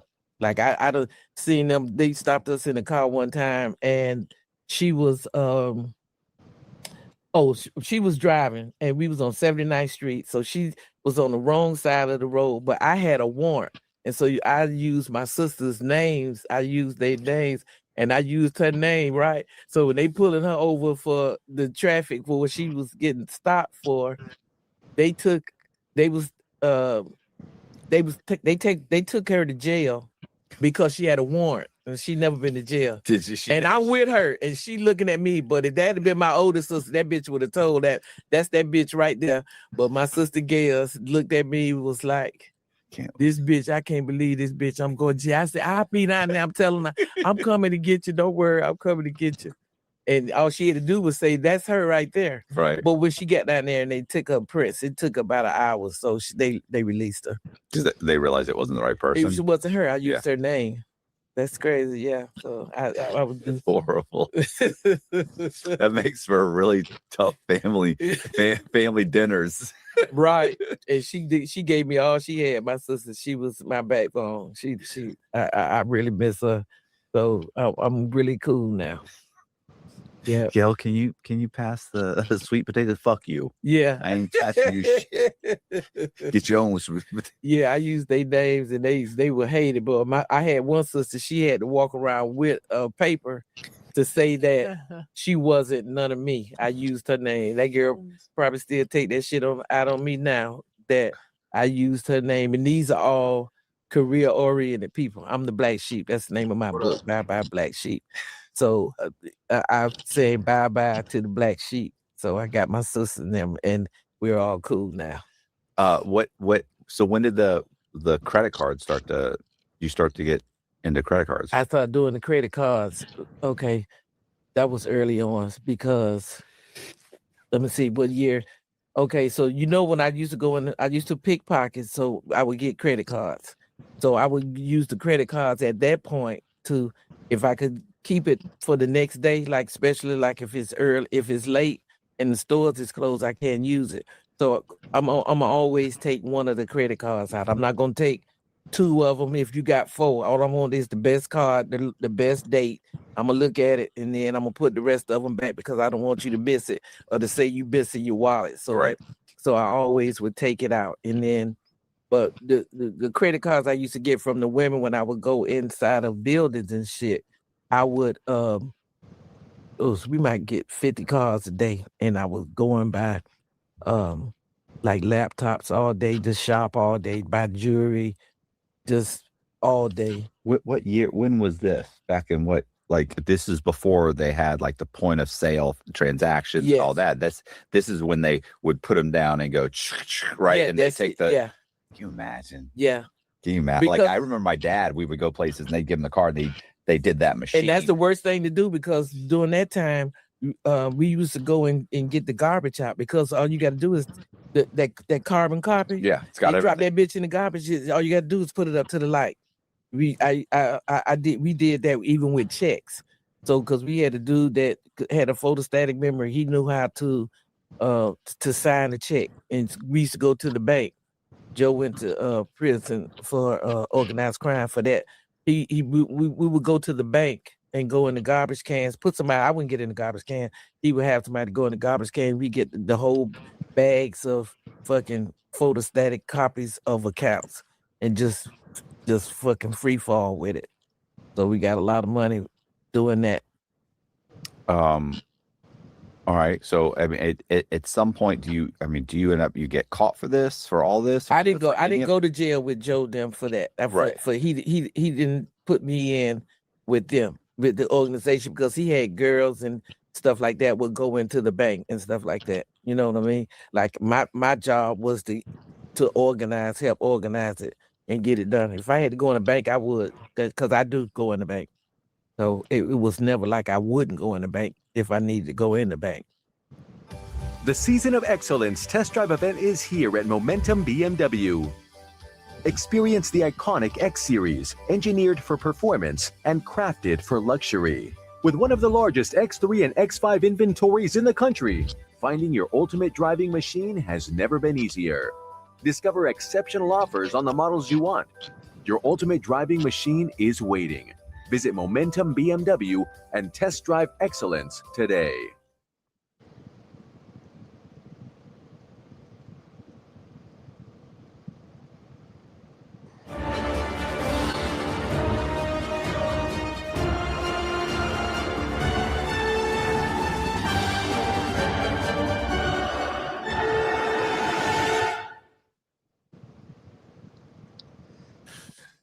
Can you talk about what you did with the hotel rooms? And I really started that, and that started in Miami with the same time that I learned how to pickpockets. I had the one of my dude's pimp friends, his bro, they from Ohio, right? And she knew how I heard the thing, man. She had she was one creeping. She would go creeping because she was pregnant. She might be up to damn near 8 months, but it only take a few hours for you to go, and you get you a good room, especially in sleep, because people gonna be, they'll be asleep that time of morning. Between 3, them peak hours is between 3 and 5. 3 and 6 is your peak hours, and you can still go open up a door because you want to catch them, because you get to go to the pants. Once you go in the room, you looking for the pants, you looking for the shit on whatever you could get your hand on. And I don't open the door and the fucking dog I had to slam that bitch because the dog, as soon as I opened the door, the dog was just like, God damn, And so I would go in the room while the people is asleep. I'm go tapping on the doors on each floor. I'm going to the floor until I have to come out of there. Till it's a reason why that I have to come out. Other than that, I'm staying in there robbing. I'm going from floor to floor, and going in the rooms, get the money. Even with the people sleeping. Even with while the people sleep. Oh my God, Clearwater Beach and St. Pete Beach. Oh my God, I used to tear them up out there during that time back in the day. I used to tear them up. How are you getting in the door though? People are asleep. Because during that time you had you could use the little plastic thing. You could use to open that, because they have situated the lock system now where you can't do that. Right. You know what I'm saying? But you used to be able to just slide it. If you don't do that, sometimes they would leave their key in the door, and then sometimes the door is open ajar. You know what I mean? Like every floor might can't get it. It's not a promise that you're gonna find a door open, but eventually you keep fucking. But you try enough doors, you're gonna get one open. You're gonna find one. That's gonna be a good one. Yeah. Yeah, with the credit card thing. Yeah. I mean, you can still open up doors with the credit card. And they leave it open and stuff like that. Yeah. Because I don't be in the room with people while they fucking sleep and like on BET, what they said about me in the room where the lady woke up. Mm-hmm. The lady woke up for real. She woke up. She tried to wake her husband up, but her boy, whoever it was. But I was so silent. I had to sit there and hold my fucking breath for hours, like for real, until I felt comfortable enough that I had enough chance to move, because she didn't even go to the bathroom. So what happened? You went into a room and the person woke up but didn't see you? No, didn't see me. No, because where I was situated, and I was down. I wasn't standing up, and it was dark. So she didn't turn on the light or nothing like that. Thank God she didn't turn on the light. And they didn't even have a TV on. But I had to be fucking quiet. Yeah. So eventually she goes back to sleep and she go back to sleep, and I get out. But I know I woke him up because I kind of like slammed that door when I got out. I had to haul that shit. I wasn't finna get caught up in there. So I mean, at some point, do you get arrested again, like go to jail? I go to jail. Yeah, I in between, I've always gotten, like, my first prison time from when I was in Tampa for picking pockets. I had like 16 cases for robbery charges. They call it robbery by trickery. So picking pockets, they call it robbery by trickery. And so I got my 3 years, and after that I got out. That was 1979. I went to prison for 3 years from Tampa. In Florida? Yeah. In Florida. Yeah. How did they catch you on that? Well, okay, like Dale Mabry, right? So many people is getting robbed because a lot of these guys is looking for these holes on Dale Mabry. Remember, it used to be the Waffle House right there on Dale Mabry? Mm-hmm. And across from what is that, Joe Murphy, and the Odyssey is still there. That's the only thing that I seen. I rode down Dale Mabry yesterday that I see that's still there. They made the Waffle House anyway. So these tricks would come where holes is standing at, right? So I'm gonna come around the holes, because if they go up to a car, I might go up to the car with them, but I'm finna pick their pocket. So these hoes can't get no money. If they go with the trick ain't got the money because his money is gone. So these hoes used to be mad. That's why the niggas was wanting to run us out of town, because they said we was stealing all the hoes' money. We, stealing, So because the girls couldn't make no money because we stealing the money from the tricks before they could go with the trick and suck dick or whatever they gonna do with them. But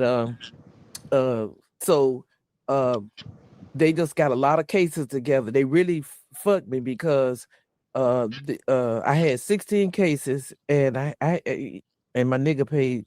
I had 2 lawyers, but they charged me with, what they did was, doing the lineup. They'll show 5 faces, right? But I'm looking decent and presentable, and then you're gonna show 4 other junkies that's sleep, that's like this is ugly. So a person gonna know who he talked to. Yeah. Even with my wig off, I'm the one that's the cutest one with my damn eyes open. So they tricked them, and so my lawyer was saying that they told them, that's her right there, that's her right there. So it was one trick came from Texas. I never forget that cracker name, John Stafford. I don't know if you're alive. And he came down here and said that I had a gun, and I ain't never used a gun to rob nobody. Not that, no. So I knew he came down and told a lie. And so I had all those cases piled up, in my attorney said that I need to go ahead and just plead, because if I get found guilty on one of the charges, I'm gonna get the max. So then I just went on and took. Was it max like 10 years or?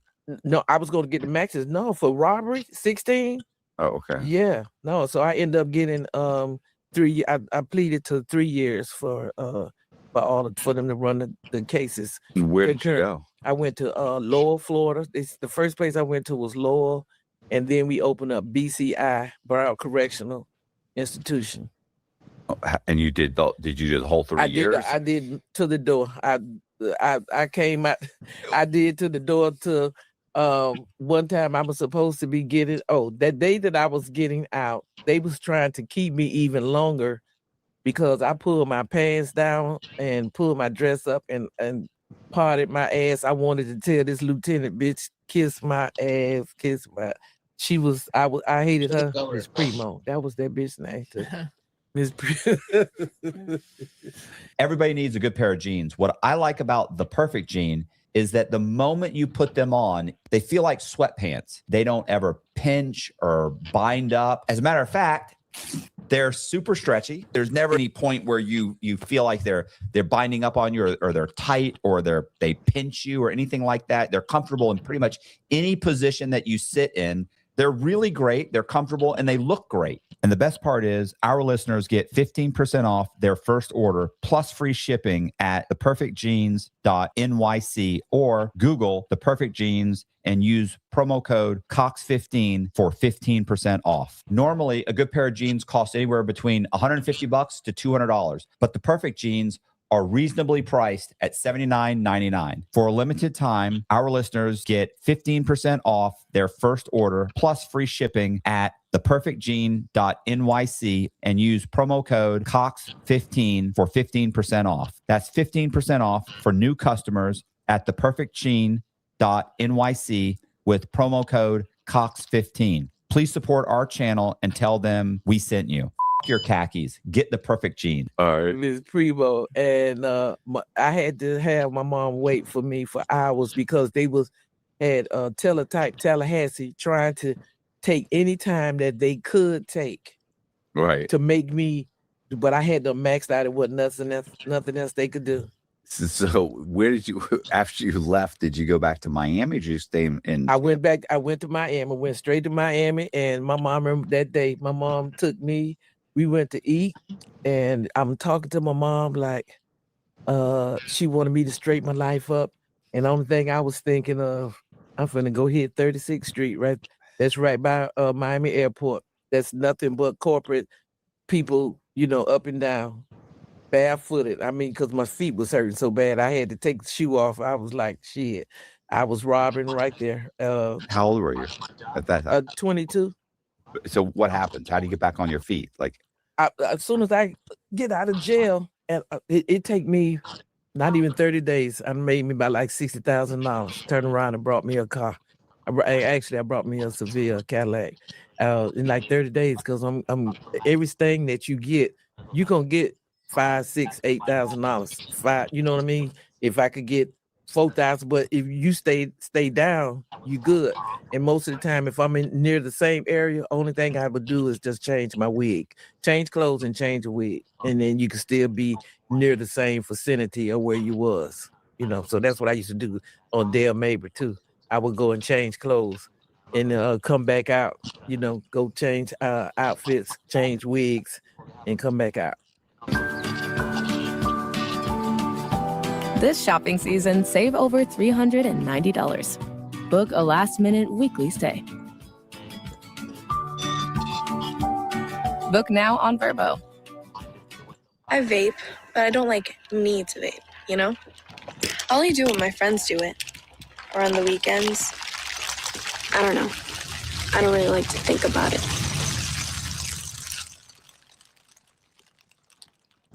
I'm curious, when do you go to Atlantic City? Is that soon after this? Or? Yes. That was after that, because after I got out of prison, because that's about Atlantic City time, was the early 80s. That's when I went to Atlantic City. Took the game from Tampa again to Atlantic City, Philadelphia, because that's where me and Joe was. Our little circle we was riding in. And so he had friends, because pimps be in touch with pimps. So Joe was my dude, and Brandy had her dude, and we went to Philadelphia, Atlantic City.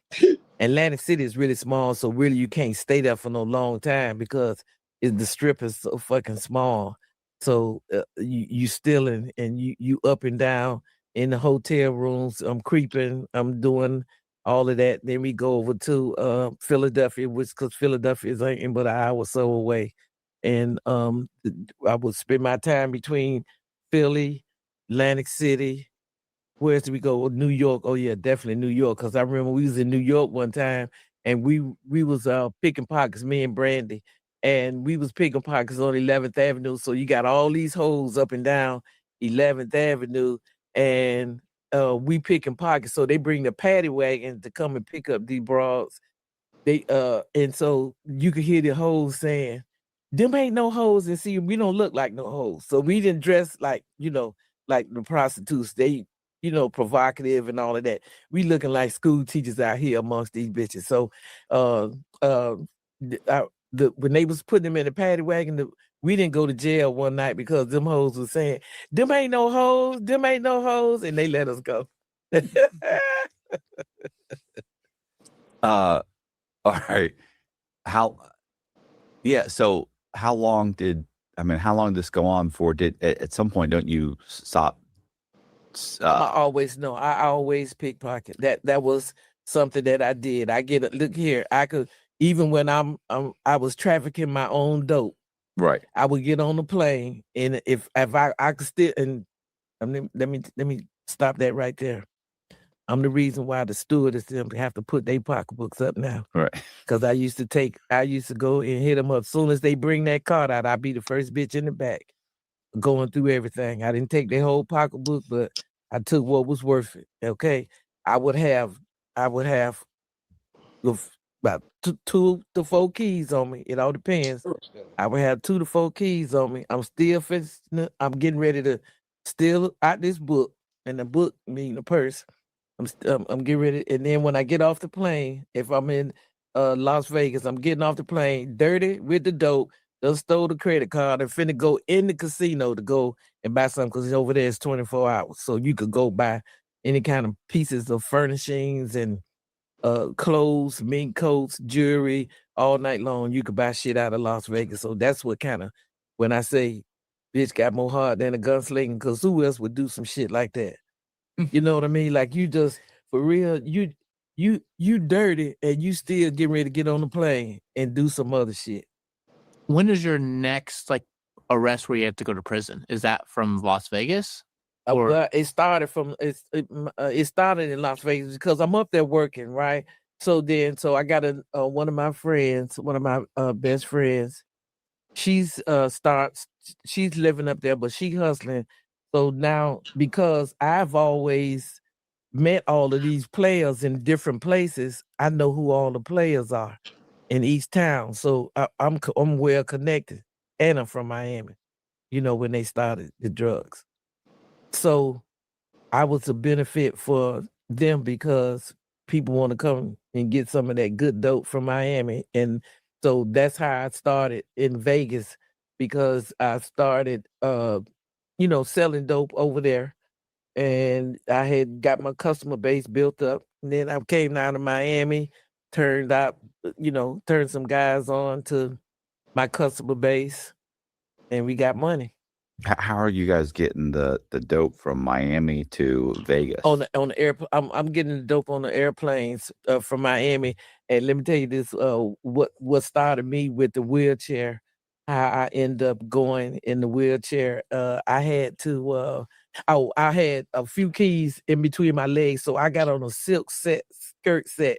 So as I'm walking into the airport, I could feel the wind blowing on my skirt against me, and I didn't want that imprint that you could see it. So something clicked in my head, bitch, get a wheelchair. And I had the people come and get, and that wheelchair shit stuck with me forever. Okay. And because that's the way, when I met Gucci, that's how I surprised him, because he wanted me to go to Nassau to go get some dope. That's how I met him, because he didn't know how to do it. So I know how to take care of it. And the Whataburger Monterey Melt is back? You've got some nerve showing up with your all-beef patties, grilled peppers, and jalapeno ranch. Oh, we just missed you, that's all. The Whataburger Monterey Melt is back. Download the app. What a burger!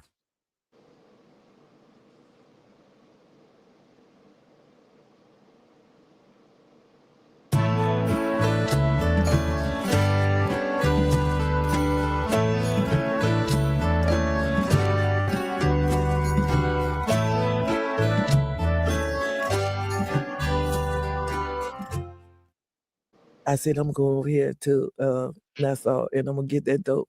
I went over there in a wheelchair and came back on the wheelchair sitting on dope. I went over there with no dope on me, but I came back in the wheelchair sitting on dope.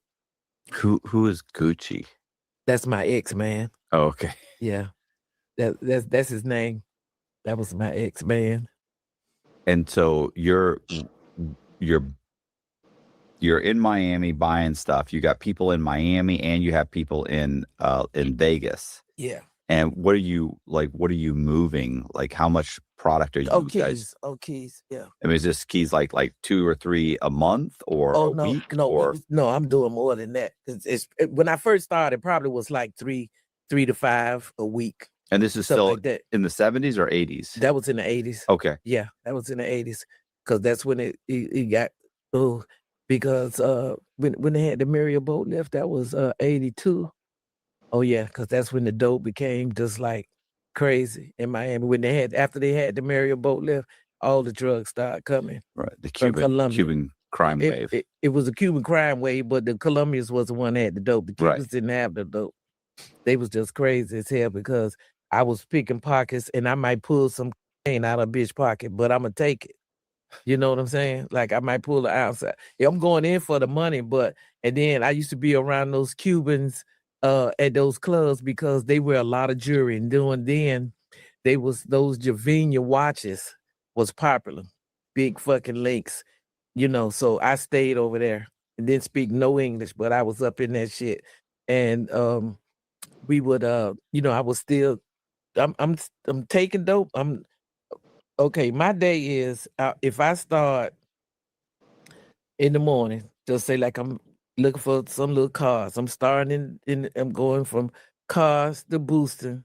From boosting, if I get a customer, somebody call me, want some dope, I'm gonna do that too. If I need to go, whatever it is that I need to do. Like one time I had some guys that they work like for a dump company or something like that. Them niggas found like $500,000 worth of unsigned travelers checks. But they didn't know what to do with it. Didn't know what to do with it, honey, and I knew what to do with it. I lived off those travelers checks for damn near 3 years for real. They brought him to me, and the funny thing, let me tell you about this instance. And so with me wanting to do the travelers checks, so now I got to figure out where you could go and cash them at, right? So I had the ID to match with the signature because you just putting the name in it. So I went to the foreign exchange at Miami Airport, and the foreign exchange is a little guy working the foreign exchange. It's like a little bank in the airport, where you go do the foreign exchange. Yeah, I see them all the time. Okay, well, like I just went to Canada. When you go to Canada, as you come out, there's foreign exchange, and they they don't divvy it up now, but this guy. He used to be flirty all the time. I said, I'm going to get this motherfucker. I want him to just let me in that back door. Let me in that door. One time, I couldn't believe that he let me in that door. Inside the little bank? He let me inside the freaking bank. And I ain't going to tell no lie. I didn't come up like I wanted to, but I did grab something. But that's when I woke him up because the drawer was like partially opening and I was like behind. Because he about this tall. Like really, he's shorter than me. But he was just trying to. If I'd have rubbed on his dick for 5 minutes, I would have got more money or something. The only thing that I was thinking of, and I don't even remember the extent of it. I just know when you were doing the like the dealing stuff in Miami or the moving the drugs. Oh, okay. Was the office stuff, or I don't know what it was. Okay, going into the office buildings, I started off in the store, so basically, like the news clippings will show that they say I will go into these different businesses taking undetermined amounts of cash and credit cards and would use them. So I would take the cards and the one person said this bitch had enough nerve to steal a card out of one store right here and then went next door and go shopping over there with the card from the store that she just got from the lady right here. One time when I got these cases, the police officer, when I told you I was at Bloomingdale's, and the police officer called the lady who card I had. The lady didn't know that her cards had been stolen. She know because she had a pocketbook. You know, Right. so the police steady telling her, and I could hear him. He's steady trying to get her to check her purse because she said, "No, I got mine." And then it ended up, she ended up realizing that a cards was missing because I had already done spent that money Right. on the card. And how would you guys get those cards out of the businesses? I would go in there, okay, just say like, this your office. You just went to the bathroom.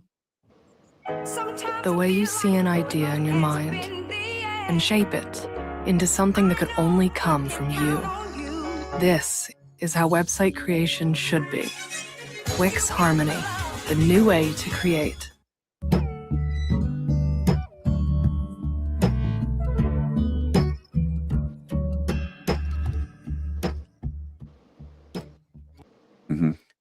I'm suited down. If I come past here, now mostly looking for women, like, because I go into business where they have like a lot of what you call those little cubicles. Yeah. You know what I'm saying? I'm talking about like real places. So just say like if you went to the bathroom and you had to go somewhere in the office, because these buildings where you go in at, you got to have badges. You can't just come in there. So these were kind of office business that I used to look for. Right. And so we would go in there, and one looking out, and the other one is going through ramming through the purse to grab some good cards. We're not finna take the purse, not finna take the money. And this is some thousands. You know what I'm saying? You could say we'll take it, but look, a couple $100 is, we're not gonna steal that because we don't want to wake you up. Right. So you're going from cubicle to cubicle looking for people that have left that have left, yeah. Because because you're gonna have to do it so fast. You have to do it fast. You can't go in there and spend the night in that shit. You got to go in there, and because you know where you're looking at, top, bottom, on the side, and you pull it out. You go in there.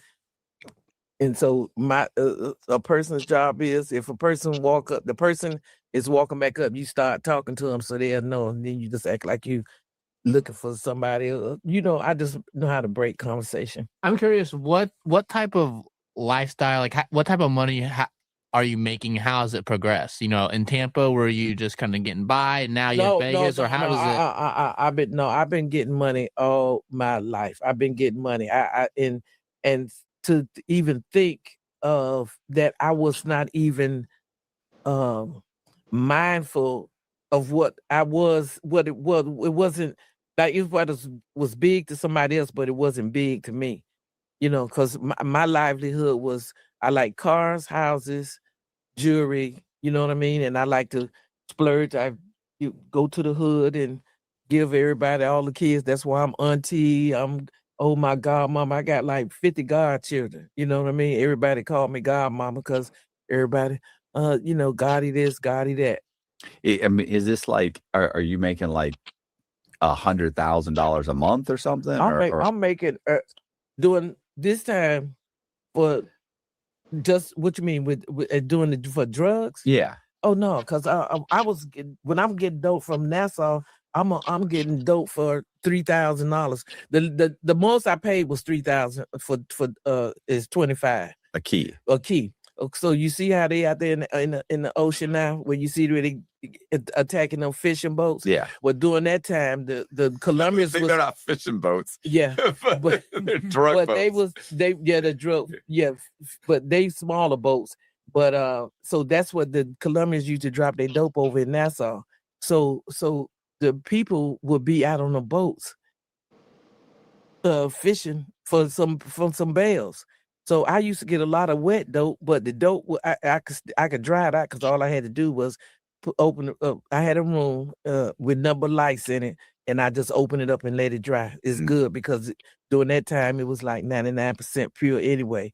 But you used to get the damp dope, you didn't mind. I'm paying $2,500, and I'm coming back over here selling it for $22.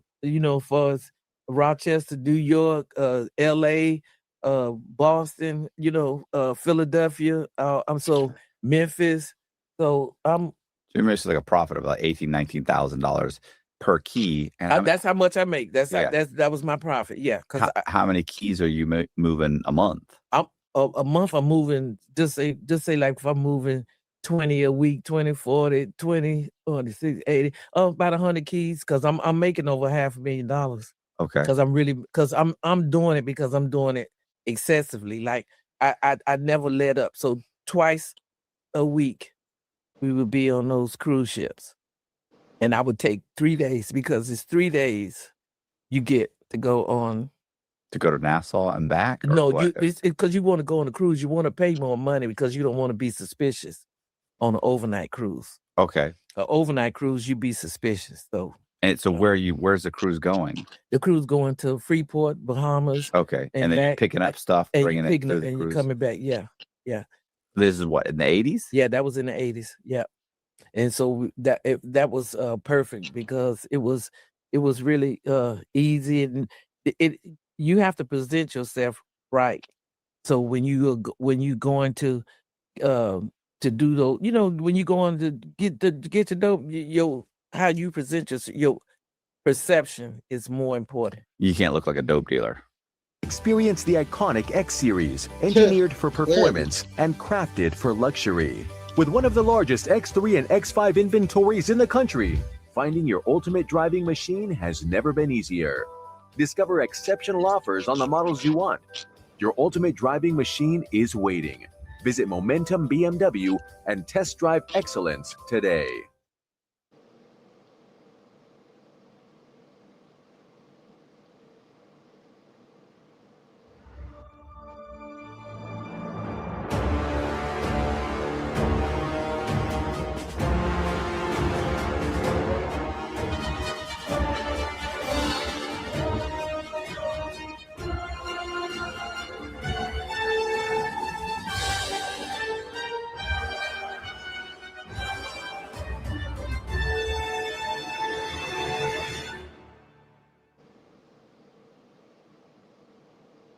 Not at all. You look like a normal business person. Yes. Or a tourist or something like. Yes, you got to look like a tourist. And I dress my girls up, have them with nice outfits, and tell them don't open their mouth, because most of them had golds in it. Right. This is the daughters. Yes, right? the daughters. Yeah. What caused? Did you do another prison sentence between Vegas and starting to move the dope in Miami? Was there another arrest or like prison sentence? Yes, it did. I got arrested 1989, because during that time I'm going back and forth Nassau. Mm-hmm. I had a police dude over in Nassau that was kind of like, Crooked. crooked, because everybody want money in Nassau. Yeah. You could buy anybody over there. And so we was missing like 50 birds, right? And so we knew that he had something to do with it. And then so I was going back and forth with him, and then he said he's going to, make it up, get it right, because it was free flowing over there. Birds wasn't nothing to get over there, because it's just like them going out and get some conch. That's how rapid it was over there. So, but you have to watch them, because you'll get beat too. You'll get beat. So he did that, and so that's how I ended up getting fucked up, because he was calling himself paying me back, and then one of the times on my way coming back is when he informed the police ahead. So he played both sides against the middle, is just so he could get rid of that, and he don't have to worry about paying, because he was gonna have to pay. And so you got arrested. I got arrested, and then that's when I got my federal time. Did you get arrested in Nassau? I got or arrested in Miami. Yes, As soon in Miami. as As you got back, as soon as I got back, yeah. How'd that go? They bring you downtown. Is it just you? What about the daughters? Oh no, they wasn't with me. Okay. Because this was a payback trip. You know what I'm saying? So really, I had my sister with me, and she wanted to, and I said, "No, that's all right. I got it. I'll do it myself." And in my mind, that's why you have to listen to your mind, because that spirit is not fooling you when it's telling you no. Mm-hmm. When that spirit is telling you no, you need to adhere to that. Yeah, intuition. Your intuition. Yeah. So, all right. So they grab you, they arrest you and bring you downtown. I mean, what is your lawyer saying? My lawyer, Fred Robbins, that's my lawyer. You know Fred? No. Oh, okay. He, I'm trying to work on me a bond, and it was really fucked up because I had these other charges. No, I got arrested for that. So while I'm out on bond, they had been looking for me because in the newspapers looking for the fingernail bandit. That's what they labeled me, the fingernail bandit. So the fingernail, they looking for the fingernail bandit in some kind of way. Oh, that's damn. Is this because you had like? I used because that's how they can identify me. I got because you got like newspaper clippings. You could Google that. You got like claws. Oh no, I had them doing then. I had like real claws. They labeled me the fingernail bandit, and so they arrested me because I had they found out that I was the person. Oh, I got busted at fucking Bloomingdale's. I'm sorry. Yeah, I was at Bloomingdale's buying perfume. You got to help me out now. I was at Bloomingdale's and I was getting cologne. I was buying cologne and I was passing the lady the cards, right? So I got my blue Benz outside. I'm passing the lady cards when she's saying that it's not going through. But at the meantime, she had done alerted the police that I had did that. Yeah, she's just trying to kind of hold you. Trying to hold me, and when I went out the door, that's when they arrested me. That's how that shit went. Damn. And this was after you'd already gotten out on the federal charge. On the federal charges. So you're waiting for that to be taken care of. Yeah. So that's why on the video you'll see where the reporter was saying that these people, they just kept going. So what is once your state charges and federal charges, when you get arrested on the state charges, do they give you bond or you stay in prison? I had to stay in jail. Okay. I had to stay in jail because the drug charges took precedent over the state charges. So your lawyer now, the same lawyer now, he was representing on the federal charges. He come in and represent you on the state also? Yes, I had to because I was going to plead out on those state charges anyway. And then they was looking for, they said the fingernail bandits, but they never did get the bandits. They only got me.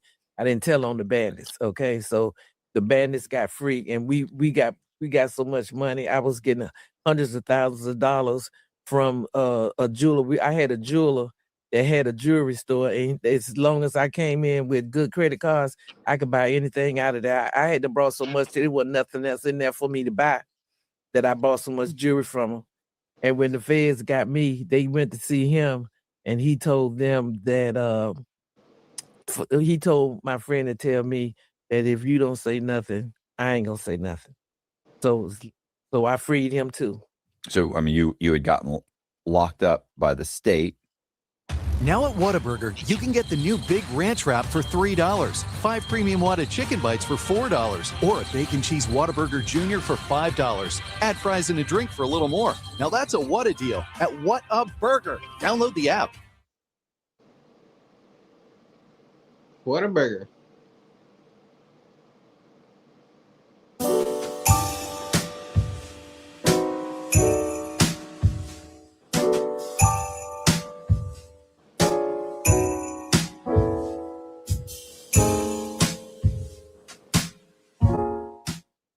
And then you were already on bond for the feds, so I'm assuming that you ended up getting sentenced for what? The feds? Did they also sentence you for the state, or they do it? I got sentenced. A state sentenced me as well, but you did your time in the feds. Yes, but see, what happened was one of my the weapons charges, because I was a convicted felon, that was federal, so that was no longer a state charge, except for I had the credit card charges, the fraud charges.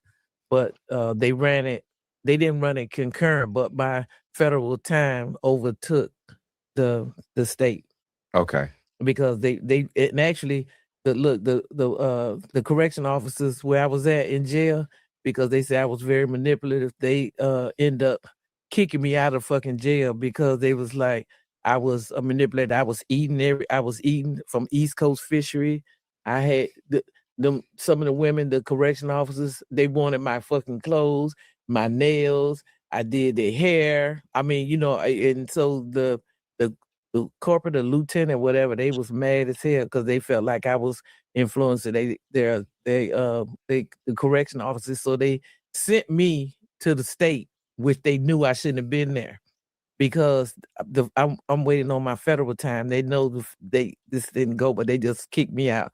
So I end up staying in the state probably less than 60 days, and then they had to bring me back so I could do my Fed time. Where did you do the federal time? I was all over. I went to Lexington, Kentucky. I went to Lexington, Kentucky. After Lexington, Kentucky, I wanted to get away from there. I hated that blue state that what Kentucky is. And I wanted to leave there. So I got involved in a riot. And I said, if it's 20 or more people, y'all call me. I'm going to jump in it because I want to get transferred. And that's what I did. I went and jumped into the riot, and they shipped us overnight to maximum security. So I was in prison with Griselda Blanco, Squeaky From, all of us. It was only like 120 of us in maximum security prison. I loved it. Where was this? Where was the maximum? Mariana, Florida. Oh, okay. Mariana, Florida is where maximum security was for women. And we had our own clothes. We had hair weave. I got contraband in the fucking maximum security. Okay. I got contraband. I smoked my weed. My sister, God bless her, thank her for her. She always made sure that whether or not she put the weed in the bedroom slippers, if I send a box out to act like I'm sending shit home, right? So when she get it, she gonna go in there from the bottom, open that bitch up, put everything, all the contraband in it, and send it back like she never did get it. Right. And they gonna call me back a return mail. I just kill their ass on that. And then they don't search it because they think that's right. It's returned, and I get it back.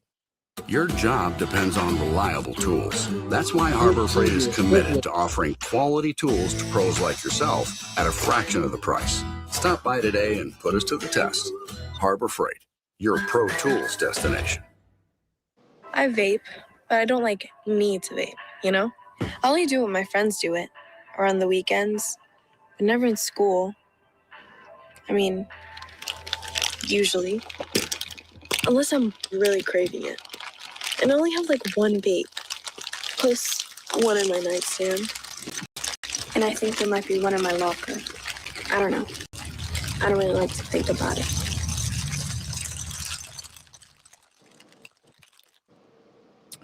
And then I have all my contraband in there. So how much time did you end up doing? I did 120 months. I did my full time.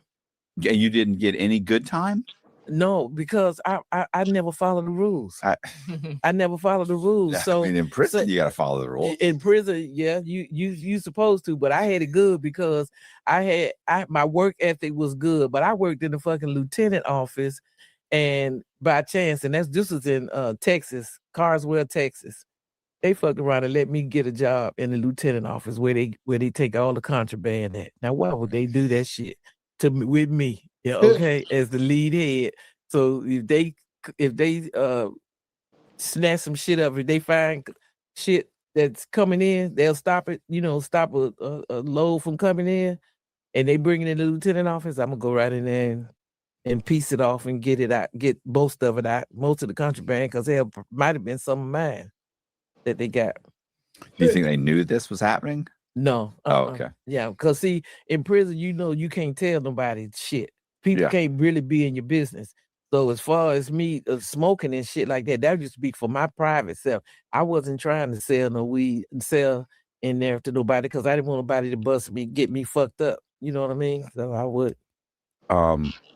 So you get out of prison, and that's when you got out of prison, and you went ahead. You went to college. You got your accounting degree, and then you opened the accounting firm. Now you've just been a bookkeeper ever since then. You went straight.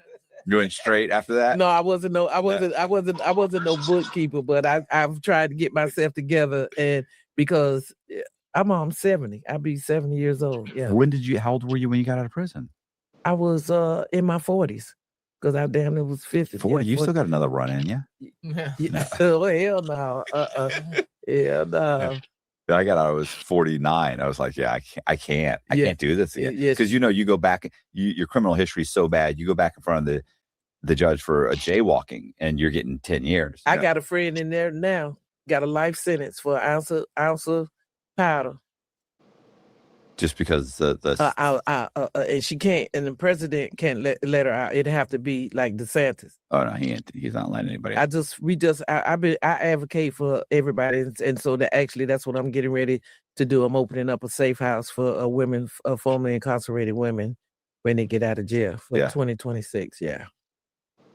Like, I like DeSantis, but he's not letting anybody. But the only problem I have is his stance on, like, rehabilitation and helping. Right, helping somebody. No, he doesn't. He's got no tolerance for any type of foolishness, and I just feel like these guys go to prison, and you can't just let them out with no training, no help, and then they reoffend, and they go, oh, see, they reoffended. You let them out, fucking nothing. Yeah.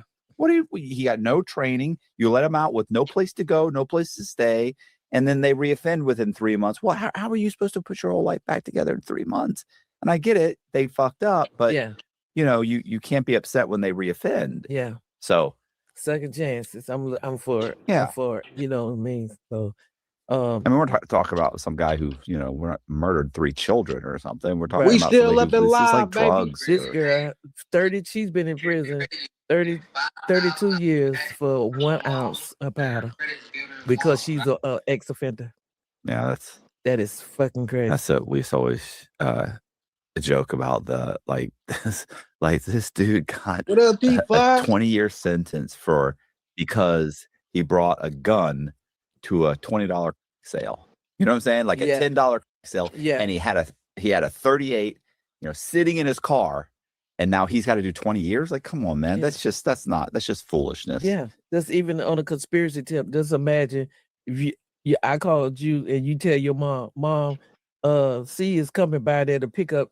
You see that Bloomingdale's bag right there? Give it to her. She's done. Mom's done. Mom's done. Or she she not. Or she can testify against her kid. Yeah. Which is like, come on, man. What are you doing? Yeah. What are you doing? Like, I knew a guy who got 10 years. I knew the father of these. The kid's name was Lance, and his dad had his dad knew he was selling drugs.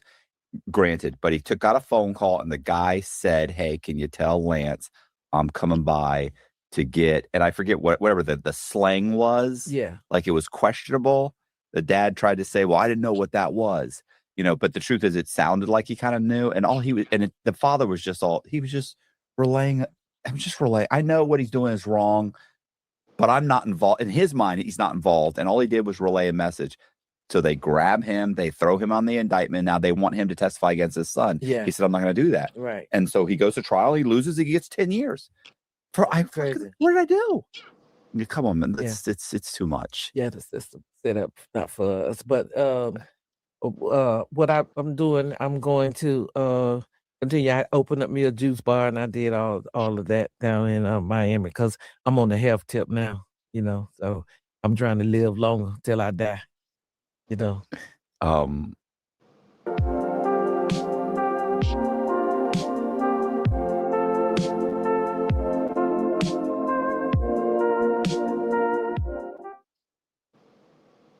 Come with me to shop Ashley's President's Day sale. This place is wood. littered with deals, with hot buys starting at just $349. Sofas, recliners, and more, all at crazy low prices. If you want the best deal, now's the time to shop.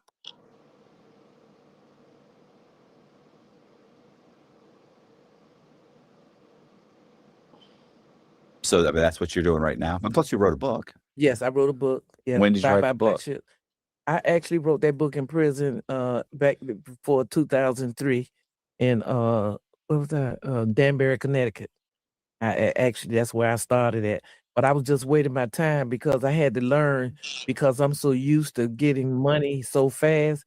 Like, if you know what I mean? So now in your head, you got to learn on that timing.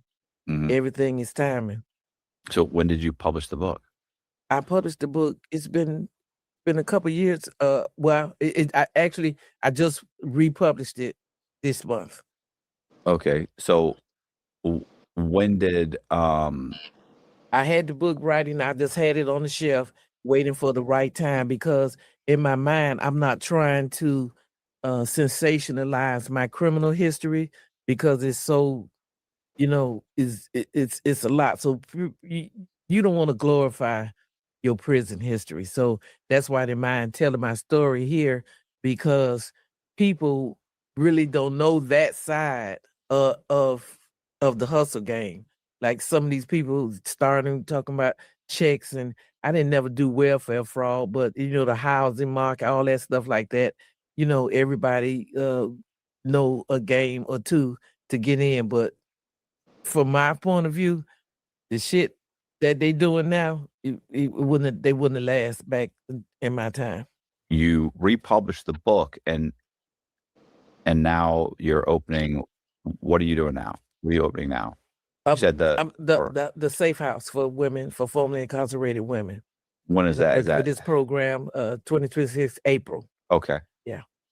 So I'm Is going. this like a 12-room house, 6-room, No, 2 room? 5 bedrooms, 3 baths. So it's like a 10 people. Yeah, I'm starting with one house, so I can help women out, because those programs helped me out when I was young, where like when I was young, I probably went to beauty school about 15 times, because that was part of the program to keep me from doing time, right. going to jail. I had to go, what you call a little off-ramp programs that they, instead of sending you to prison, or either if you get a year, like, because that's why as much time as I've done, I have to equate it to all of those 18 months here, year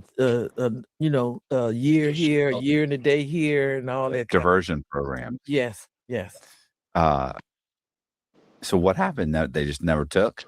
What's that? The diversion program, the beauty school? You went No, to it didn't, because my mind wasn't set. My mind wasn't ready to settle down. That was part of my life. Like my friend said, she said that was all she knew. What else she was gonna do? Like, bitch, you ain't got 5 years in Social Security. What's up? I'm in the same position. Like, I've never had a real job, like a real job. The few times I had the like being a mortgage broker, which was like a real job, I immediately turned it into fraud. Oh wow! Immediately, it was like, I can't even say, oh no, I was legit for a year. No, immediately. But I'm gonna tell this story now because it's old. But anyway, it's out of link. But I had went to Ohio and I fucked around and got a job at Dillard's. Right. And I was the best seller. I'm a seller. You know what I mean? Like, but the people did not know who the fuck I was. I gave them the background check, and then my friend said the background check did come back with all that shit on it. Because I'm like, why is this shit still following me 30 years later, right? So they gave me the job, but every time I sold, I stole. Every time I sold, I stole in that store. And them people, I think what happened was a girl that I know called and told them people who the fuck I was, because I was. But you have to, you got to get your mind straight. They let you go, and so they don't prepare you for what you got to face out here. You can't even get a house. You could buy a house, but you can't rent. Because of your background. Well, that's not cool. Yeah, I was actually lucky because my federal charges didn't show up, but I know multiple people, Zach, multiple times put an application. Same thing with Boziak. My buddy used to say, I'm telling you, this is a fucking scam. Yeah. Because I'm paying $200, $250, $300, $250. He's like, I got $2,000 in applications fees. They charge you a fee. He's like, I've spent $2,000 just trying to get any apartment. Right. Denied. He's like, but they keep your $300. Yeah. So, yeah, but I'm the only person I know that fucking they got lucky, and just because of my federal charges were so old, they didn't show up. Oh, okay. Yeah, most federal charges don't show up, but it's the state shit that that follow you around. You did Trap Queens? Yes, I did. Trap Queens. When like how did they reach out to you? Oh, this what happened. Okay, because I'm friends and they like my family. I don't know if you ever heard of the rapper Yo Gotti, but anyway. Do they play it on WQYK Country? No, but anyway, they went to go and review his family in Memphis. Guys used to live in Memphis. Okay. So I've been to Memphis. Memphis is one of my spots. And they wanted to interview them. But one of my friends that passed away, one of my partners, the one that got me out to Las Vegas, her niece found out. She knew me, so she gave them my name because they thought I was from Memphis. But when they spoke to me, they found out I'm from Miami. But once they started talking to them, they was like, "Oh yeah, we got to have her." I got a hair product. It's Save My Edges. It's for all you bald head bitches that need your edges. No, What is it's the edge bands for sew-ins. It's for people that has thinning edges from using sew-ins. And I'm on Amazon. Like extensions or something? It's the edges. The edges like around your hairline. Oh, your hairline. Your hairline. Oh, okay. Yeah, your hair airline. Okay. Because that's where hairline you tie in. Yeah, and so sew it, and so it pulls and it takes and it causes what is that? It's like that's where your hair starts to fall off, right? Because it's being pulled on so much. Right. Oh, okay. Mm-hmm. Okay. Yeah. So I'm doing that, and I'm doing the safe house in April. I think it's around April 16th, something. But I got the house, but it's just taking the paperwork and with commissioner because they want to feel comfortable with you. Because I'm trying to use their money to distinguish. I need help because I want to help somebody else. Okay.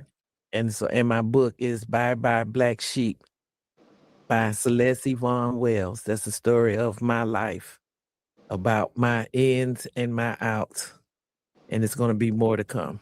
Hey, you guys, I appreciate you watching. Do me a favor, hit the subscribe button, hit the bell so you get notified of videos just like this. Also, we're going to leave all of Celeste's links in the description box. You can go in there, you can click on it, you can go straight to Amazon and buy her book. We're going to leave all of our other social media links and all of our links to her products.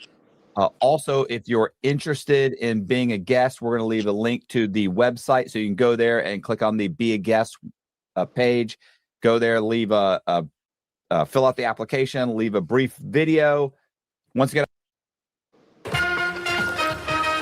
hey, last one down buys the Ultras. You're on. There was nobody doing what I was doing. I was making $100,000 a month. The quality of the product that I was putting out was indistinguishable from something that was issued from a financial institution. I can do this from anywhere. It doesn't matter where I'm at. I can do this. All I need is internet connection. They beat on the door again. Police, open the door. This is a fork in the road kind of moment. Like, do I stay here and stick it out, or do I leave? So I left. That's what I do. I run from everything. I've been running my whole life. Just been like this on.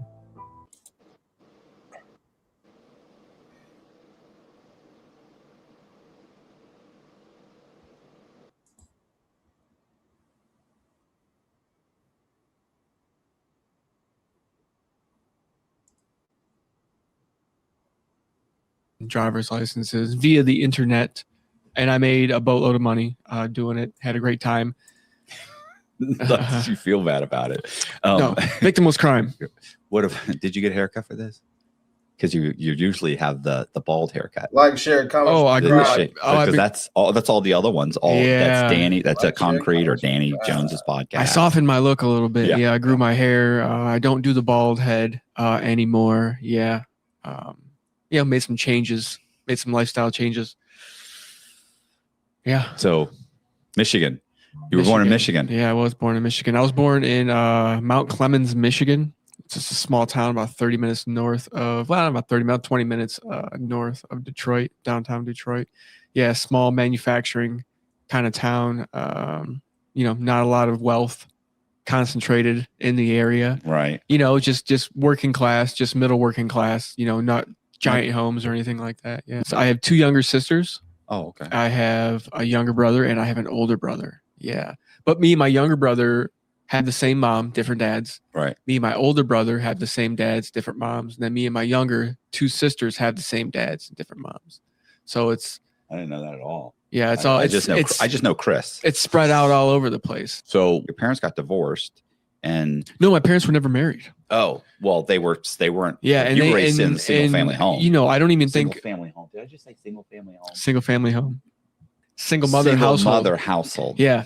No, I didn't meet my dad till I was like 7 or 8 years old. Oh, okay. Yeah. So like something happened. Like I to this day I can't get the full story out of either one of them, neither my mom nor my dad. So, but I got a little bit out of one of my uncles, and I didn't find this out till later. He was like, "Oh yeah, your dad, you didn't start coming around till you were 7 or 8 years old."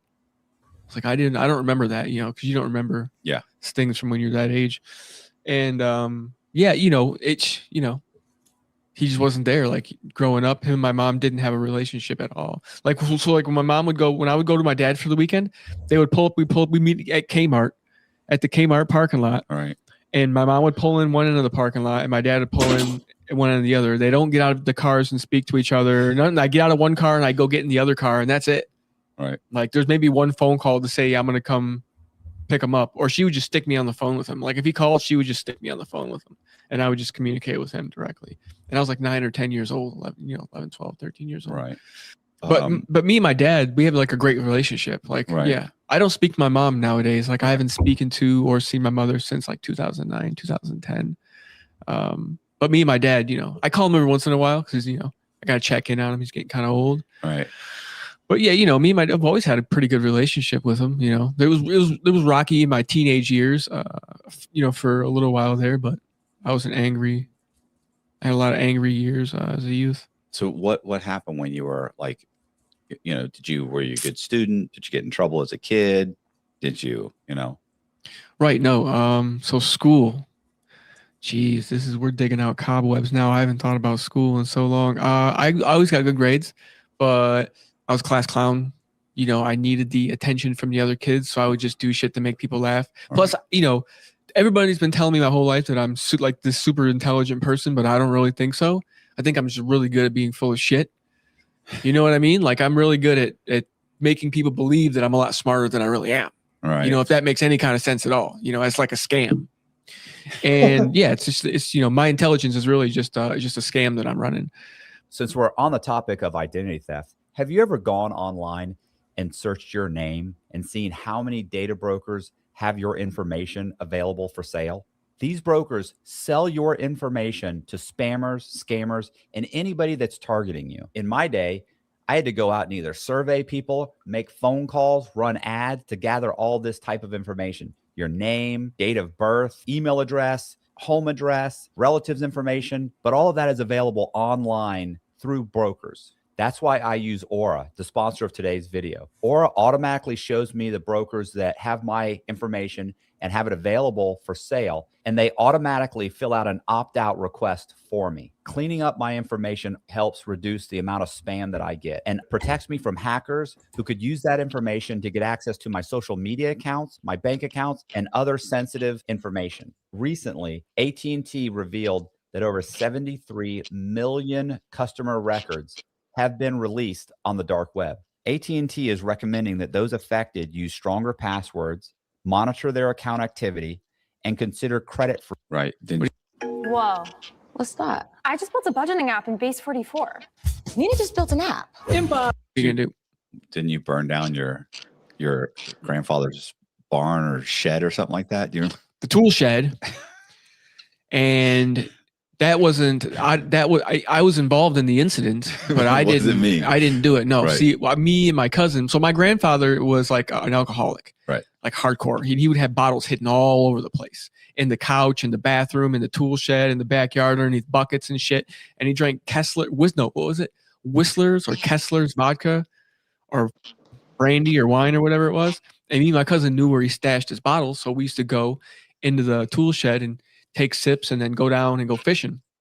Well, he had a basket of like oily rags or something in there, and we were walking out, and my cousin smoked cigarettes, and we're like 10, 11 years old. All right. I didn't smoke cigarettes at that time because it was just like I just wasn't into it. I did eventually ended up getting into it later. But my cousin, smoking a cigarette. We're walking out. He pitches a cigarette behind him, like does one of these. Yeah. And apparently it flies into the shed, into the bag of oily rags, right? We're out on the boat on the other side of the lake and we see all this smoke coming up. And so we decided to start heading back to shore. So we, turn the boat around and we're going back to shore and we see all these fire trucks and shit at the top of the hill. And we're like, is that at Grandma and Grandpa's house? So we thinking the house done burned to the ground, and we get up the hill. There's nothing left of the tool shed. It's gone. Like there's just a cement slab and like remnants of everything that had melted inside the tool shed. Did they know it was you? No. Okay. No, we never. I don't think we got caught for that one.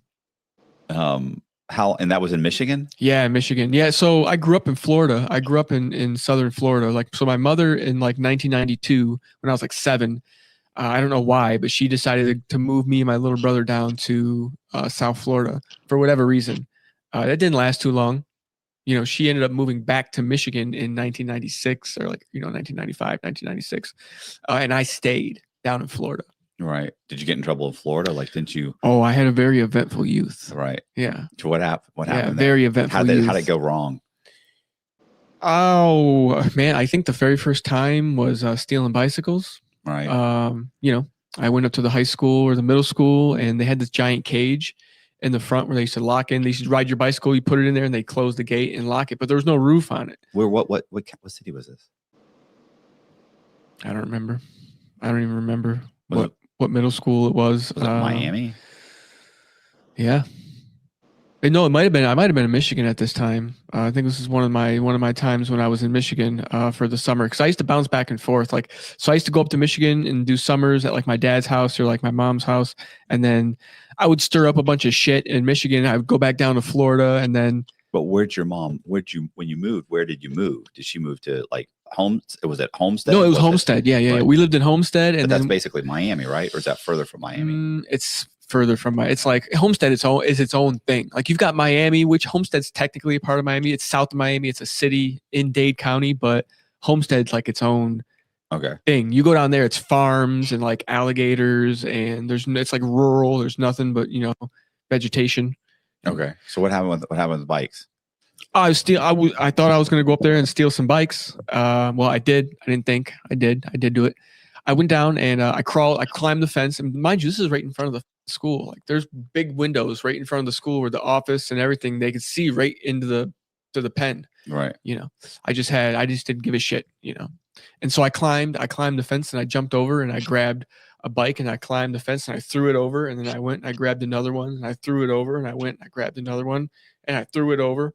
This is late 90s, and in the late 90s, there was a bicycle manufacturer by the name of GT. They still exist, but they sold the company and now they just make shitty bikes. But mid to late 90s was this golden era of BMX. Right. When they made this certain bicycle frame, the GT Haro Vertigo, and they had 2 or 3 different variations of that bicycle. And they were super expensive. Even the late 90s, these things were $500, between $300 and $500. If you went to the bike store to buy one, I was into them. That was my thing at that period of time in my life. I was just really into BMX. So I decided, and I'm poor, so my mom can't afford to go buy a $500 bicycle for me. Are you kidding me? And so, I decided to be a thief, which I had learned. And I tell a few stories from my early childhood, which I think kind of made me become a thief for a brief period in my life. If it wasn't bolted down, I was stealing it. Right. At one point in time in my life, I was and then it ended. I just stopped stealing after that. I don't know what it was. Maybe I grew a conscience, maybe had a little bit of empathy. Maybe I just got a little bit older. Maybe I just got tired of getting caught for petty bullshit, but I just stopped stealing at one point in my life. Anyway, so I throw these bicycles over the fence, and I'm riding one bicycle, and I've got one on the handlebars, and I've got one I could grab by the grip and ride out next to me. Right. And I rode them all the way to my house. And at the January 28th FOMC meeting, the committee voted to leave the Fed funds rate unchanged at 3.5 to 3.75 range. Now, the market fully expected no move, but a couple of details still grabbed attention. First, there were 2 dissenters who favored cutting rates, Waller and Mirren. Now that matters because it signals at least some appetite on the committee to lean more accommodative, even with the headline decision unchanged. Second, Chairman Powell noted the potential for AI to be weighing on the labor market. Equities and rate markets seemed to take everything in stride, but metals reacted more sharply and volatility picked up after the meeting. Gold jumped more than 6% after the meeting, only to give the entire move back the next morning. A lot of analysts frame the sell-off as profit-taking in a crowded trade, while still seeing a slightly more dovish Fed backdrop as overall supportive for the gold market. Now, next week is huge for labor data. JOLTS on February 3rd, ADP on the 4th, and NFP on the 6th. If Powell is dialed in on the labor condition, any meaningful downside surprises could translate into more volatility, especially in the metal space.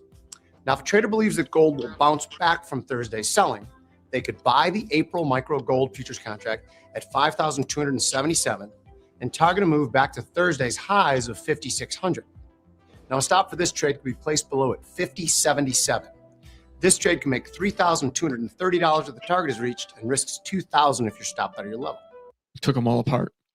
What'd you do with them? Sell them? Yeah. Oh, I was running like a chop shop, if you will, like a bicycle chop shop. Like, Right. oh yeah, I stole. If I just seen a bicycle, I was grabbing it. Like it didn't matter. It didn't matter if I was already on a bicycle, because I learned how to ride. I could put a bicycle on the handlebars of a bicycle and ride two bicycles at once if I had to.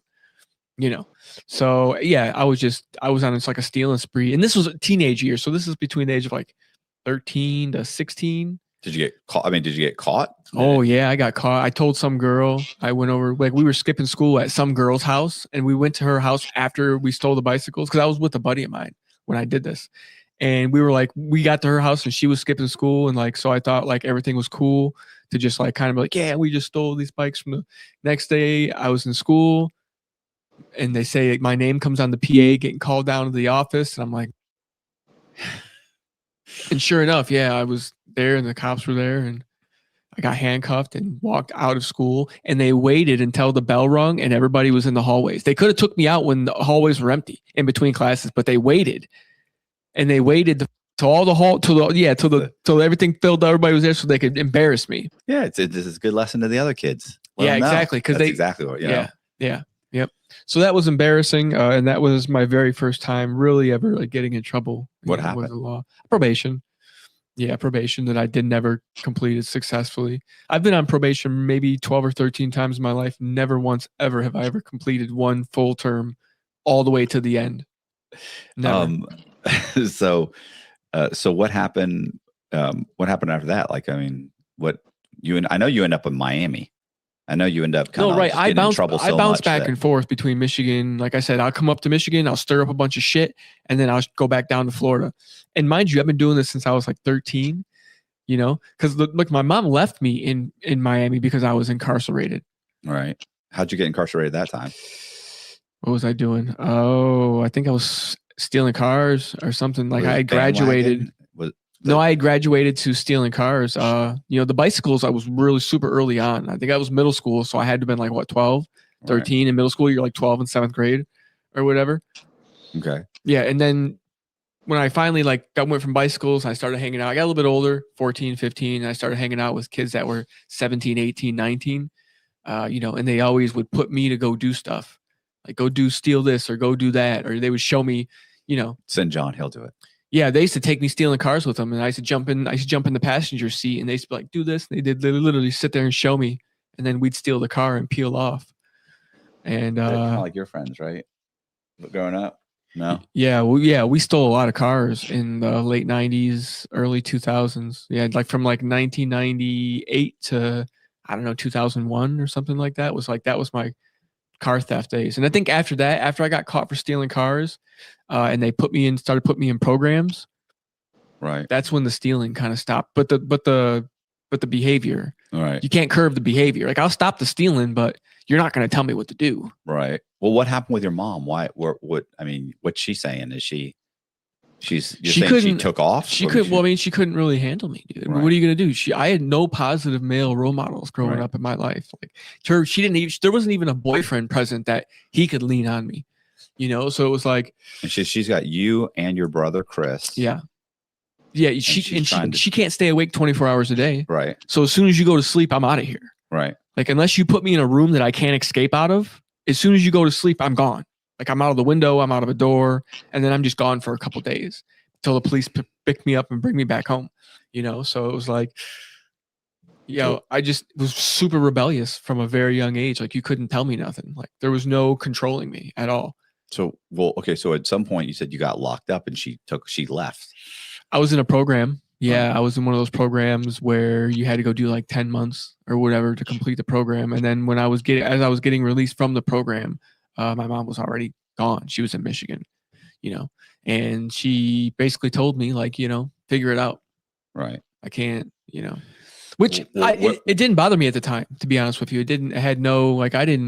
I'm like, oh, good. I get to go doing whatever I want now, because listen, I've been doing whatever I want anyway from about 13 years old is when it started. That's when I started with the stealing and the staying out all night and experimenting with alcohol and stuff like that. So what happens after that? I mean, if you're being, they don't just release you to nobody.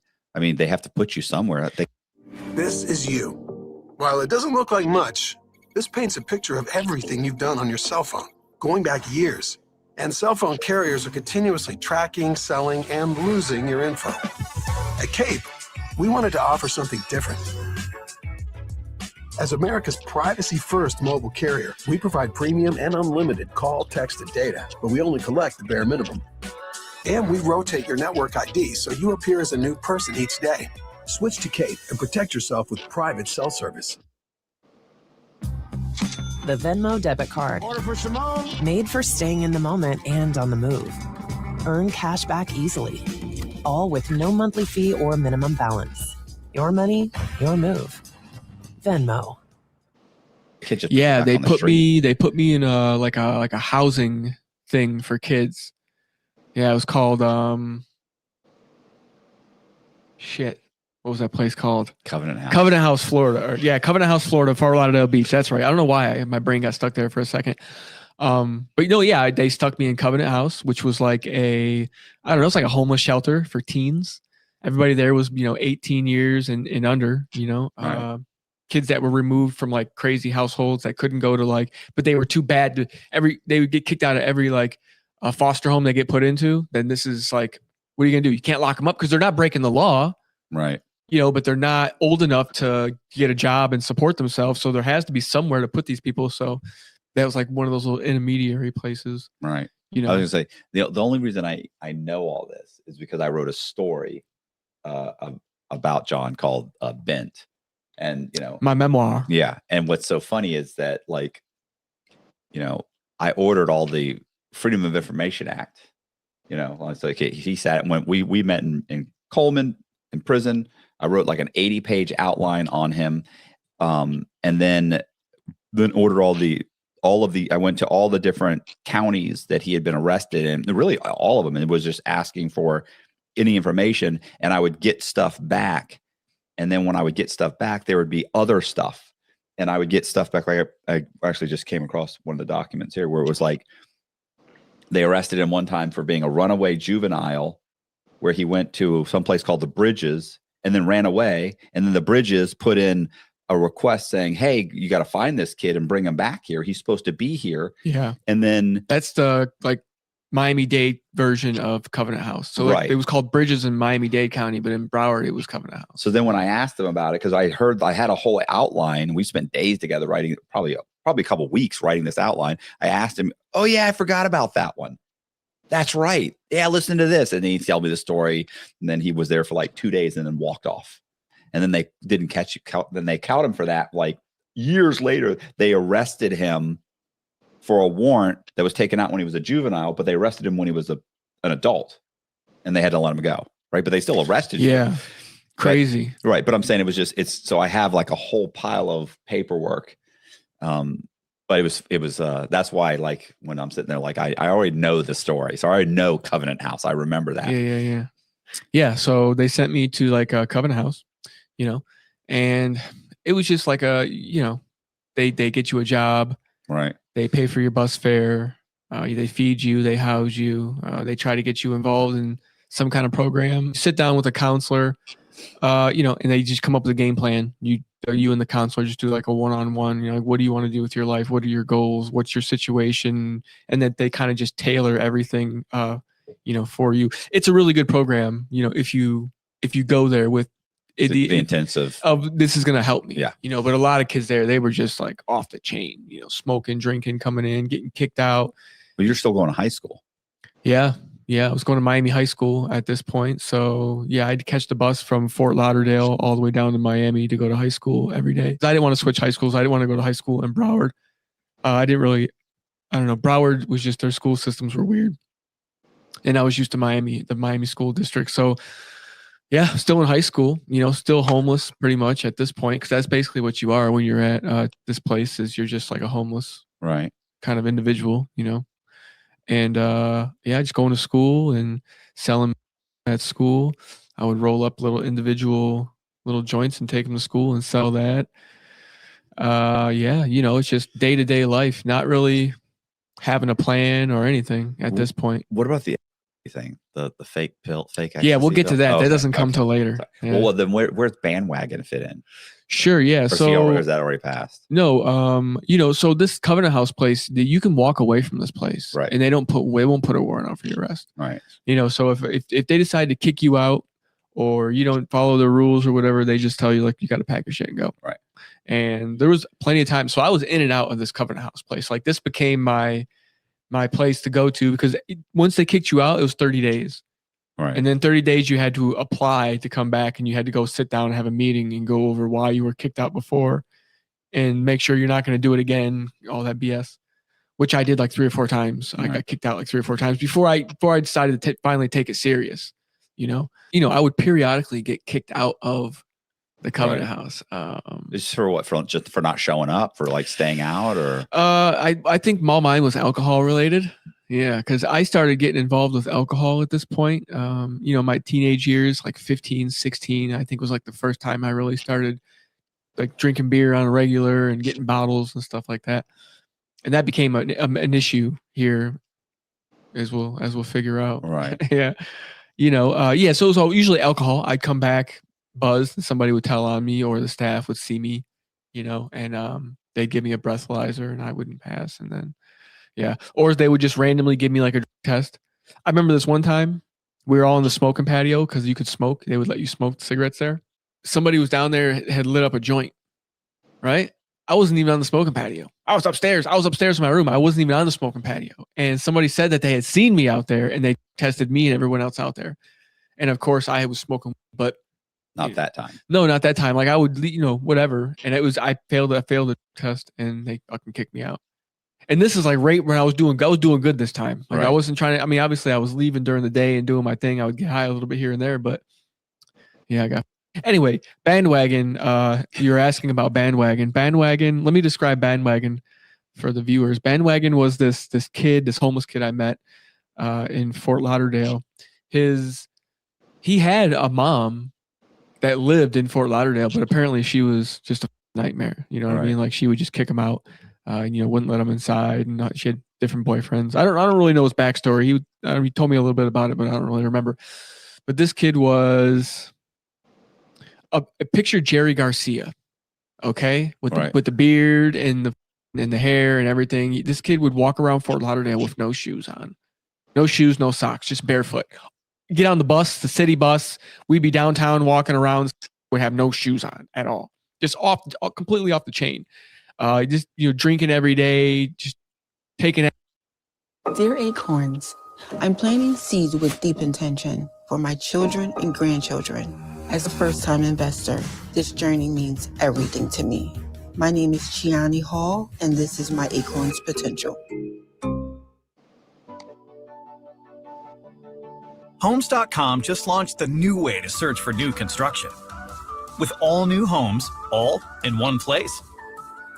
Explore a comprehensive marketplace of new homes and their communities. Our research team has inventoried over 2 million features. Plus, our detailed builder profiles help you choose your home builder with confidence. Start your new home search today. I was on my way to work one day because I had a job doing windows. I worked for a window company for many years, and I ran into him at the main bus terminal in downtown Fort Lauderdale, and he was going to give plasma or donate blood so he could get tickets to go to this music festival downtown Miami called I don't remember what it's called, Ultra Music Festival. It's like this electronic thing every year they have in downtown Miami. But he was going to donate plasma. He's going to donate blood so he can get tickets to go. And he's like, man, you got $5, man. I need to get some orange juice or something before. So I had to give him, I remember having to give him $5, but that was just bandwagon, you know. That's just, and how we got that name, I can't tell you. I mean, I know the kid who named him and originally started calling me. He's another kid that was at Covenant House with me. And he said something about bandwagon, about the explanation he gave didn't really make sense as to why he called him that. He said something about the Oregon Trail, and he's like, you're one of them guys that used to be on the back of the bandwagon in the old Western days. I don't know. That really wasn't right. They didn't make sense to me, but the name stuck, and that's just what we called them. I think his name was Josh. Actually, his name was Josh, but everybody called him Bandwagon. I actually got him a job working with me at the window company.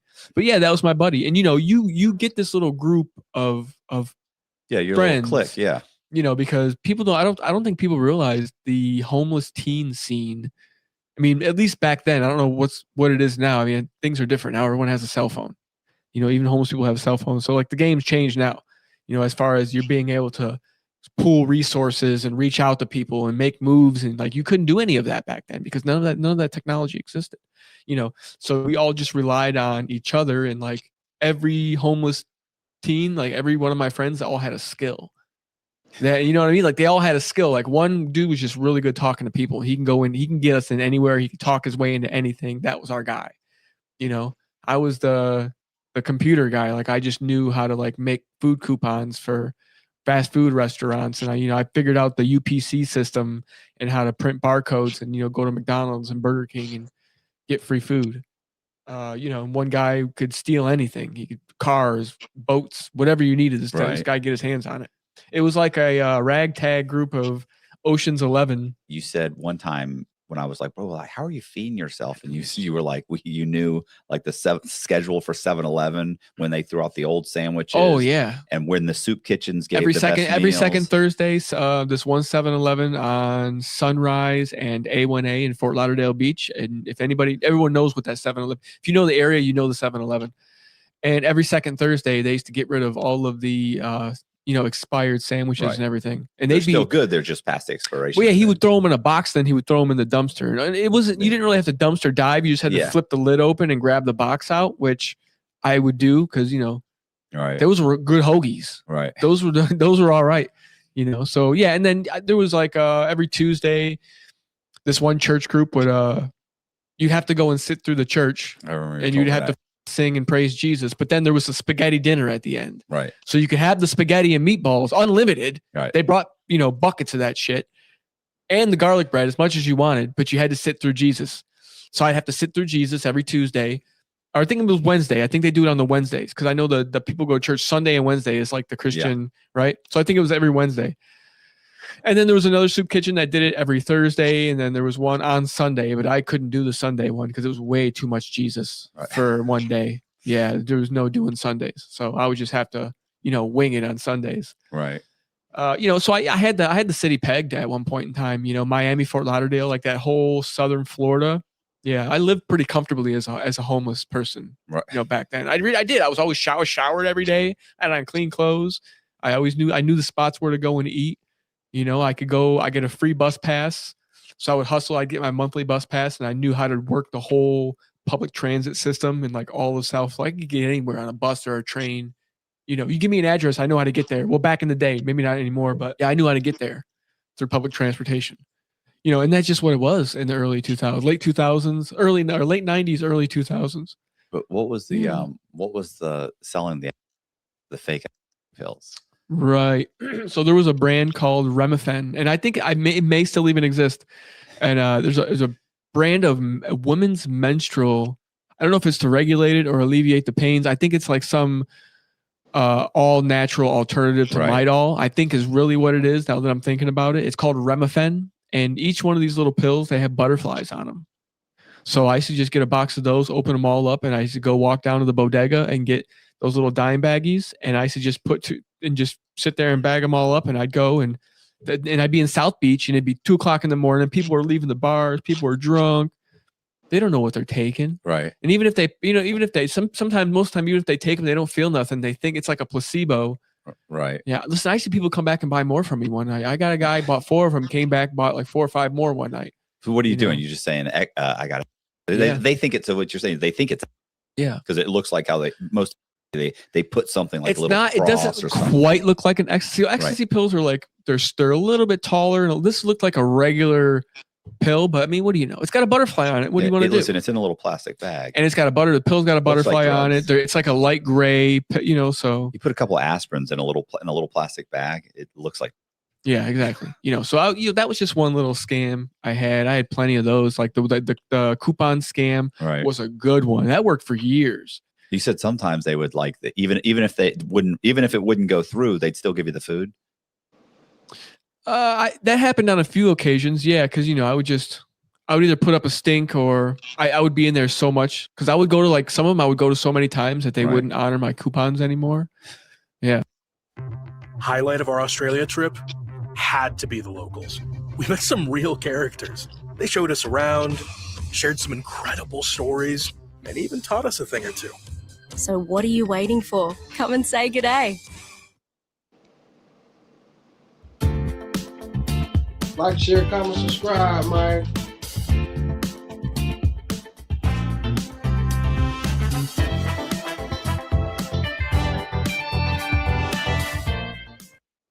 That's really what it came to, is like they were just like, no, we can't, because they would send them off and they were coming back like, no, these aren't legitimate coupons. Right. Yeah. So we burned out South Beach with the food coupons. Every fast food restaurant. Can you explain that process? Sure. Yeah. So what I did was I had a program that you could scan UPC labels, and it would break down. You could see the lines of code for it, so it would show you how to program the UPC labels. So then I would go get legitimate coupons from I would just go get like the paper out of the paper box, and I'd go to the back and I'd get the coupons for like McDonald's, Burger King, Miami Subs, Wendy's, Taco Bell, and just a few other like fast food restaurants. Ones that would send out whatever coupons were in the thing. Then what I would do is I would scan the UPC label on them, and I would figure out the coding for it, and then I would print out my own coupons, and I would change the coding inside of the UPC label, and I would change the front of the coupon. It'd be like, buy 1 small fry, get a double cheeseburger or whatever, or buy 1 cheeseburger, get another double cheeseburger free. Right. You always had to spend a little bit of money. It wasn't always like super free food. You always had to spend like $1 or $2 or whatever. You get $2-3 worth. But you would get a couple extra items.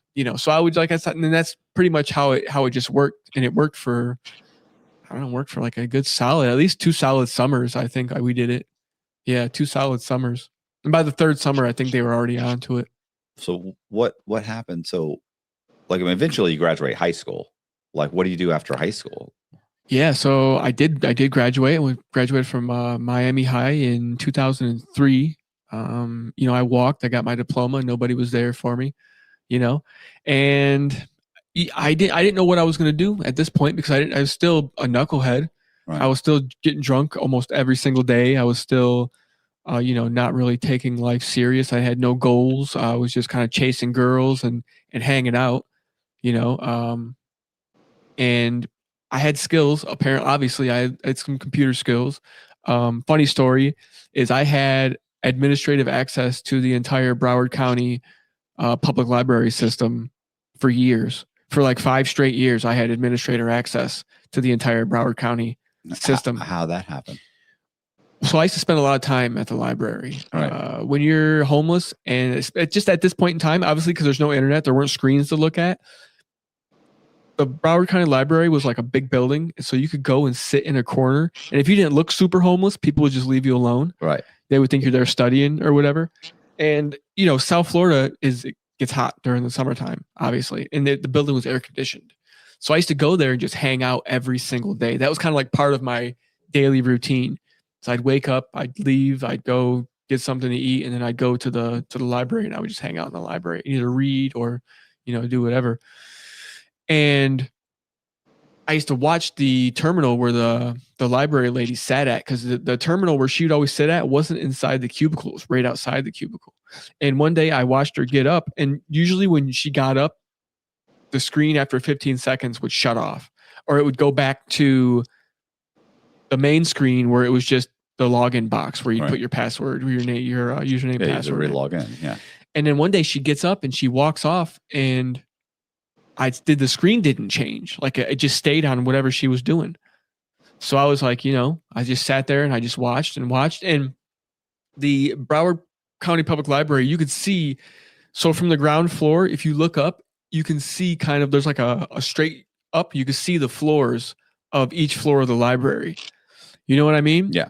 So, and I could see she was up like 2 or 3 floors above me. I just seen her walk past. So I got up and I just went and sat down at her terminal, and I went to where they give, where the administrative privileges and everything. It was like Windows. And this is like 1999. So this is like Windows 98. I think the library system was running or something. This is before Millennial Edition and all that, Windows 2000. I think it was like Windows 98. So it was a super simple, basic operating system. A lot of you kids don't even know what that is. A lot of these kids have never even been on a Windows 98 computer. Right. But it was really easy just to jump into the administrative privileges, add an administrator, and then set my own password for administrative privileges, and then just back out and go back to the screen she was on. And there's no way that, the librarian, I'm sure, wasn't the IT tech, wasn't an IT professional. Right. She was an old librarian. I'm sure that she just knew how to barely log on or whatever. So, she didn't know that nobody knew that I had added. So what can you do with that? Oh, you can add or remove programs from the computer, because your access to, when you get on the internet at a public library, your access is very limited. Oh, okay. Your certain websites, they've got them blocked on a firewall, so you can't access certain websites. You can't add or remove programs to the computer. You can't download, you can't run Photoshop. You can't do any of that shit. You can browse. You can browse the web. You basically have a computer at the library now. You can do whatever you want with. Yeah, I can log in, administrative privileges, and I could set up Photoshop. I had programs hidden on certain computers where I could go and then open up a certain part of the operating system and go in, and I had Photoshop set up, and Bear Share and LimeWire. This was back in the day. This is before Napster. Even there was these PT or P2P, person-to-person file sharing sites. They say that AI is the future, but Apartments.com has been using apartmental intelligence for many years with Carl here. Describe your perfect apartment, because Carl is listening. 2-bed, 2-bath, AC. Okay. A barbecue pit, maybe a microwave on top of the stove. A pool. Did I say a pool? Oh, somebody's going to park. Think of it. That's it. That's exactly what I wanted. Apartments.com, a place to find a place. Ooh.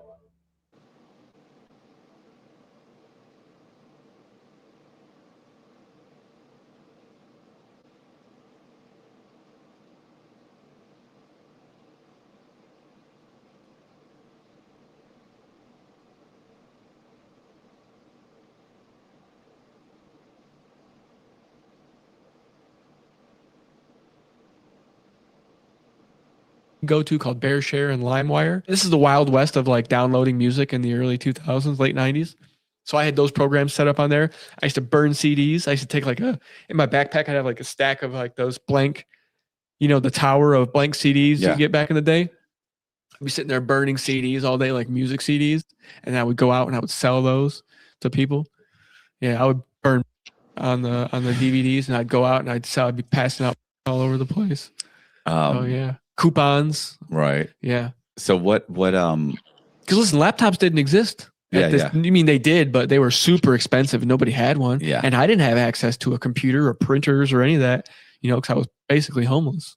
So when you what did you do after you graduated? I ended up actually, when I was in the Covenant House, I ran into, there was a staff member there by the name of Mr. Johnson. Mr. Johnson was a really cool guy. I used to hang out with him late night in the TV room after everybody went to sleep or whatever. And we used to just kick it and talk shit. And he convinced me that to go and get a degree in graphic design. He knew some people that worked for the Art Institute of Fort Lauderdale, and they had a really good program at that time, before the downfall of the Art Institute. I'm not sure if you know about all the controversy. No. Oh yeah, they took away the accreditation of all of the art institutes. So like all that money you paid for your diploma or whatever is worthless. Yeah, so they're not like an accredited university anymore. And they, at one point in time, they were selling themselves. I believe that's what it was. Yeah, but no, they had a good program at the time for graphic design. He kind of talked me into it. So I enrolled with the Art Institute of Fort Lauderdale, downtown on Los Olas, right on Los Olas Boulevard in downtown Fort Lauderdale. How long does that take to get? I was just going for my associates. I was Right. just going to start with my associates, get in. So it's like a 2-year program, right? You know, and at this time, I'm still getting kicked out of the Covenant House every other month. I'm still drinking. I'm still partying, you know. And at one point, I had gotten a car. I had gotten a vehicle at this point somehow. I was like 16 or 17. Oh, I remember. I was working for a window company, and I worked for this window company for years. I don't know, dude. They would just let me come in drunk, sleep in the back of the warehouse. Like they would take me to go install windows on a job, and I'd be throwing up on the job site because I'd be so hungover, and I'd be sweating and throwing up. They let me go sleep in the van with the air conditioning on. Like I don't know why, and they Right. never fired me. Right. Ever. I worked there for years, and they just put up with it. And so there was this Haitian I used to work with, and he asked me if I wanted to buy a car from him. He's like, you can pay me like $100 a month or whatever you want. He had this car, and this thing was a piece of shit. It was a Chrysler Sundance, and it had a rust mohawk. Like the sun had just eaten away the paint on the hood and the roof and the thing, and but it was just in this one strip where the sun hit it. Right. Paint I've seen exactly that. Oh, Exactly what you're talking about. Paint was gone. It was just like a rust mohawk. The interior of the car, like the headliner, was like when you drove, it was like hanging down, almost touching your head. And if you had because there was no AC, the AC didn't work. So when I had to put all the windows down when I would drive on the highway, the headliner would go inside the car, and you would get shit all over you from. It was a bad experience. They have like a film of the little tiny. Yeah, it would cover on you, stuck to your clothes. Yeah, it's like it was the material of the mixed with the glue. Yeah, I was going to say from the headliner. It's not the foam. It's not, but it's not foam. It's like foam. Yes, it's like foam, but it's made of little particles. And as soon as you touch it, it turns into like sand. It's like a brown, like a yellowish brown. Yeah. The older cars, but and she'd be covered in that shit, you know. And so I had a car, and I was sleeping in my car in the parking garage of the Art Institute. So the security guard actually went to high school with. So he used to let me in there at night, and I used to park in the school structure, sleep in my car, and then get up and go to class in the morning, and then, you know, go about my day or whatever. And I did that for roughly about 2 years, just scamming. Didn't really have any money. I got financial aid, so that paid for my college. I also got a student loan that paid for a little bit. And then I was getting assistance from, so like in Broward County, if you're a college student, you can get like free bus passes. Right. You can get like meal vouchers and like food stamps and stuff. So I was working the system, I was eating, I had the food stamps, so I could go to Publix and get a pub sub if I needed to, and that's how I survived all the way through college. That was 2000. So I graduated high school 2003. When it started there, it was about a year. I had about a year hiatus between my graduation and when I actually started at the Art Institute. And then I graduated the Art Institute in 2007, roughly. Okay. Yeah, got my associate's degree in graphic design, and immediately went to go work for a company straight out of college. It was pretty cool. Got hired immediately. Graphic designs come right for signs and stuff. So So at every graduating class, when you're getting ready to graduate, they hold like a job fair. It's kind of like a job fair. Yeah. You go and you bring your portfolio, everything you've worked on the past few years, because and while you're going through all these classes, you're building. Right. You're working on projects but you're learning while you're working on the projects, and when you complete the projects go into like this mock portfolio. And the projects are for like mock companies. So like the projects I was working on while I was in college, they were for like fictitious companies that didn't exist, but we were still creating, doing like the corporate packaging, build the website, do the company logo, build the, everything, the stationery, the handbooks. So you had to go through and so I had like a decent little portfolio built that I'd worked on over the past 2 years. They had this job fair.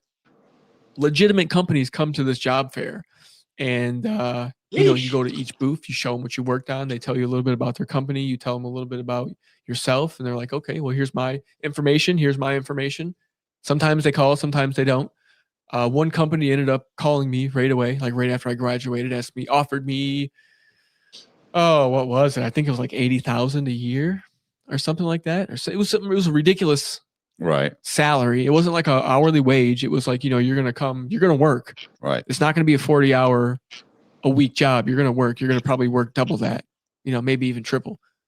But it was a salaried position. It was a super high salary, and I took it. And I went and worked for this company.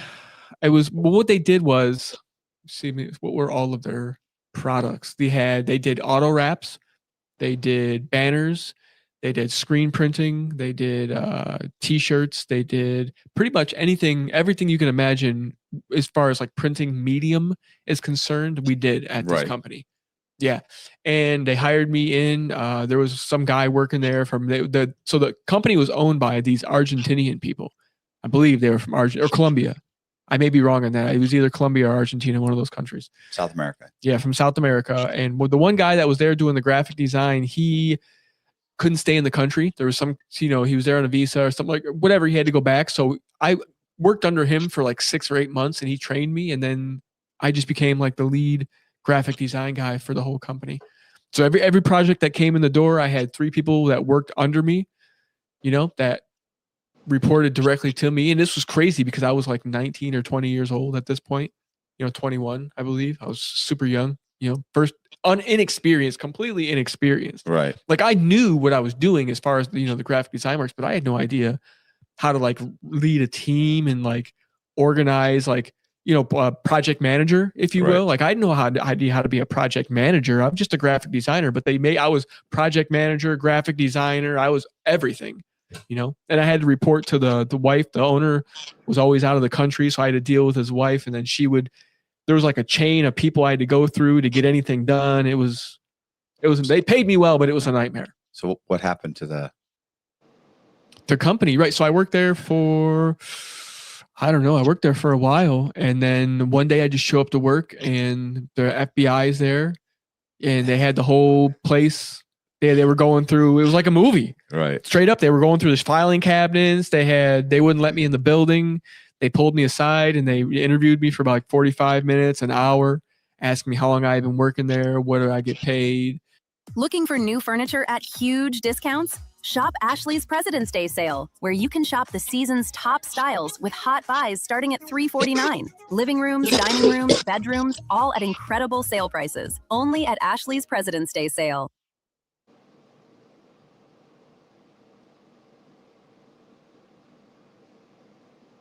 I'm not saying I want there to be a zombie apocalypse, but if there was one, I'd want caliber BTs.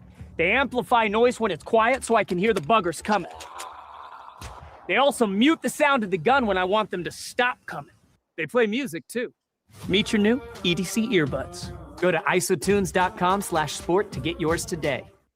How did I get the job? How do I know the people that own the business? And I was like, dude, I went to our institute. They came to a job fair. I got the job from the job fair. I don't really know, I don't know these people personally. It was what I was trying to, I've never been to their homes or nothing like that. So what was the issue? What was the deal?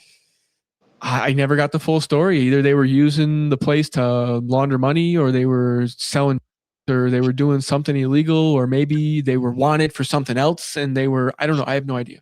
Yeah. But the owner's wife showed up. And she wrote me and 2 or 3 other employees a check for the rest of our salary for the year. And this was in like January, February, this happened.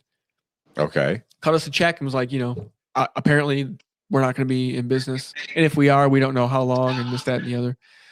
Wrote us a check, essentially terminating our employment and all of our contracts right then and there that we had with the company. And she said that you need to go cash these checks right now. Right. I remember that distinctly. She's like, you need to leave here. Don't wait till tomorrow. Don't wait till this afternoon. Leave here and go straight to the bank and cash these checks. All right. And that was it. And I never looked into it. I never called the people again. Nothing. I just knew that I had student loans to pay. Now I don't have a job. and I'm living pretty comfortable at this point. Right. You know, I had a nice condo in Brickell in downtown Miami. It was like, at this time was like $1,500 a month, which now is like, it'd be $5,000 a month to live in the same unit probably. Right. You know, but this is 07. So this is early, you know, mid 2000s. This is before, right before the 08 whole thing happened in 2008, the housing market crash and the recession and everything. Like, share, comment, subscribe. Which, funny story, I didn't even know happened until 2010. Like, I had so much money in 2008. Like when the everything crashed and the housing market crashed, I had no idea that it was even going on. Like, I had no clue because I wasn't in real estate. Right. I had no idea what was going on in the real estate market. And from my point of view, I had plenty of income coming in. So like, I just wasn't feeling it, you know? And I think when they called it the recession, when Young Jeezy came out with this album called The Recession, and I started listening to that, and that's when it kind of started. I'm like, is there a recession going on right now? Because I'm not feeling it at all, you know? And even then, like, I wasn't money smart back. I didn't even know what a recession was. I had no, right. Yeah, I had no concept of like finances or like financial terms or anything. I was dollar dumb. Well, what happened? I mean, at some point, I know you worked for Bing Steel. Yeah, so in Michigan, right? Yeah, in Detroit. So this is one of the times after like I graduated from. This is like the year I was, like I told you, I had a bye year. Right. When I graduated high school, and I didn't go into the college until like 2005 or whatever. So that year I took off and went to Michigan because I just didn't know what I was going to do. I knew I wanted to do graphic design, but I didn't know if I wanted to enroll at the school. So I went up to Michigan, and I ended up getting sucked into this program called, let me see if I can remember this.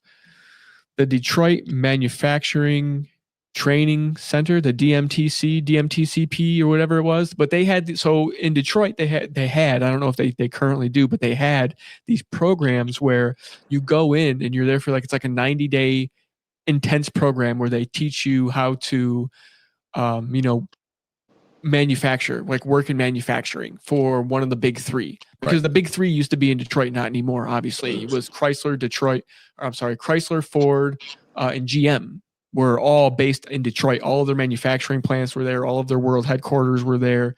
In the late 90s, early 2000s was right when the automotive industry was just starting to fizzle out. Like, it was starting to hit like this point where the unions were like, you know, were in trouble, and like all the manufacturing was getting shipped overseas. So like plants were getting closed down. And I came in right before all of that started happening. Like, right, you know, where everybody was like, oh, this is going to last forever. And we're all making $19 an hour to assemble, you know, car seats or whatever. So I went through the little program. I went through the training program, and they sent me to go work at the Bing Steel. It was General Motors, but it was the Bing Steel division of General Motors. And all we did were seats for the Cadillac XLR and Ford Ranger. We had two lines in the factory. It was Cadillac XLR and it was Ford Ranger. And I worked there for about a solid year before I quit, you know. Isn't that when you started doing credit cards, or you started Yeah, well, you know, I've always been into like scams and fraud. Right. So like scams and fraud have always been on my radar, you know. And then the internet's starting to come along now. Right. We're in the, you know, mid, like the .com boom of the bust in the 2000, and then going into 08, like Facebook, I think, is like a thing now, and then YouTube is just starting to become a thing now. So, you know, I'm in like Flint. That's just what I do. I'm tuned in, and a lot of these early carding forums I just kind of stumbled onto, you know, one day, and you know, I was on them ever since. But I didn't really start carding until, you know, a little bit later on. But I had been on these sites, you know, researching scams. I was looking into bank fraud at one point in time. I was going to be this, because I had watched something on TV. I'm like, yeah, let me look into that. You know, okay, there seems to be a little bit of money in that. Let me look into that. And so I looked into bank fraud. I looked into counterfeiting currency. This is you. While it doesn't look like much, this paints a picture of everything you've done on your cell phone, going back years. And cell phone carriers are continuously tracking, selling, and losing your info. At Cape, we wanted to offer something different. As America's privacy-first mobile carrier, we provide premium and unlimited call, text, and data, but we only collect the bare minimum. And we rotate your network ID so you appear as a new person each day. Switch to Cape and protect yourself with private cell service. With Venmo, you can easily earn cash back on your purchases at the places you love with the Venmo debit card and track spending right in the app. You can treat your friends to something sweet or split the bill when it's time to chip in. It's simple, secure, and easy to use. So go ahead, join the millions of people on Venmo and start managing your money all in one place. I looked into everything. What about Chris? You know? Like your brother? Like was it he already doing it, or? Coincidentally, yeah, my brother was going through like a rough patch in his life. Like he was going to, I think, either MSU, Michigan State, or University of Michigan, one of the two, and he was living on campus in Ann Arbor. And I don't remember why he left college, but something happened. He didn't have anywhere to go, so he just called me up one day, and he's like, "Dude, can I come crash at your house?" He was in Michigan, and I was like, "Yeah." I had my own apartment in Coral Springs at this time in Fort Lauderdale, well, Broward County, and my little brother came down to stay with me. You know, is this after? I mean, is this after you graduated or after the? No, I'm saying after. This is after I graduated from. Right, but I mean, is this after? After you got let go from after that company got raided by the FBI? Is that yes? Okay, so it's after. Right after. Okay. Almost right afterwards. Yeah. So at this point, I don't. I'm looking for other jobs in graphic design, but nobody's paying what these people were paying. Yeah. Well, they're probably laundering South American money. So. I think maybe my salary had a lot to do with that. And basically, I ran the company. I didn't do the physical side. Like they had guys out there that actually did the physical printing and the application and all that. And they had a whole sales team. They had like 2 or 3 salespeople that would go out and sell. But I basically ran like that end of the operation. It's like Ozarks, like they're buying businesses. They don't care if the businesses really make money. Yeah, they're going to angel investor. He called himself. Yeah. But so that was just that was the deal. And I got all of this student loan debt because I just, now that I just got let go from this company, I'm trying to find a job doing graphic design, but it's like, they want to pay me $10 an hour. All right. $10 an hour. I'm like, that's not going to pay my bills. I have like $3,500. I mean, back then this was a lot, but I had $3,500 in bills every month, Right. And I have no job. Yeah. And I mean, I had the little check I had gotten for my salary, and I was living off of that, and I was using that to pay my bills. But I did the math, and I was like, okay, well, this is the month and the day that my money's going to run out, and I'm not going to be able to pay my bills anymore. So I need to figure something out by then. So I had a date, and in every day, like the clock was just ticking down, and I was getting closer and closer towards that date to where I was going to run out of money, and I was essentially going to be able to, not be able to pay for my apartment or my car or anything, and so I'm looking into scams. That's what I'm doing. I'm just scouring the internet for any little morsel of information I can find on, like I said, I looked into bank fraud. I looked into wire fraud. I looked into money laundering. I looked into, I wasn't going to become a dealer. I didn't want to go that route. Right. So you said Chris called you? My brother calls me, comes down. He drives all the way down to my apartment, moves in. I start showing him like, this is what I'm looking into. We start, bullshitting. And he's like, he knew about it at the time. And I think he had a MSR 206 reader writer on him. He brought one with him. He's like, I got one of those. And he's like showing me how to write the track information to the credit cards and stuff. How does that work? Yeah. How does it work? Like physically work? Yeah. I mean, like mechanics of it? Yeah. Like I mean, sure. Yeah. So like you don't have credit cards. You have to get a credit card of some kind, right? Yeah, no, it's technical. It's, so every credit card that you and I or anybody has, there's a magnetic strip on the back. And now there's, they have the chip, they have the pin where they say insert the chip. Yeah. The same information that's encoded to the magnetic strip is encoded to the chip. Right. It's just a, different way. And verificate, they had that over in Europe years before it even came here. Right. So that's just as easily exploitable as the magnetic strip. But on your magnetic strip of your credit card, there's 2 lines of code. The first line is called track 1. And what that does is allows the merchant account to communicate with your individual bank account and allows the information, kind of like this handshake between the two, and allows us to pass the information in order to fund, whatever purchase you're trying to make. The second track of information on the magnetic strip holds all of the customer data, like the name, your name, the information that's on the physical card itself. So the number that's on the front of the card, that's actually physically encoded to the magnetic strip on the card. And then it's your name, and then, just like another string of digits to, allow all of the information to kind of exchange. Now, anytime you go to Walgreens, Walmart, CVS, Target, anywhere you go and you either stick your card in or you swipe it, that information essentially is saved to a server somewhere. Now, these servers are compromised, and this information is then resold on the black market or whatever. You hear about these breaches all the time. Target was breached. I be trying to tell you. We actually haven't had a big data breach in a while, or they just stopped reporting about them. But I mean, Target was a huge one. I think they did have one recently. Because was there? A few months? Well, at least a few months ago, I actually had multiple different places or companies email me and say, hey, your information may have been, and they're just notifying me. They're just like, hey, there was a data breach. Your information may have been whatever they call that, may have been compromised. You need to change your password as soon as possible. But it didn't even have a link.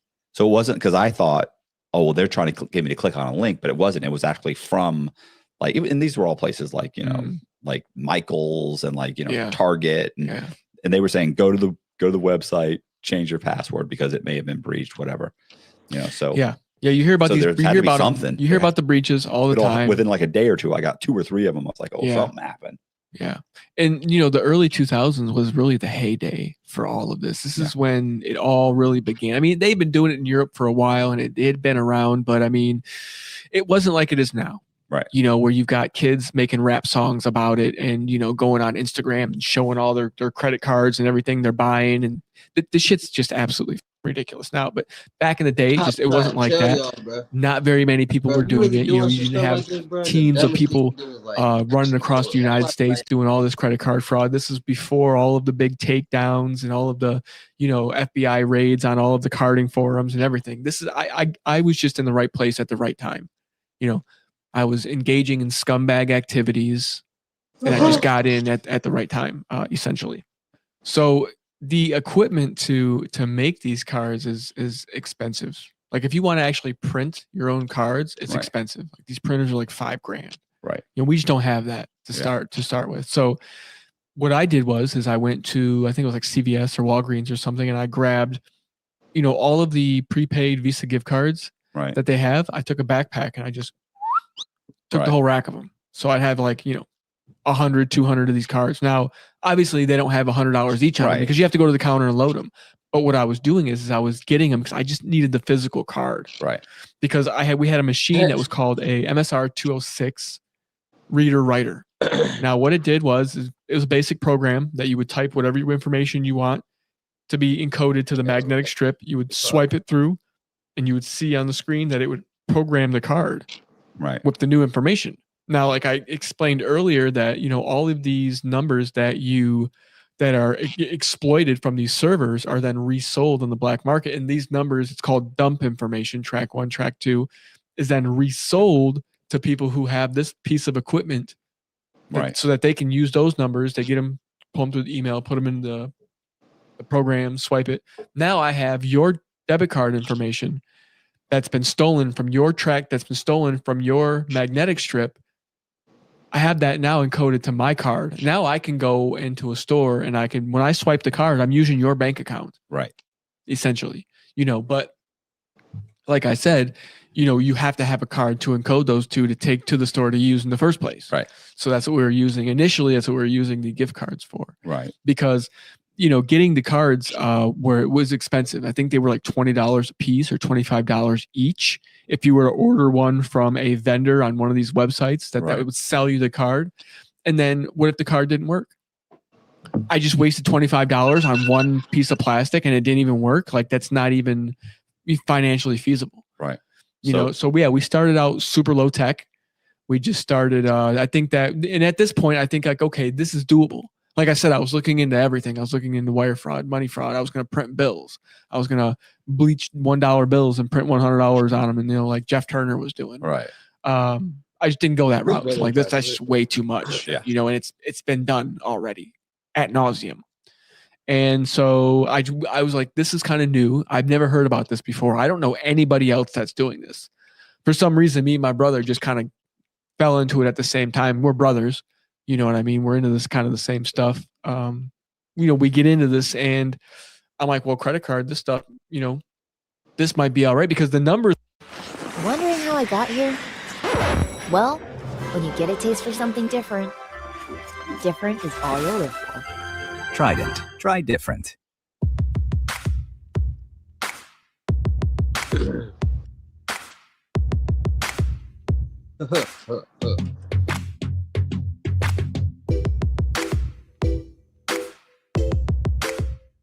Were actually easy to get. Like you can go on these websites or, you know, these forums, these carding forums, and it wasn't hard to find a vendor that was selling these numbers. I mean, I could buy them by the hundreds, by the thousands if I had enough money. And they were relatively inexpensive. You know, they started about $5 a piece, $7 a piece, depending on what kind of card it was, you know, depending on whether it was like a debit card or a credit card or a platinum or a gold or, you know, whatever. Right. Mm-hmm. So you're telling me, so you can buy my information. But if I live in like in California and you're in Florida. Right. So you had to understand how the BIN system works. Okay. And the BIN system stands for bank identification number. So you can take any debit card, any credit card, anything in your wallet, in the first 6 digits of that card. If it's issued from the same bank, it's going to be the same on everybody's card. Right. My card, your card, his card. It's all going to be the same. And that bank identification number is going to tell you what bank issued the card, and in what region that card was issued, because it also has a region code in there, and then whether it's a debit card, credit card, platinum, or whatever. So all the information you need to know about the actual card itself, like I said, the kind of card, what region it was issued in, all that is dictated in those 6 digits on the card, the bank identification number. So once you have this like master list, which I finally got my hands on, it didn't have them all, but it had a lot. You know, so back in the day, you just hit Control F. And then Control P, Control paste in that bank identification number, and then it would search the whole bin list, and it would pop up, okay, this bin was issued by Bank of America. So I knew that it was a Bank of America card. I knew that it was a debit card, and I knew that it was issued in what region of the United States it was issued in. So once you understand like what region you're in that issues those bins, when you buy these cards, these numbers from these sellers, you give them the bin number that you want. Right. And then they search their database, and if they have any bins in that database, then they'll send you those bin numbers. So those bin numbers in that area. So that way, so those bin numbers will be whatever area you're in. So say I'm in Southern Florida, and I figure out the bin system, like I know what bins they use down here and are issued down here, then I'll only buy those bins from my vendor. So that way they'll work in the area. Right. Okay. Because an obvious so it's not way, suspicious then. Well, an obvious way that they combat fraud, even in the beginning now, it's like with AI, like if you make a purchase that's outside of your normal purchasing habits, they shut the shit down sometimes. Yeah, they'll text. I do it when I go someplace. I'll use my card sometimes, and it'll text me. If you use your card, did you just use your card? Yeah, and you have to. If you say yes, then the person will be like, "Oh, it went through." Yes. If you just buy coffee every day and gas, and now all of a sudden you're at Best Buy trying to buy 3 big screens, right? You know what I mean? Now, but back in the day, they just didn't have those.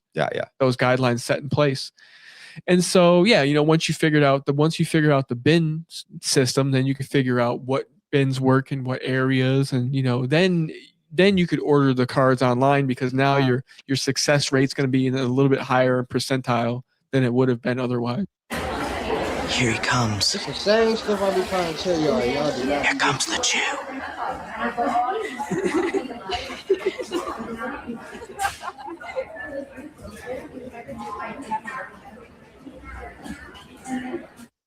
So we loved Australia's beaches, but we had no idea how beautiful the rest of the place was. The red dirt, the untouched landscapes, the views that just draw you in. It's like another world. So what are you waiting for? Come and say g'day.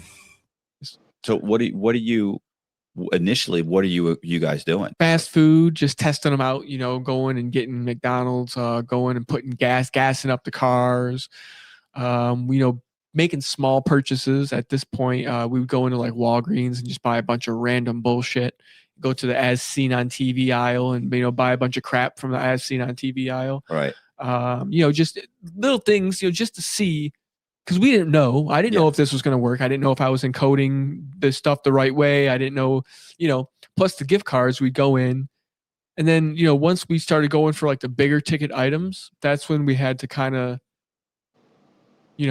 buy the physical cards from the vendors. Right. Okay. Because you can't go to, I don't say Walmart and buy a laptop with $100 gift card and the laptop costs $700. Yeah. You can't do that. That's Right. crazy. Or you can't have a bunch of gift cards. You can't go there with like 10 gift cards. Or what if they ask for your ID? You know what I'm saying? Like it has to be the card. It has to match. Like the ID has to match the card. And once we figured out that, we're like, okay, now we have to order cards and we have to get a novelty ID. Right. So now you got to step it up a notch. And I wasn't paying bills at this time. I wasn't doing anything. We were just kind of like, it was like a trial and error stage. We were like figuring everything out. Right. Okay. So where does it go from there? Like the progression? Started ordering cards, legitimate cards that were being made by somebody, out there. Right. And started going for bigger ticket items, laptops, big screens, high-end electronics. And then that kind of got burned out and you kind of got to find niche markets to go for, I would go to say, what's that place that sells like horse feed and Tractor Supply? Right. That's the Tractor Supply place. And I'd go there and I'd buy like, I don't know, $800 feeder system for cattle. I'd buy 2 or 3 of those things, on a credit card because they're not expecting anybody to come in there and create. So I had to start looking for little niches like that. You sell it on eBay? Oh, back in the day it was Craigslist. Right. So it was Craigslist and eBay back in the day. This is before Amazon and like all the offer up apps. Oh, and all that shit. Yeah. So it was Amazon and Craigslist. And Craigslist had a heyday. Like there was a period of time where you bought everyone when it was on Craigslist buying shit. That's just where you went to. That was the go-to. eBay kind of, but the Indians and all the foreigners got in and started scamming on eBay. So Craigslist was like there was a golden era, and that just happened to be right in the time where I was selling. Right. So yeah, I would post a TV on Craigslist and within an hour it'd be gone. Somebody'd have like 15 people already messaging me about it. And it went that way every time I would post something. Like 15, 20 messages immediately. And within a day or two, whatever I went and bought on a credit card would be gone. Right. So what happened with I already know at some point it catches up. I'm gonna tell the story? Yeah, story. Oh man, I hate telling the story because I feel so bad. So me and my brother, we're carding at this time. We're full-blown carders, and I had to pay rent at the apartment we were living in or something like that. So I know we needed a laptop. And I knew the exact laptop I needed. I had already posted the laptop before we even went and carded it. I had already posted it on Craigslist and was already getting emails about it. So it was gone before we even went to go get it. Right. So my brother's sleeping in the room. He's knocked out. I go in there, I wake him up because he had the novelty ID. So we needed an ID to go with the card. And I think at that time, just whatever cycle of cards and IDs we were on, he had the novelty to go with the card that I knew was going to work for the laptop, because some dumps, you know if they're going to work or not. Like after you've been doing this a while, which ones you can process for certain amounts. Now, there's no way to know how much money someone has in their bank account. There's no way to figure that out. But you can kind of guesstimate by what kind of card it is, whether it's a platinum or a gold or a debit card or whatever. And I knew at this time certain banks had higher limits for their debit cards because the account holders at certain banks kept more money in their accounts than say, regular banks. So yeah, my brother had the driver's license. He had the ID to go with the driver's license. So we set out to go to this Walmart. I know the laptop we're going to get. We walk in. We walk back to the electronics aisle. We ask to open the cabinet. We get to the counter. Everything's going smoothly. I pull out my phone. I act like I'm on my phone. My brother gives him the card, shows him his ID. The guy takes the credit card, takes his ID, turns his back to my brother, swipes the card, and then he picks up the phone immediately without even looking back. And he says, "We got a code red back here at electronics." And I'm like, oh, I immediately knew. I knew it was a wrap. So I turn around because listen, at this point we had been hitting Walmarts like crazy because they were the easiest to do. Because usually it was just like some employee walking around, you would grab him and he would just walk back to the electronics counter and help you out. Right. And credit card fraud was so new at this point that nobody was expecting. They weren't looking for it, is what I'm saying. Like, they weren't suspicious. They weren't looking for it. So you could just we could go to any Walmart, walk back there, get a big screen TV, an Xbox, a PlayStation, and a laptop. And as long as the card would not get declined, you were walking out of the front door with your stuff. Right. That's just how it was. And so I knew what time it was. So I immediately just about face and I start walking towards, because we're all the way in the back. I got to get out of the store, and that's all the way at the front. So I start walking. I look back, and my brother's still standing there at the counter. And I don't think it registered with him what was going on. And like, I don't know why I didn't say let's go or let's run, but I thought that he would just see me walking away and use that as a cue. But my brother didn't pick up on it. So I'm walking. I'd lose him. Like, I look back and he's still at the counter. So I'm just like, I'm just going to go. I get to the front door of the Walmart. The doors open up, automatic doors open up, and I hear the sound of flip-flops because my brother's wearing thong sandals. He's wearing Abercrombie and Fitch thong sandals, these rubber thong sandals, and you can hear the sandals flop, flop, flop, flop, flop, flop, flop. And all of a sudden I look, and my brother just blows past me out the door, and he's got two guys chasing him, right? So I see him book it through the parking lot. He's got two guys chasing him. One of the guys tries to like, hey, they see me. They grab me. He grabs like the corner of my shirt, and I knock his hand away, and I do kind of like a spin move, and I just take off running through the parking lot. So they're chasing him, and nobody's really chasing me. So I get out of the parking lot. I hide. There's a trailer park. Like, there's like this wall that, if you've ever been to any Walmart, they have like this distinct brick wall. A lot of them have around them. It's the same in every Walmart. I get over that. I get into a trailer park. I run. I hide in the woods behind a trailer, and I just sat there for like 2 hours. Had my car keys. I eventually got to go back and get my car from the parking lot. I don't know if they caught my brother. I don't know if he got away. I don't know anything at this point. And so I was just sat there for hours, and then I finally went back and got my car. And I thought for sure when I was going to go grab the car that was going to be it. Right. Like, I thought for sure they're going to wait. So I went there and no cops, get in my car. I'm driving. I'm looking in the rear view, super paranoid, no cops. I get home. I go on the internet real quick. I look my brother up. Sure enough, they got him at Central Booking. I see him.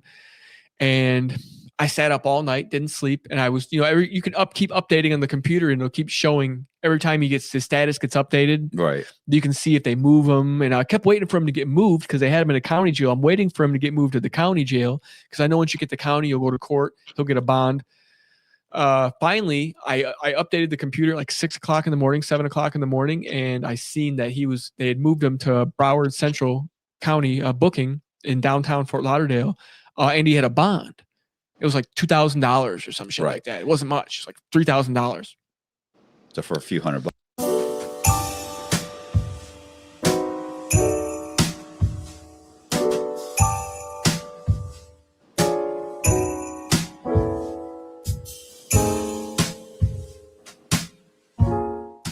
Torchy's double feature is Absolute Cinema. Absolute Cinema. Yeah, I didn't have the cash on me, but I had a car at that time, so I ran down to a bail bondsman. I brought the title of my car.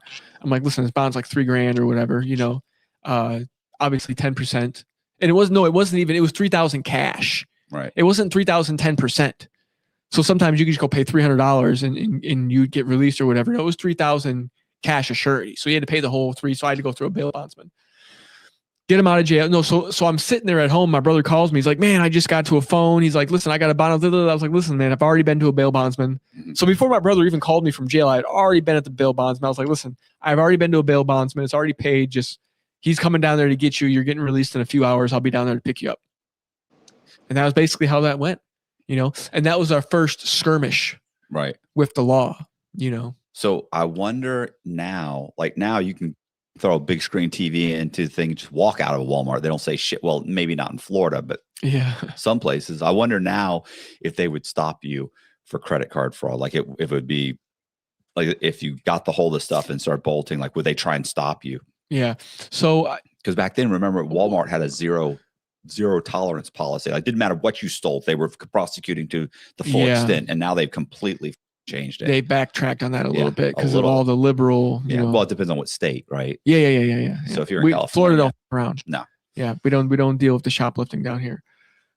But yeah, so and so we figured out real fast that at certain stores, if you go over a certain amount, they have to physically take your credit card and they have to type in the last 4 digits that are on the physical credit card. They have to type that into the POS machine in order to even process the sale. So if the card you're using, if the 4 digits on the last 4 digits of that card don't match what's being encoded, because when they swipe the card, they can see the credit card number on their part of the screen. But that could be your name and your credit card number come up.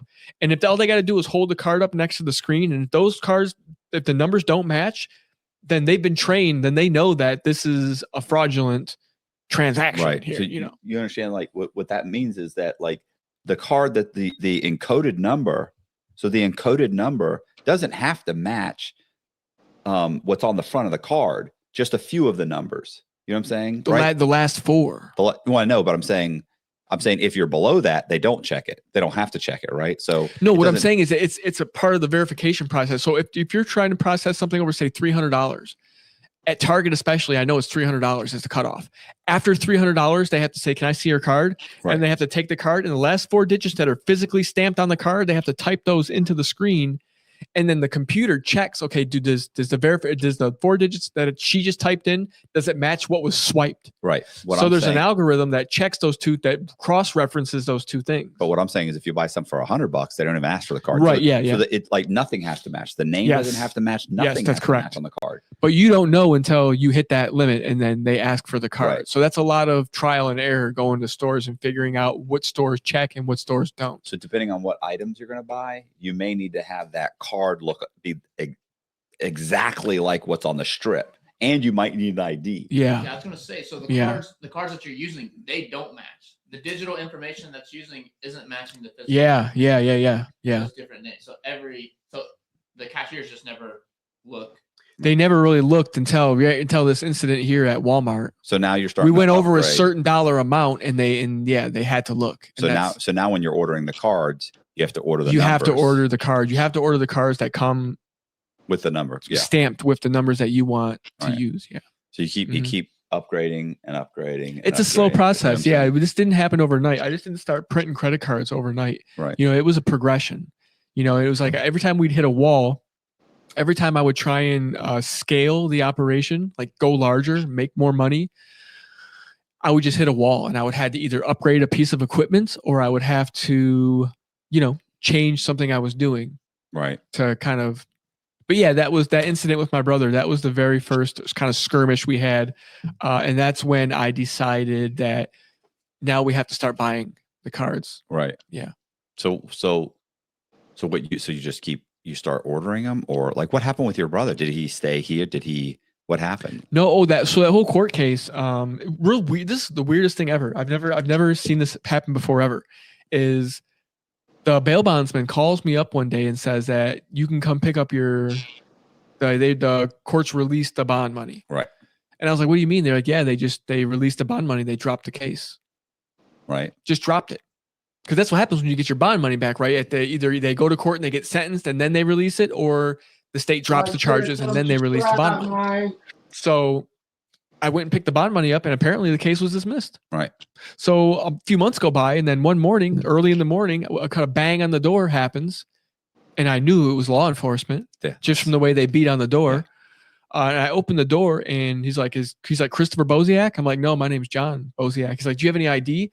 And luckily, we had this little table in like the foyer when you walk into my apartment, and there was a bowl, and I kept my wallet and my keys, and I just turned around, I grabbed my wallet, and I pulled the ID out, and I gave it to him right in front of him, and he looks, he's like, okay. He's like, is there a Christopher Boziak? I was like, yeah, it's my brother. And I was like, he's in Michigan right now. He's been in Michigan for a few weeks. And the cop's like, well, good thing, because he's got a warrant out for his arrest for, grand theft. I think that's what they were charging. They didn't want to charge him with credit card fraud or anything like that. They were charging him with, I think they were just calling it grand theft. And I was like, oh, well, I got the bond money back for that cat. Like I bonded them out. I got the bond money back. They said that they dropped the charges. Like, yeah, well, whoever dropped the charges, the state picked them up, picked them back up. And now he's got a warrant. So let him know he's got a warrant out for his arrest and, be careful. I was like, all right. He wasn't trying to run in the house and arrest anybody. He was just, over there to let us know that, I closed the door. I locked it. My brother's room. Luckily, his door was like right in the hallway. His door was closed. I opened his door. I was like, dude, the cops were just here looking for you. Apparently, you're in trouble. He left the next day to Michigan. Right. Took off, went to Michigan. Yeah. Was out of there. All right. Mm-hmm. What happened in Michigan? How much longer does the Michigan thing happen? Right. So it was a little while. He was up there for a few months. And at this point, I had started like amateurly printing cards. That's right. Okay. That's right. Yeah. So some time went by and I was like, I was at this point right now where I needed to scale the operation to pay the bills because right now it's paying the rent. It's paying. I could take a card to the grocery store and I could fill up a grocery cart with whatever I want and I could walk out of the grocery store. But it's you also know that you could get arrested. Dude, I'm putting my face on cameras, so many cameras every single day. I'm being reckless. I'm pulling in the parking lot with my license plate. Right. Like I'm just doing reckless shit. And I'm like, I'm going to go to jail one day. I'm going to get caught eventually. Yeah.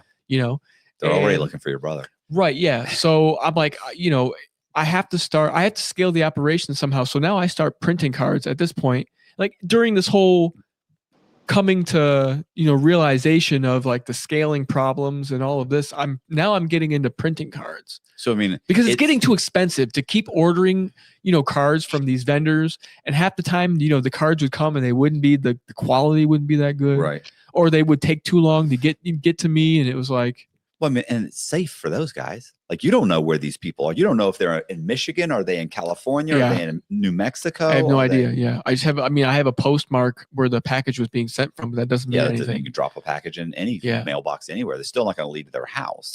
Yeah. So, I don't know who these guys are. I'm just buying the cards from them. And it's just getting too expensive. And like the whole operation's just getting too out of hand because listen, let's say I go on Google Maps and I map out every Walmart between South Miami and West Palm Beach. Right. So that's a lot of ground to cover. There's a few hundred Walmarts in between those like 4 or 5 areas of South Florida.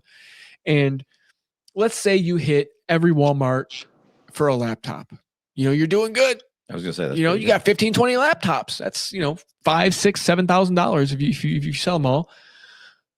But now you gotta do it again. Yeah. And then maybe you got to do it again, and you got to do it again, or you got to involve more people, and and you got to send knuckleheads out on dummy missions, and then I can't trust you not to tell on me.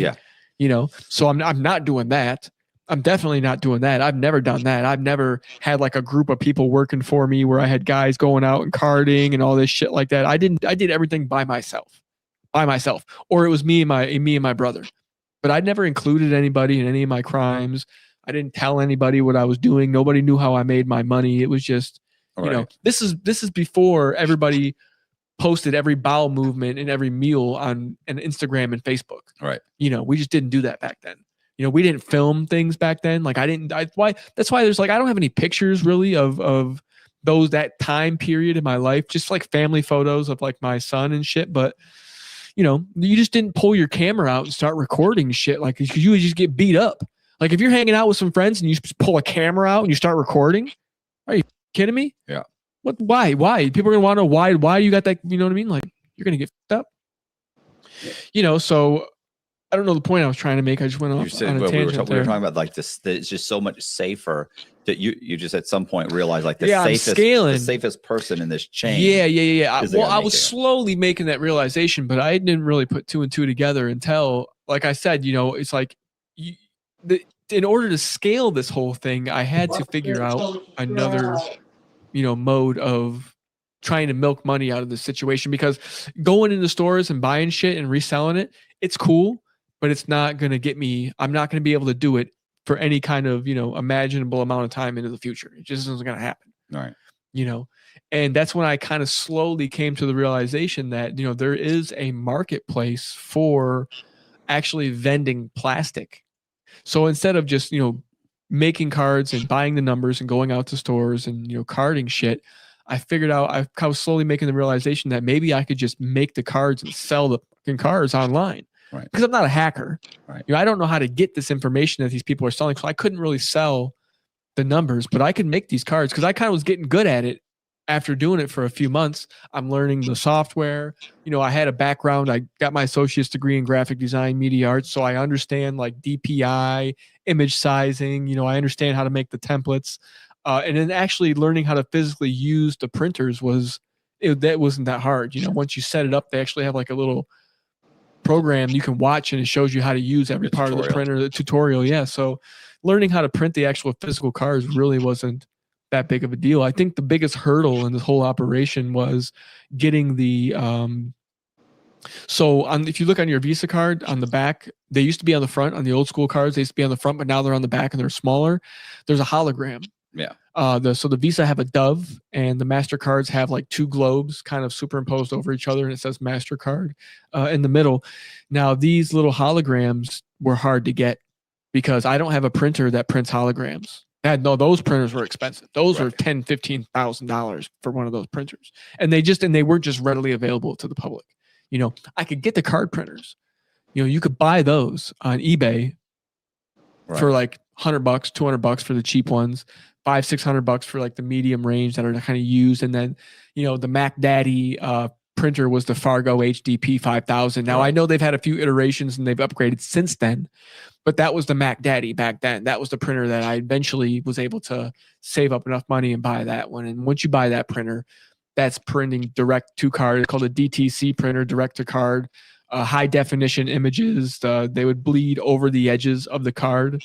So a lot of the cheaper printers, you would see like a thin little line around the image, like it wouldn't print over the edge of the card. So once you got over edge DTC, like high definition printing, like when able to crank those cards out, then those cards are indistinguishable from the ones that are issued by financial institutions. Period. Like they're exactly the same.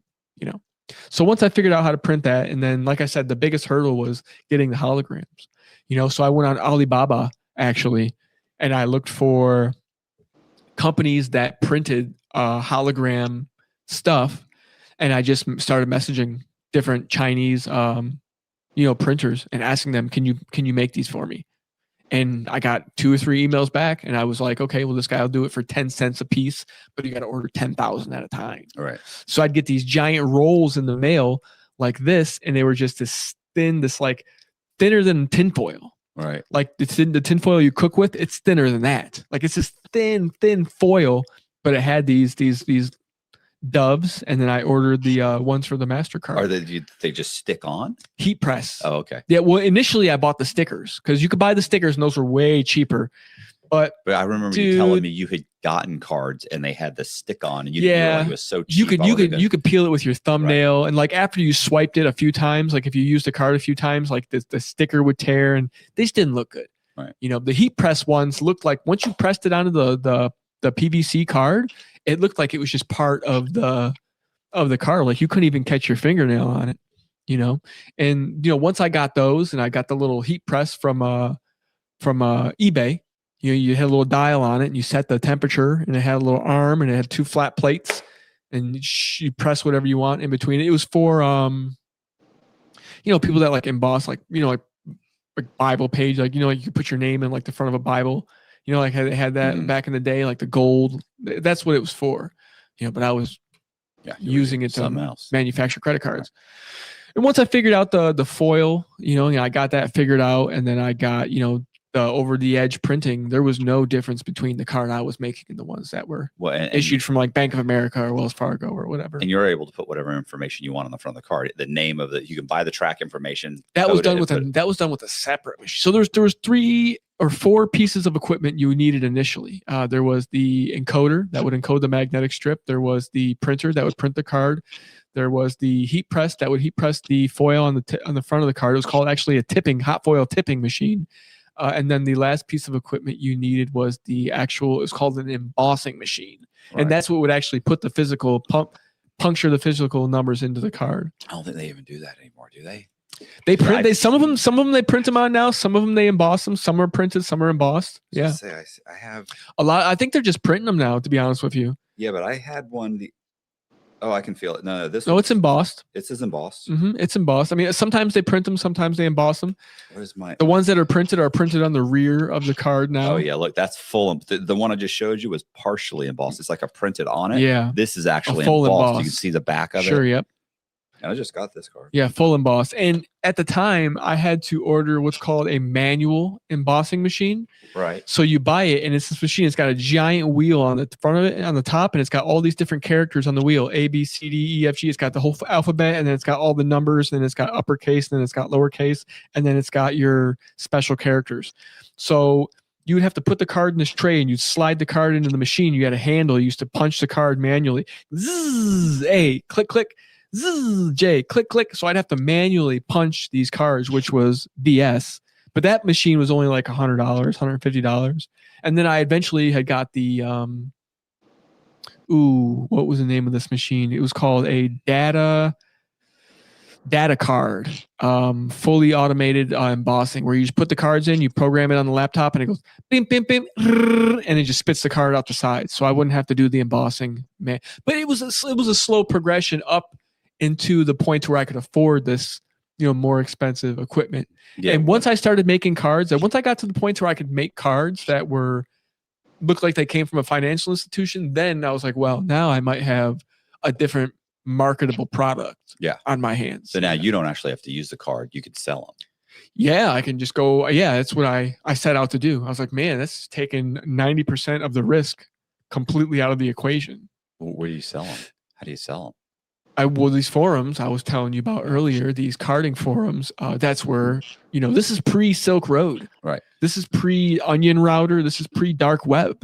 Like the Dark Web didn't even exist at this time. Like there was no Dark Web. You couldn't go and look up they had carding forums, and these carding forums were like, they would get shut down every other week, or they would get mass infiltrated by FBI and everybody you're talking to on the forums, on law enforcement, so it's like, but that didn't come until later. So I got in the early days of the forums, and so each forum had something called a moderator or moderators. They had just a group of people that maintained the site. They would kick people off. They would give other people, certain access. And there was back in the day, they don't really have forums anymore. What's the closest thing to a forum now? A Reddit? Reddit's like the closest thing now that I could, describe what these forums were like. They were just like Reddit pages, and they were just threads where, you had this thread and you'd click on it and be like, okay, information. So they had these seller threads where I could go and I could be like, US Plastico, and that's what I branded myself as, which in the end came back to bite me, because I think they just went after me a little bit harder because I branded myself.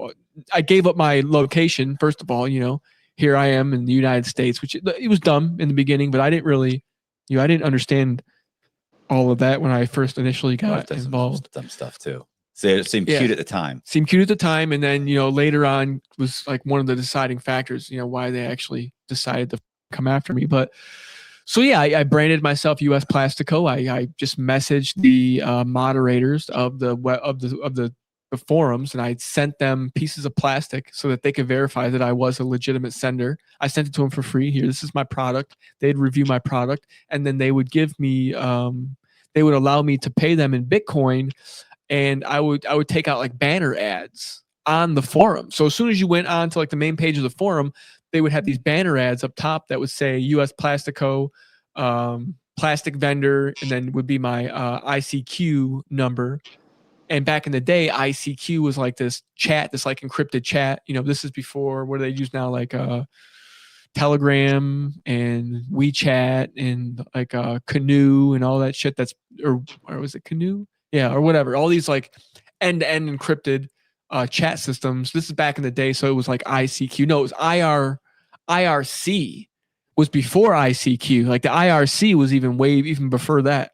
So it had my IRC, and then eventually went to ICQ, and that's what, I would pay them to vend. And that's basically how I got into it in like the very beginning.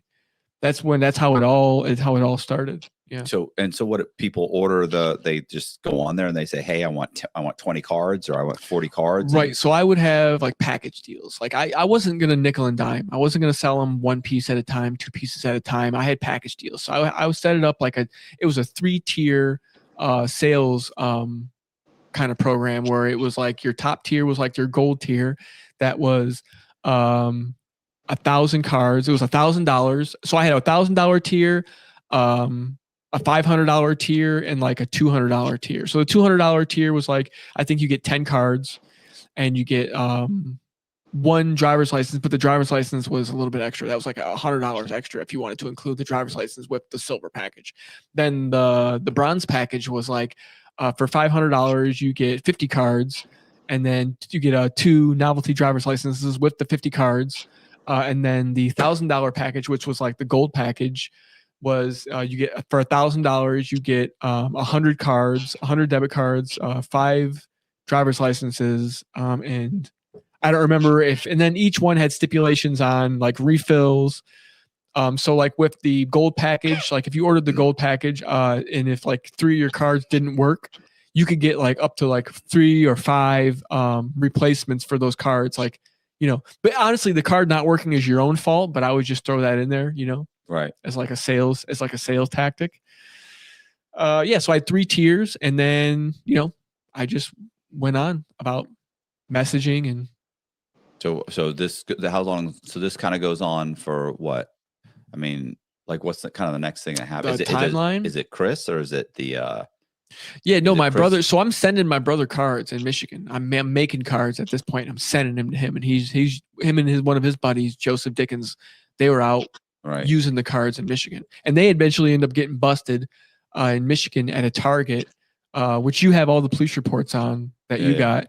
A lot of funny little bits of information I didn't get out of either one of them about that whole situation. Yeah. What I always thought was funny, Colby, is that when I read the report, like his brother doesn't say anything. Like his brother doesn't say, anything about that. He's like, I bought him off of this carding forum. That's all I know. Yeah. And then it was Dickens. No, Chris does it. Chris, I don't think Chris wouldn't talk to him. Chris wouldn't talk to him at all. He wouldn't give a statement. I wouldn't give a statement. Nothing. Dickens is the ones. But he said, we bought him off of. He told the police what Chris told him, which was we got him off of a credit card forum called Carter.su, and then the cop actually goes on Carter.su and like screenshots a bunch of stuff. And there's a guy that Boziak was like a mentor to him, and his name was Melmo Man. Melmo Man. And when I was writing the story, he kept talking about Melmo Man had told me this, Melmo Man had explained this. Melmo, it was constant, right? And at one point, so when I get the screenshot, I'm looking over all the names of it tells how many people or who has been on the site during that day. Their screen names. Yeah, their screen names. Yeah. And so this got to be like whatever 200-300, and I'm sitting there looking at it, and there was Milmo Man was right there, and I was like, holy shit! Because when you're writing somebody's story, you're trying to verify stuff, So, and I'm in prison writing this story, I can't verify anything. I'm ordering documents, and they're getting in, and most of the dates are correct. Like he's saying, I don't know, it was early 2008, and so it ends up being February 2008. Like he doesn't know the dates exactly. So, and he's saying, oh, I forget the guy's name was this, and then I get it, and it would be. But like, how are you going to verify that it's a guy named Milmo Man? I'm never going to verify this. And the police report that comes in, Milmo Man. It just happened to be on the site at that time, day when they had pulled the screenshots. Yeah. And then they've got his credit cards. There was like 4 or 5 copies of the credit cards that they had used. I mean, there's just all of this information that just dovetailed in. Yeah, cards that I printed. Right. Yeah. And then I think that they had taken you can tell the story, but I remember, because you didn't know this. One of the other things was you didn't know how much he had used the card for. And I actually ended up getting a thing from Huntington Bank. Yeah. It was like for $3,500 or something, like whatever the purchase was that he had used was minor at that time. It was like $100, $200. He had bought nothing. So he had run that card up for $35. Yeah, I'll tell the story real quick. So him and his buddy go into a Target, and they get $3,500 worth of stuff. They then exit the store. They get in their car. They drive home. The person's credit card who they used just happened to live in that city. Right. and got a call. So we were that good at getting at the bin system, like choosing the bins. Like we had it down to where like we knew like where these bins. So she just happened to live in that city. She called Target. She's like, my card was just used there for like $3,500. I did not walk into your store. This, that, and the other. Target wouldn't do anything. So she calls the police department. She's like, listen, my credit card was just used at this store for this amount of money. She's like, they got to have security cameras. So she's kept pressing the issue. Yeah. This never happens. And I was gonna, and by the way, they're telling her she's not responsible. Don't worry about it. You're not responsible. She's like, no. And she's not having it. She's like, no, well, no, yeah, we're catching this guy. They're like, yeah, your bank is just going to refund the money. Just take it up with your bank. They'll refund the money. She's like, no, we're not. She was not having it. And she kept pressing the issue. And this never happens. Right. Like, this is why everyone gets away with credit card frauds. Cause like when you see that you contact the bank, you're not calling police departments. You're not calling the store it was used at. You contact the bank. My money, it was used. They're like, okay, they send you a new card. They give you your money back. Right. Dude, this chick was not having it. And so she pressed the issue. I think they found the license plate number. No. Chris had used. That's right. My his brother ID. Yeah. So I think my brother, what happened was my brother encoded a dump to his own debit card. And and used his ID because so that in his brain, he was like, listen, the name on the card matches the driver's license. Right. So when they don't do anything. You know what I'm saying? They don't track them down. So he doesn't care. Oh, you need an ID? Here's your ID. Here's an ID. No big deal. He's like, yeah. So the ID is going to match the card. And he's like, that's, we're going to get away with it. So they matched, they let him go with the stuff.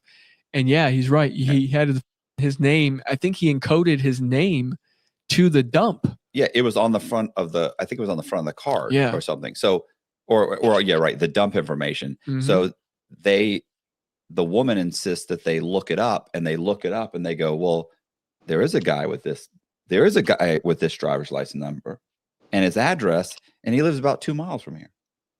Yep. And so he's got a warrant out for his arrest in Florida for, whatever he was doing, whatever for credit card fraud. For credit card, it was. Yeah. Well, I mean, I think it was grand theft. But they know it's probably fraud. Yeah. And so the cop drives to, because it's on the police report. He goes there. I think Chris was just walking out. So the cops pull up to the apartment complex and they're just sitting in the parking lot. Right. And my brother just happened to walk out of the apartment to get something out of his car. Didn't notice the cops, and they called him over. Right to the car. I don't know what it said in the police report, and I don't know like this part of the story, like how it happened. Well, I know that when they went to the apartment and they opened the door, they can see bags of stuff in there. Like they can see Target bags. They can see, and they know it's him. They've got him, but they're like, look, let's go to the house. And he goes, and he's like, okay. And he opens the thing, and they've got just bags and bags and bags. Yeah, they had stacks of, because what they were doing is they were going to. They've been doing it for weeks and weeks. Well, they were getting $100 Visa cards, but actually going and getting them with the money loaded on them.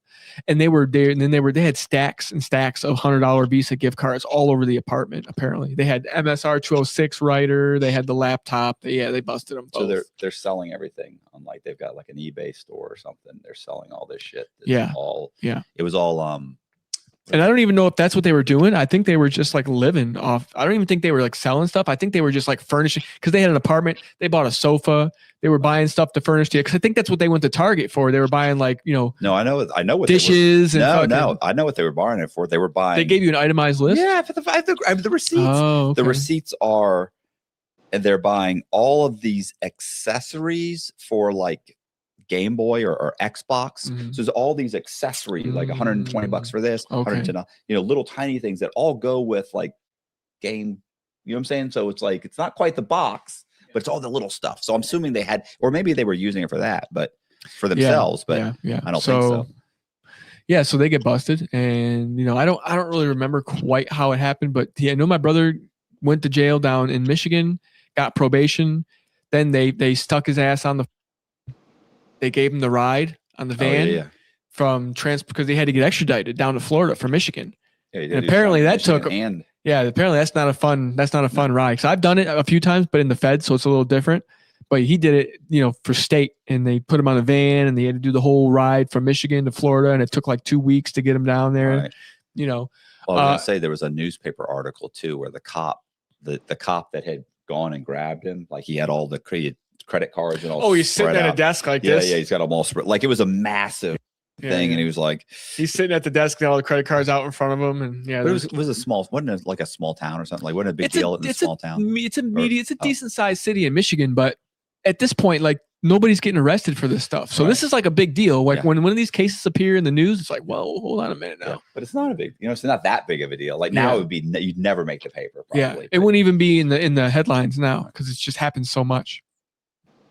So he gets probation. Michigan gets transported down to Florida, gets probation, gets let out, and essentially just moved on with his life at this point. He briefly came to Michigan, or briefly came to South Carolina, where I was living at this time. Right, you moved because I had moved from Miami to South Carolina because I had met, my first wife that I was with, and she was from South Carolina, so we get a place in South Carolina. And plus, you were at this point during this whole interim, you're selling cards you're shipping them like to Russia or something, right? Like Milmo Man or somebody, or Shoulder Surfer, somebody introduced. It was Shoulder Surfer, I believe. It was the other guy I was dealing with. He had come to me, and so the progression of me selling cards, I wasn't really making any money in the beginning. Right. Like I didn't start off making thousands and hundreds of thousands of dollars doing this shit. I was barely making any money. I was barely getting any sales. And then when I did, it was always like the low tier or whatever. It was never like the high tier. And so this went on for like a while before I really started making any money. And then I distinctly remember the morning I woke up and I had like 20 orders or something like that, 20 or 25 orders of the gold package. So that's $1,000 an order. It's like 20 grand. Right. 20, 25 grand. And like I had never, like when I was carding stuff and selling it, like the money was coming in, but it was going right back out as it was coming in. Like I never really got large chunks of money at one time ever before in my life up until this point. So when these 20 orders, I woke up one morning and I had like 25 orders. I was like 25 grand waiting on me. I'm like, holy shit, there might be something to this now. Right. And that's when I hooked up with, I think a lot of those orders were this guy Shoulder Surfer. Now I never got the back end story on any of this. Like I don't know, because I never really talked to him that much, but from what I can piece together, Shoulder Surfer was a buffer for a lot of guys that were either involved in the Russian mafia, were actually Russian mafia themselves, or for all I know, were just like was like a kind of like a intermediary group of people that dealt with the Russian mob. But I know it was some way connected, and that's how it went. Now, when I started dealing with Shoulder Surfer, he started placing big orders with me. Like they were ordering 5,000 cards at a time, 4,000 cards at a time, 2,000 cards at a time. But that didn't happen until later on. Yeah. There was a progression to get to that point. And like I said, I remember the first day I made like 20 grand, and I was like, okay, now I'm just going to focus on doing this and only this. But you had told me that the Shoulder Surfer or somebody here, or Milmo Man or somebody had told you that that they were ordering such big cards because they were probably running like groups of people or something. I was talking to, so Melmo Man was like my buddy. Right. And so I'd never met him. Yeah. Don't know where he's from. Don't know who he is. I never even got a picture of the guy. Never spoke to him on the phone, but we chatted back and forth on, I think I sold him cards once, and then he would like ask me questions about carding. And so we go back and forth, and we built this rapport. And so I would talk to this dude every day, almost every other day on the internet for years about carding. And he would point me to like, oh, this new forum just opened up. Do you know about this one? You look at this tutorial. We'd share tutorials back and forth. And so once I started selling to this other guy, like I would bounce ideas off of Melmo Man. It's like, so we would just go back and forth, and we came to the conclusion, that this is probably what this guy's doing. Because listen, if you're just a single dude and you're doing credit card fraud, you're not ordering 5,000 cards at a time. Right. Right.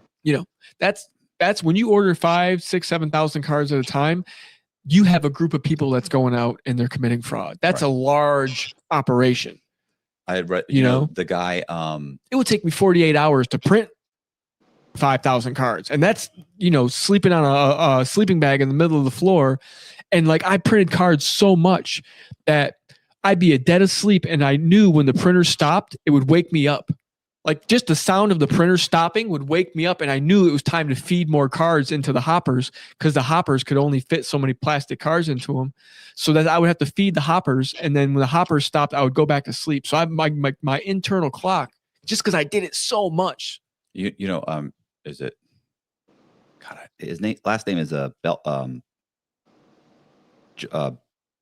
Blanchard. You know what I'm talking about? Blanchard. Anyway, he was from Canada. And I had read an article about him. They actually have there's a documentary on him. I can't believe Josh Blanchard. I don't know. I forgot his first name. Anyway, he was doing that. He actually went over there and he had a group of like 20 some odd people, and everybody's getting like 5 cards a piece, and they'd give them orders, and they're taking the train around Europe, and they're going in, they're hitting one area, and they're buying like purses and shoes, and they're just buying just tons of high-end luxury items, because that's what they were doing in Europe. Right. Yeah, they were doing the purses, the Louis Vuitton purses, the bags, the shoes, the watches. Yeah, that was a big thing. He didn't get busted for that. He was just, I think he just told it was an article in a Wired magazine. But that, and I know that, I mean, I've read several articles where like these guys would kid, and of course when I would read the articles, I would be thinking, well, those are cards that are being printed up at thousands, because I'm thinking the whole mechanics of how it works. And I only know the mechanics because I had already written that story on you. So I was like, damn, they're ordering those cards from somebody. Like that's a lot of cards, and the average person isn't ordering but 5 cards at a time, 10 cards at the most. 5,000 cards. I had 3 printers running for 48 hours straight, and I would burn out print heads on these printers because they would just overheat and burn out. And when the print head went, that's like $1,100 to replace that print head, and that printer would be down for like 4 or 5 days because all of these parts they're not manufactured in the United States. They're manufactured somewhere over in Europe, and it's like a specialty. Like you can't even go on like a website and buy spare parts. Like I had like a manual I had to buy, and I had to call up like a sales person. No. I had like a number I had to call, and I had to go through the book, and I had to find the part number and give it to the salesperson. And then they had to put in the order for me and send me the print head. So it was like, yeah, I had 3 printers running 48 hours straight to print 5,000 cards straight. No stopping, just constantly printing. Hey, real quick, just wanted to let you guys know that we're looking for guests for the podcast. If you think you'd be a good guest or you know somebody, do me a favor. You can fill out the form. The link is in our description box, or you can just email me directly. Email is in the description box. So back to the video. So like at this point, I know from doing the research, there was an investigation that had been started where they were where the Secret Service had gotten involved, and they were tracking the packages where you were dropping off packages randomly at different places. So they were hoping that you would repeatedly use the same drops. Yeah. You drive up and but that didn't work out. But I know that at that point they had started an investigation into you on the various I don't really know how that got started. I just know that they were staking out different what do we call it? The boxes where you drop your packages. So when you're shipping packages, they know you're shipping, and they know that some of these they must have grabbed some of the packages at some point. Well, I'm sure at some point in time they had ordered from me, because I mean, listen, like I said, law enforcement's on all of these sites. So I'm sure they ordered from me, and because they want to see the quality of the product, they want to see if they can probably lift any fingerprints off them. They wanted to see if they could figure out exactly where these were coming from. If they were actually indeed coming from within the United States, well, then that's an issue for the Secret Service. And I had no idea. Right. So where at this point, well, first of all, Carter.su had shown up in an investigation, and they were tracking multiple people. This was an investigation out of Las Vegas. Yeah, Las Vegas. And they were tracking multiple guys, and they had picked up some of those guys. That was Christopher Aragon, and no, it wasn't that one. It wasn't. I'm not sure when you're talking about. It's not that one. No, it's the indictment was filed in 2012. So January 10th, 2012. Okay, yeah. But so right around the same time. It's in the same time period where I was doing all my shit. Right. So and each one of these guys, they have them. They break it down. Who was a vendor? Who was this person? These persons selling. What they're selling. What they're doing. So anyway, at some point they had indicted these people. They're trying to pick them up. Matter of fact, this may have been before they were investigating before they indicted anybody, but they're trying to pick them up. But you had shortly after that, you disappeared. So while they're trying to set you up and stake these places out and get some of the, not just you and other people, Right, yeah. while they're doing that, you moved. You moved out of Miami. I took off and went to South Carolina. Right. Yeah. Why'd you move to South Carolina? I wasn't running for anything. I didn't feel heat or anything like that. She was from there. Who? The girl I was with at the time, my first baby's mother, if you will. We weren't married, but we did have a child together. And she was from there, so she wanted to go back to where, her family was, and they hadn't met the baby. They hadn't seen really the baby or had any interaction with them. So I don't even, I don't remember what was really the last final driving force that made me leave Florida. I think leaving Florida was the biggest mistake I ever made, to be completely honest with you. Right. I should have never went to South Carolina, but it's just one of those things you do when you're young. You don't really, I had plenty of money, Right. so we went up there, we got a townhome and shit. Yeah. So, but you were still making cards, though. Still making cards, still selling cards, because that's that's my bread and butter. And I figured, I was like, I can do this from anywhere I'm from. It doesn't matter where I'm at. I can do this. All I need is internet connection, right? And a place to set up my printers. And so I start, sending out packages from South Carolina, and it's the little town Rock Hill, South Carolina is where I was living. Yeah, and I was sending packages. So in South Florida and in Florida, period, there's hundreds of UPS stores. Right. Hundreds, and you could just walk into one, hand them like, I got some outgoing. Can you put this in your outgoing mail? It's already got a postage label on it, because I would print those out beforehand. I had an account with Pitney Bowes, and I would just print all the labels out and beforehand take them to the store, and they'd be like, okay, send them out. Pay $5. Some of them made you pay a $5 fee. Some just did it for free. But when I got to South Carolina, there was two. There's two UPS stores in this little town. There was two in this little town, and there was one like 45 minutes away. Yep. So I had no choice but to continuously use those two UPS stores to send out all of my packages from. So the issue with that is that they start to recognize you, or they start to like. So if the packages are my face is a regular now at that UPS store. I'm there every other day sending stuff out and receiving packages as well. And I had to open up a UPS store box, which I never had to do before in the past. Right. Like I never had to go into these places and give them a driver's license and give them, this, that, and the other. I didn't have to do that before, because I was just go in, I dropped the package, and that would be it. But since I was receiving packages now, the old man who ran the UPS store, which I didn't know it at the time, he was the owner, because all this stuff for franchises. He made me open up an account, right, so that I could receive mail and send mail out there, because I was in there so much. Yeah. So I used a fictitious name on a driver's license that I had made, which actually wasn't a fictitious name. It was actually a name of somebody, right? A guy who lived in Wisconsin, coincidentally. And I used his social security number, and I used his date of birth, and I used his name to print a driver's license. So to open the PO box with. Yeah. So what happened?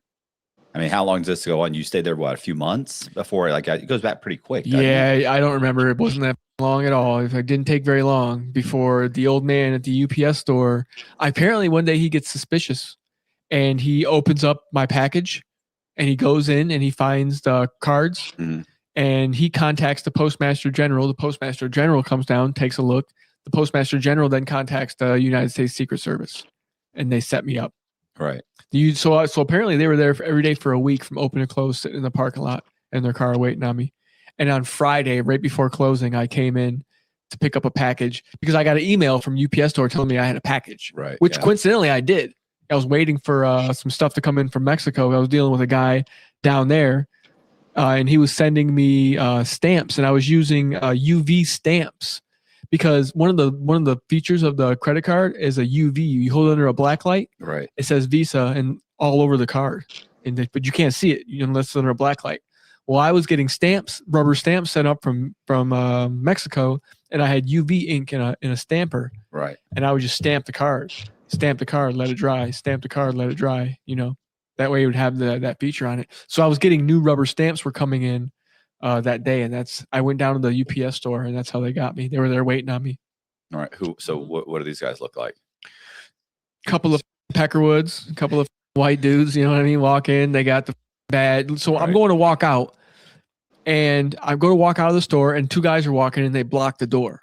One's got a gun. They weren't in like uniforms or nothing like that, but I seen the gun, I seen the badge, and it still didn't register with me what was going on. And they were like, Mr. Pearson? And I sat back. I was like, yeah. They're like, well, we need to talk to you about what you've been sending out of here. I'm like, what I've been sending out of here? I'm like, I don't know what you're talking about. You know, I tried to play stupid as much as I could. And they're like, you know, let's just go back. Let's just go back and have a chat. I was like, all right. So we get him back and they're like, well, listen, we know what you've been sending out of here. We got one of your packages. We know we know what's in it. And at that time I was like, in my mind, I'm thinking, obviously they don't know who I am. They don't know what I've been doing, and they don't know the extent of what I've been doing, because if they did, we wouldn't be having this conversation. I'd be in handcuffs. So at this point, I'm thinking, you know, maybe I can wiggle my way out of this. Like, there's got to be some wiggle room somewhere. You know, I can BS my way out of most things. I've been doing it my whole life. Maybe I can get out of this. And so I'm thinking, I'm like, okay, how can I minimize this as much as I possibly can? Because I'm not going to tell the truth. Obviously, I'm not just going to spill my guts there, get all scared and spill my guts, because that just isn't going to happen. You know, plus, I had no co-defendants. Right. Nobody knew what I was doing. There was nobody that was going to tell on me, you know? So I'm sitting there and they're like, well, we know, so, you know, we can take you to jail right now. He's like, you don't have to give us any information, but we can arrest you and take you to jail right now. And you'll sit there and there'll be an investigation and then we'll eventually figure out what's going on. Or you could play ball with us and you could go home tonight, right now. And I'm like, I can go home. I was like, yeah. In my mind, I'm like, yeah, you're just saying that. I'm like, that's bullshit. You know what I mean? And so he gets on his phone and he calls up his sergeant or whoever his commanding officer was. And we have like a little meeting right there on the phone. And they agreed. It's like, listen, if you know, obviously you're not robbing anybody. You're not breaking any, you know, this isn't their guns or anything like that. This is fraud. He's like, you will have a court date. He's like, but if you just tell us everything we need to know right now, be honest with us, you know, tell us what we want to hear. He's like, you're going to have to go to court, obviously. And if you don't show up for court, you're going to have a warrant. You're going to have a warrant, but we won't arrest you right now and take you to jail. And that was what they had told me. And I'm sitting there thinking like, man, dude, what do I got at the house? What do I have there that can bury me? You know? Yeah, the whole thing that was there. Oh yeah, my whole lab. Yeah, I had it all set up there. But do you mean other than that? Other than that, yeah, I'm like, man, you know, how much evidence is at the house? Because and listen, the night before this happened, I got paranoid for some reason, and I just went through and I threw out 3 big garbage bags full of shit. Right. Like receipts and like paperwork from like invoices from like orders I had sent, and like piles of cards that like didn't come out right or like weren't embossed right. Like all this shit. I threw out 3 big giant black trash bags of shit. Just cleaned out everything. So the only stuff that I had there was the physical equipment itself. Right. The blank cards that were yet to be printed. And I think I had like 500 or 600 cards in the safe printed, getting ready to go out on an order. I was just waiting on payment to come in. Right. Plus I had a few debit cards and other things like that with where I was like holding my money and whatnot. And I think I don't even think I had any cash on me at that time. I think I maybe had like 80 grand in cash in the safe. Right. You know? And you just mind you, throughout this whole thing, at the very pinnacle of what I deemed to be my success, I was making like $100,000 a month. Right. I was doing 100 orders a month, $1,000 minimum order. And that's basically how I went from like 2005 to 2009 is when I got busted at the UPS store. It was in like 2009. Right. You know, so from 05 to 09 it was a pretty good run. You know, I made approximately, I don't know, $3.5 million or something like that. But it was like, you know, I never really I didn't see 3.5 million at once. And that's what a lot of people fail to realize is, yes, I give you did a duffel bag. I did make a couple $1 million, but I never had all of that money at one time. You know, I think the most cash I've ever seen in my life that I ever had physically in my hands was like $80,000. Yeah. That's the most money I've ever seen in cash at once. You know what I mean? But I had millions, but it was like I had 200,000 in this account. I had 100,000 over here. I had 100,000 spread out between 5 different debit cards here. I had a business account with 200,000 in it. And it was like, and you got to think, I'm a 20-something-year-old kid at this time. I'm dollar dumb is what I call it. Like I don't know what interest, I don't know about inflation or interest rates or like, ROI, return on investment. I don't know about any of that. I don't know about real estate. I don't know about money markets. I don't know about, CDs and IRAs, Roth IRAs, all these different tools for investment. I didn't know any of that. I didn't know shit. Nothing. I'm eating out 3 times a day. You know what I mean? I'm filling up my gas tank. I'm filling up my people's friends' gas tanks. I'm going shopping. I had all the nice shit. You know what I mean? I was taking vacations. So I wasn't thinking about investing. I wasn't thinking about buying a bunch of gold and burying it in the ground. Right. In retrospect and in hindsight, I really wish that I would have come across somebody that would have influenced me to save money or to invest money or to put money up, but I just didn't have any kind of influences like that in my life. Everybody I knew was poor at that time. Everybody I knew. I didn't know anybody that had money. I didn't grow up with money. I didn't grow up being taught about money. They don't teach you that in elementary school, middle school, or high school. They don't teach you how to manage money. The internet was a relatively new thing. So you didn't have all these entrepreneur bros all over the giving you all this about LLCs and, this, that, and the other. So that information, I just didn't have access to any of that information at the time. And I just wasn't thinking about it, so a lot of the money was just squandered. A lot of the money we're on debit cards that I would either lose or the debit card would get flagged for listen, I lost $350,000 in a Bank of America account that got flagged for fraud, and I didn't have the proper information to make the documents to send into the bank to get the account unlocked, to get my funds unfroze. Right. And that happened a bunch of different times. So, so it was it was so chaotic. That period of time in my life was so chaotic that I couldn't accumulate wealth like a lot of people think. So when I say $3.5 million, yeah, I did make $3.5 million, but you said, it wasn't I didn't have it all in one place at one time and I could just go withdraw. It wasn't that easy. Oh no, listen, when the Secret Service grabbed me and they were giving me the numbers, 9 million. I'm like, 9 million. I've never seen 9 million. I've never seen $1 million in cash. What are you talking about? But it's the same thing. It's the most cash I ever saw was nowhere near, wasn't $1 million. Maybe 600, 700,000, but I've never had, I've never seen that. Mm-hmm. And I've had money, 100,000 in this account, 50 in here, 300,000 here. I've had a couple million in an account, but in an account isn't really your money. Right. It doesn't feel like your money because I can't get it. And I can get it a little bit at a time.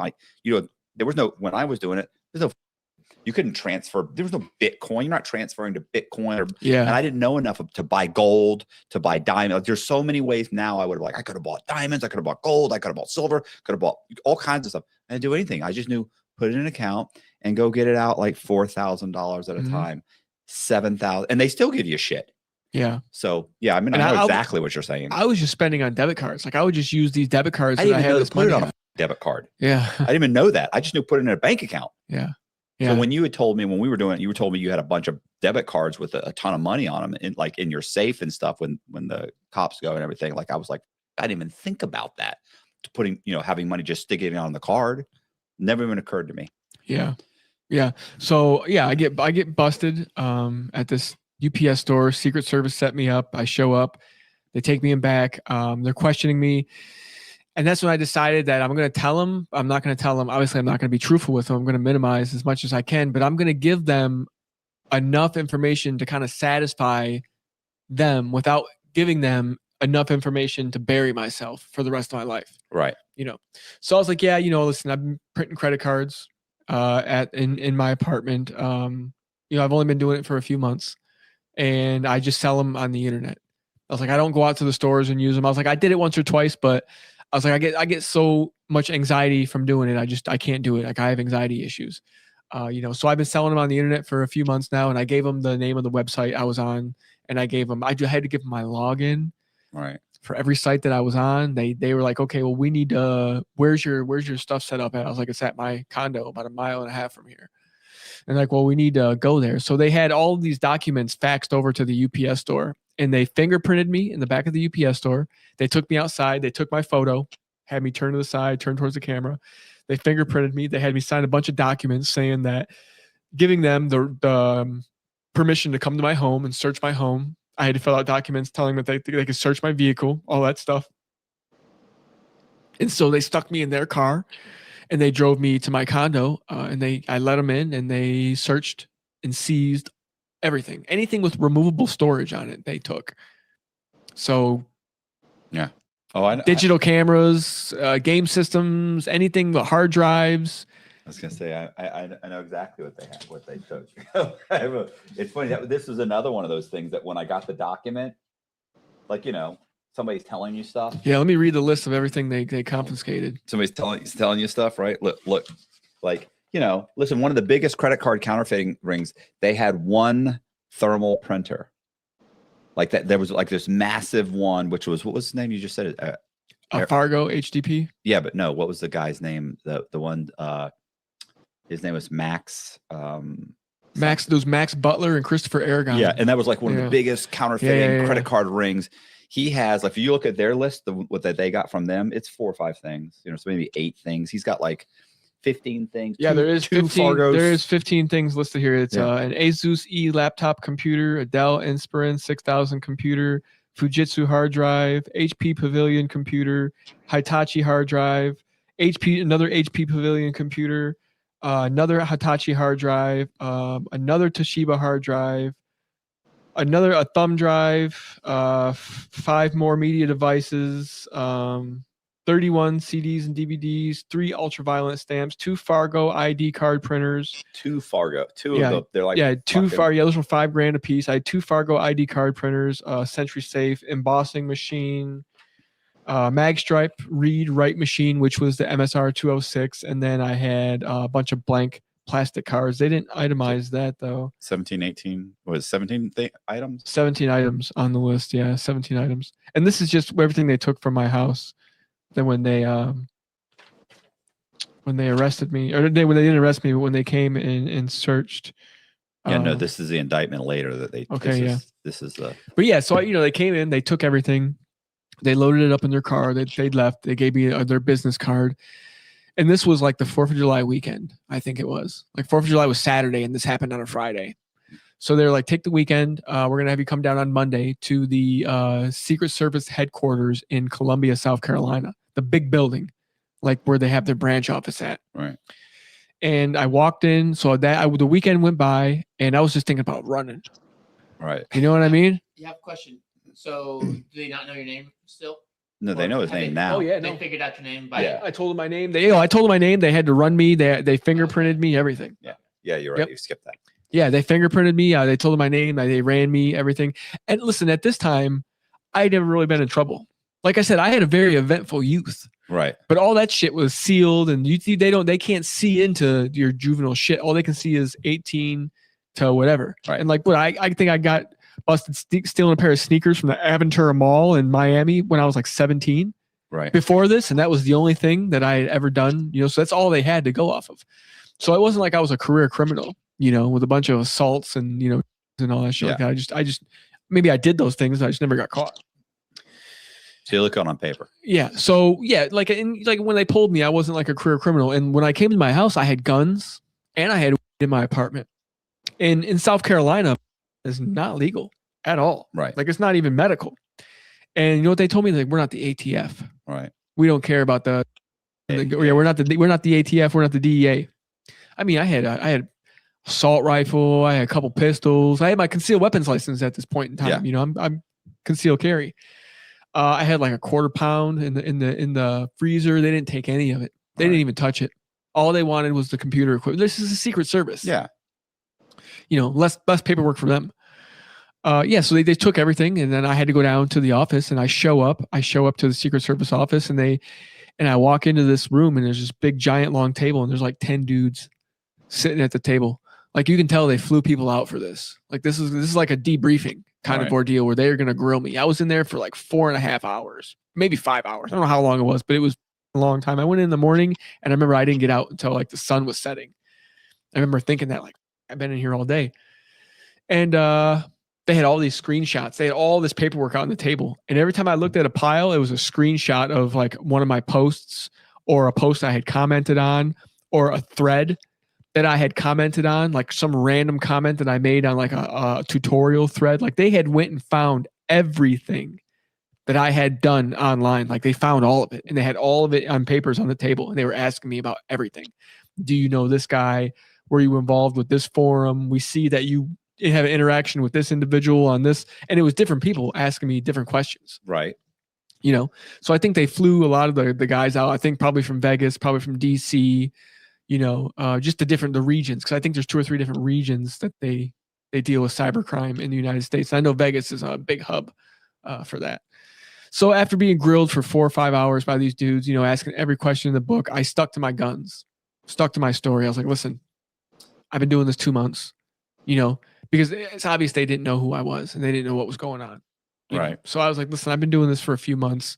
Obviously you guys can see I've been on these websites for more than 2 months, but as you can see, I've only been vending because the website that they had me on, I was only a vendor on that website for 2 or 3 months. Had they got the other website, the other forums that I was on that I didn't give them, they would go back and see that my vending history went back like 3.5 years. Right. You know what I mean? And they could probably see all like a lot of the transactions, and it would have been a mess. Was your usernames like the same on all those websites? Earlier on, it was not. So after I rebranded myself US Plastico and I jumped on Carter.su, then that's what I continued with from there on. But prior to that, I think it was just my ICQ number. I don't even think I had like a name.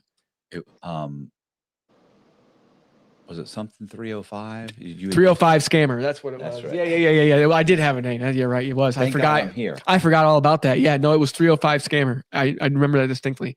So that's what I was prior to US Plastico. And then when I rebranded myself US Plastico, and then I went on vending right with that, you know, moniker. Yeah. So I mean, that's basically how the bust went down.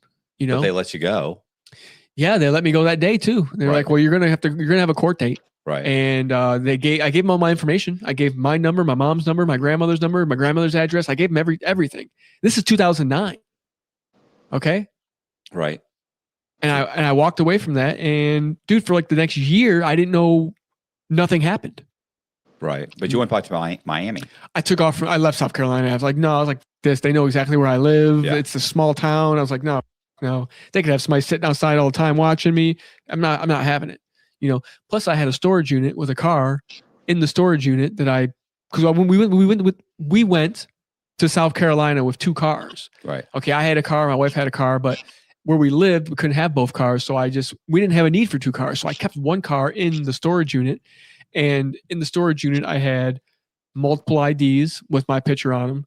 I had like, so when you're a kid, you know, when you're a kid and you play make believe and you like build like, you know, like a treasure chest and all this shit like that. Well, I had this spy kit when I was a kid, and I had like a fake passport that I made out of like cardboard, and I had like fake money in there, and like I never like did anything with this. I just always kept it in a bag in my room for whatever, because you're a kid, you got imagination. Yeah. In case I need to, you know, get out of here real quick. Because I had seen it on a movie or something like that. So I built one as an adult. Now I built one of those because I had been doing it as a kid my whole life. Now I built one as an adult, but it had real money in it.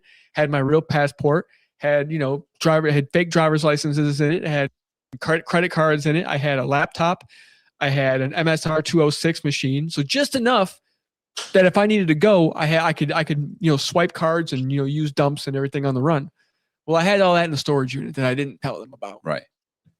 So at this time, it was like, I didn't want to leave. And okay, so yeah, and my girlfriend at this time, thank God she wasn't home when all this happened. Like when they came and searched, she was actually at her, like her mom's house or something for the weekend. And so she came home after it all happened. And like a day later, we're hanging out at her mom's house. Like 2 days later, actually, we're hanging out at her mom's house. And her sister, so she leaves with her one of her cousins and her husband. They go do something. Her sister walks in and she's like, yeah, Melissa told me to tell you that she thinks y'all should just go y'all separate ways. I'm like, what the are you talking about? Like, we have a son together. We've been together for 2.5 years at this point. You know, the relationship's a little rocky because, you know, I'm a narcissist, and well, I was at this. I don't think I am anymore, but I think at the time I kind of was. And I neglected her. I did, but it wasn't like, you know, but she just straight up was like, kick rocks. Kick rocks. Right. So, what do I do? And you've just been. She also knows you're probably going to jail soon. And I think that she's thinking that she doesn't want to get in trouble, so she's trying to distance herself because obviously she knew what I was doing the whole time. Yeah, it's in the spare room. Yeah, and and I'd be in there with my son making cards, and he'd be sitting on the floor playing with a pile of them. So it's like everybody they knew what I was doing. So she decides to not want to be in a relationship with me anymore. I'm like, dude, how my life can't get any worse at this point, right? Luckily, I was smart enough to put up a little bit of money and like an escape, because I had that like bug out bag. A bug out bag, yeah, just because I had an overactive imagination when I was a child. That helped me on later on in life. This gave me like a new escape. So I was like, all right, then I'll dip. You want me to leave? I'll leave. Fine. I didn't even try. And I think the next day, like the next morning, it was hard for me to leave the next morning because she was like asking me not to leave. Like then when the reality set in that I was leaving, she asked me not to. And like, I had this moment where I was like, should I go or should I stay? You know what I mean? Like I went and opened the door. My son was like just a baby at this time. He was laying in the bed sleeping. I was like, man, this is a fork in the road kind of moment. Like, do I stay here and stick it out or do I leave? And so I left. That's what I do. I run from everything. I've been running my whole life. It's just been like this on recurring theme. This is what I do. So I left. I went back to Miami. Yeah. And I, for the next year, I didn't know what to do. Right. I didn't know if I was going to go to court next month, in a week, 2 weeks. Am I going to have a warrant out for my arrest? Are they looking for me? Are they watching me? Are they tapping my phones? Like, I don't know. So for the next year, I just kind of spent money. And so before this, it's funny.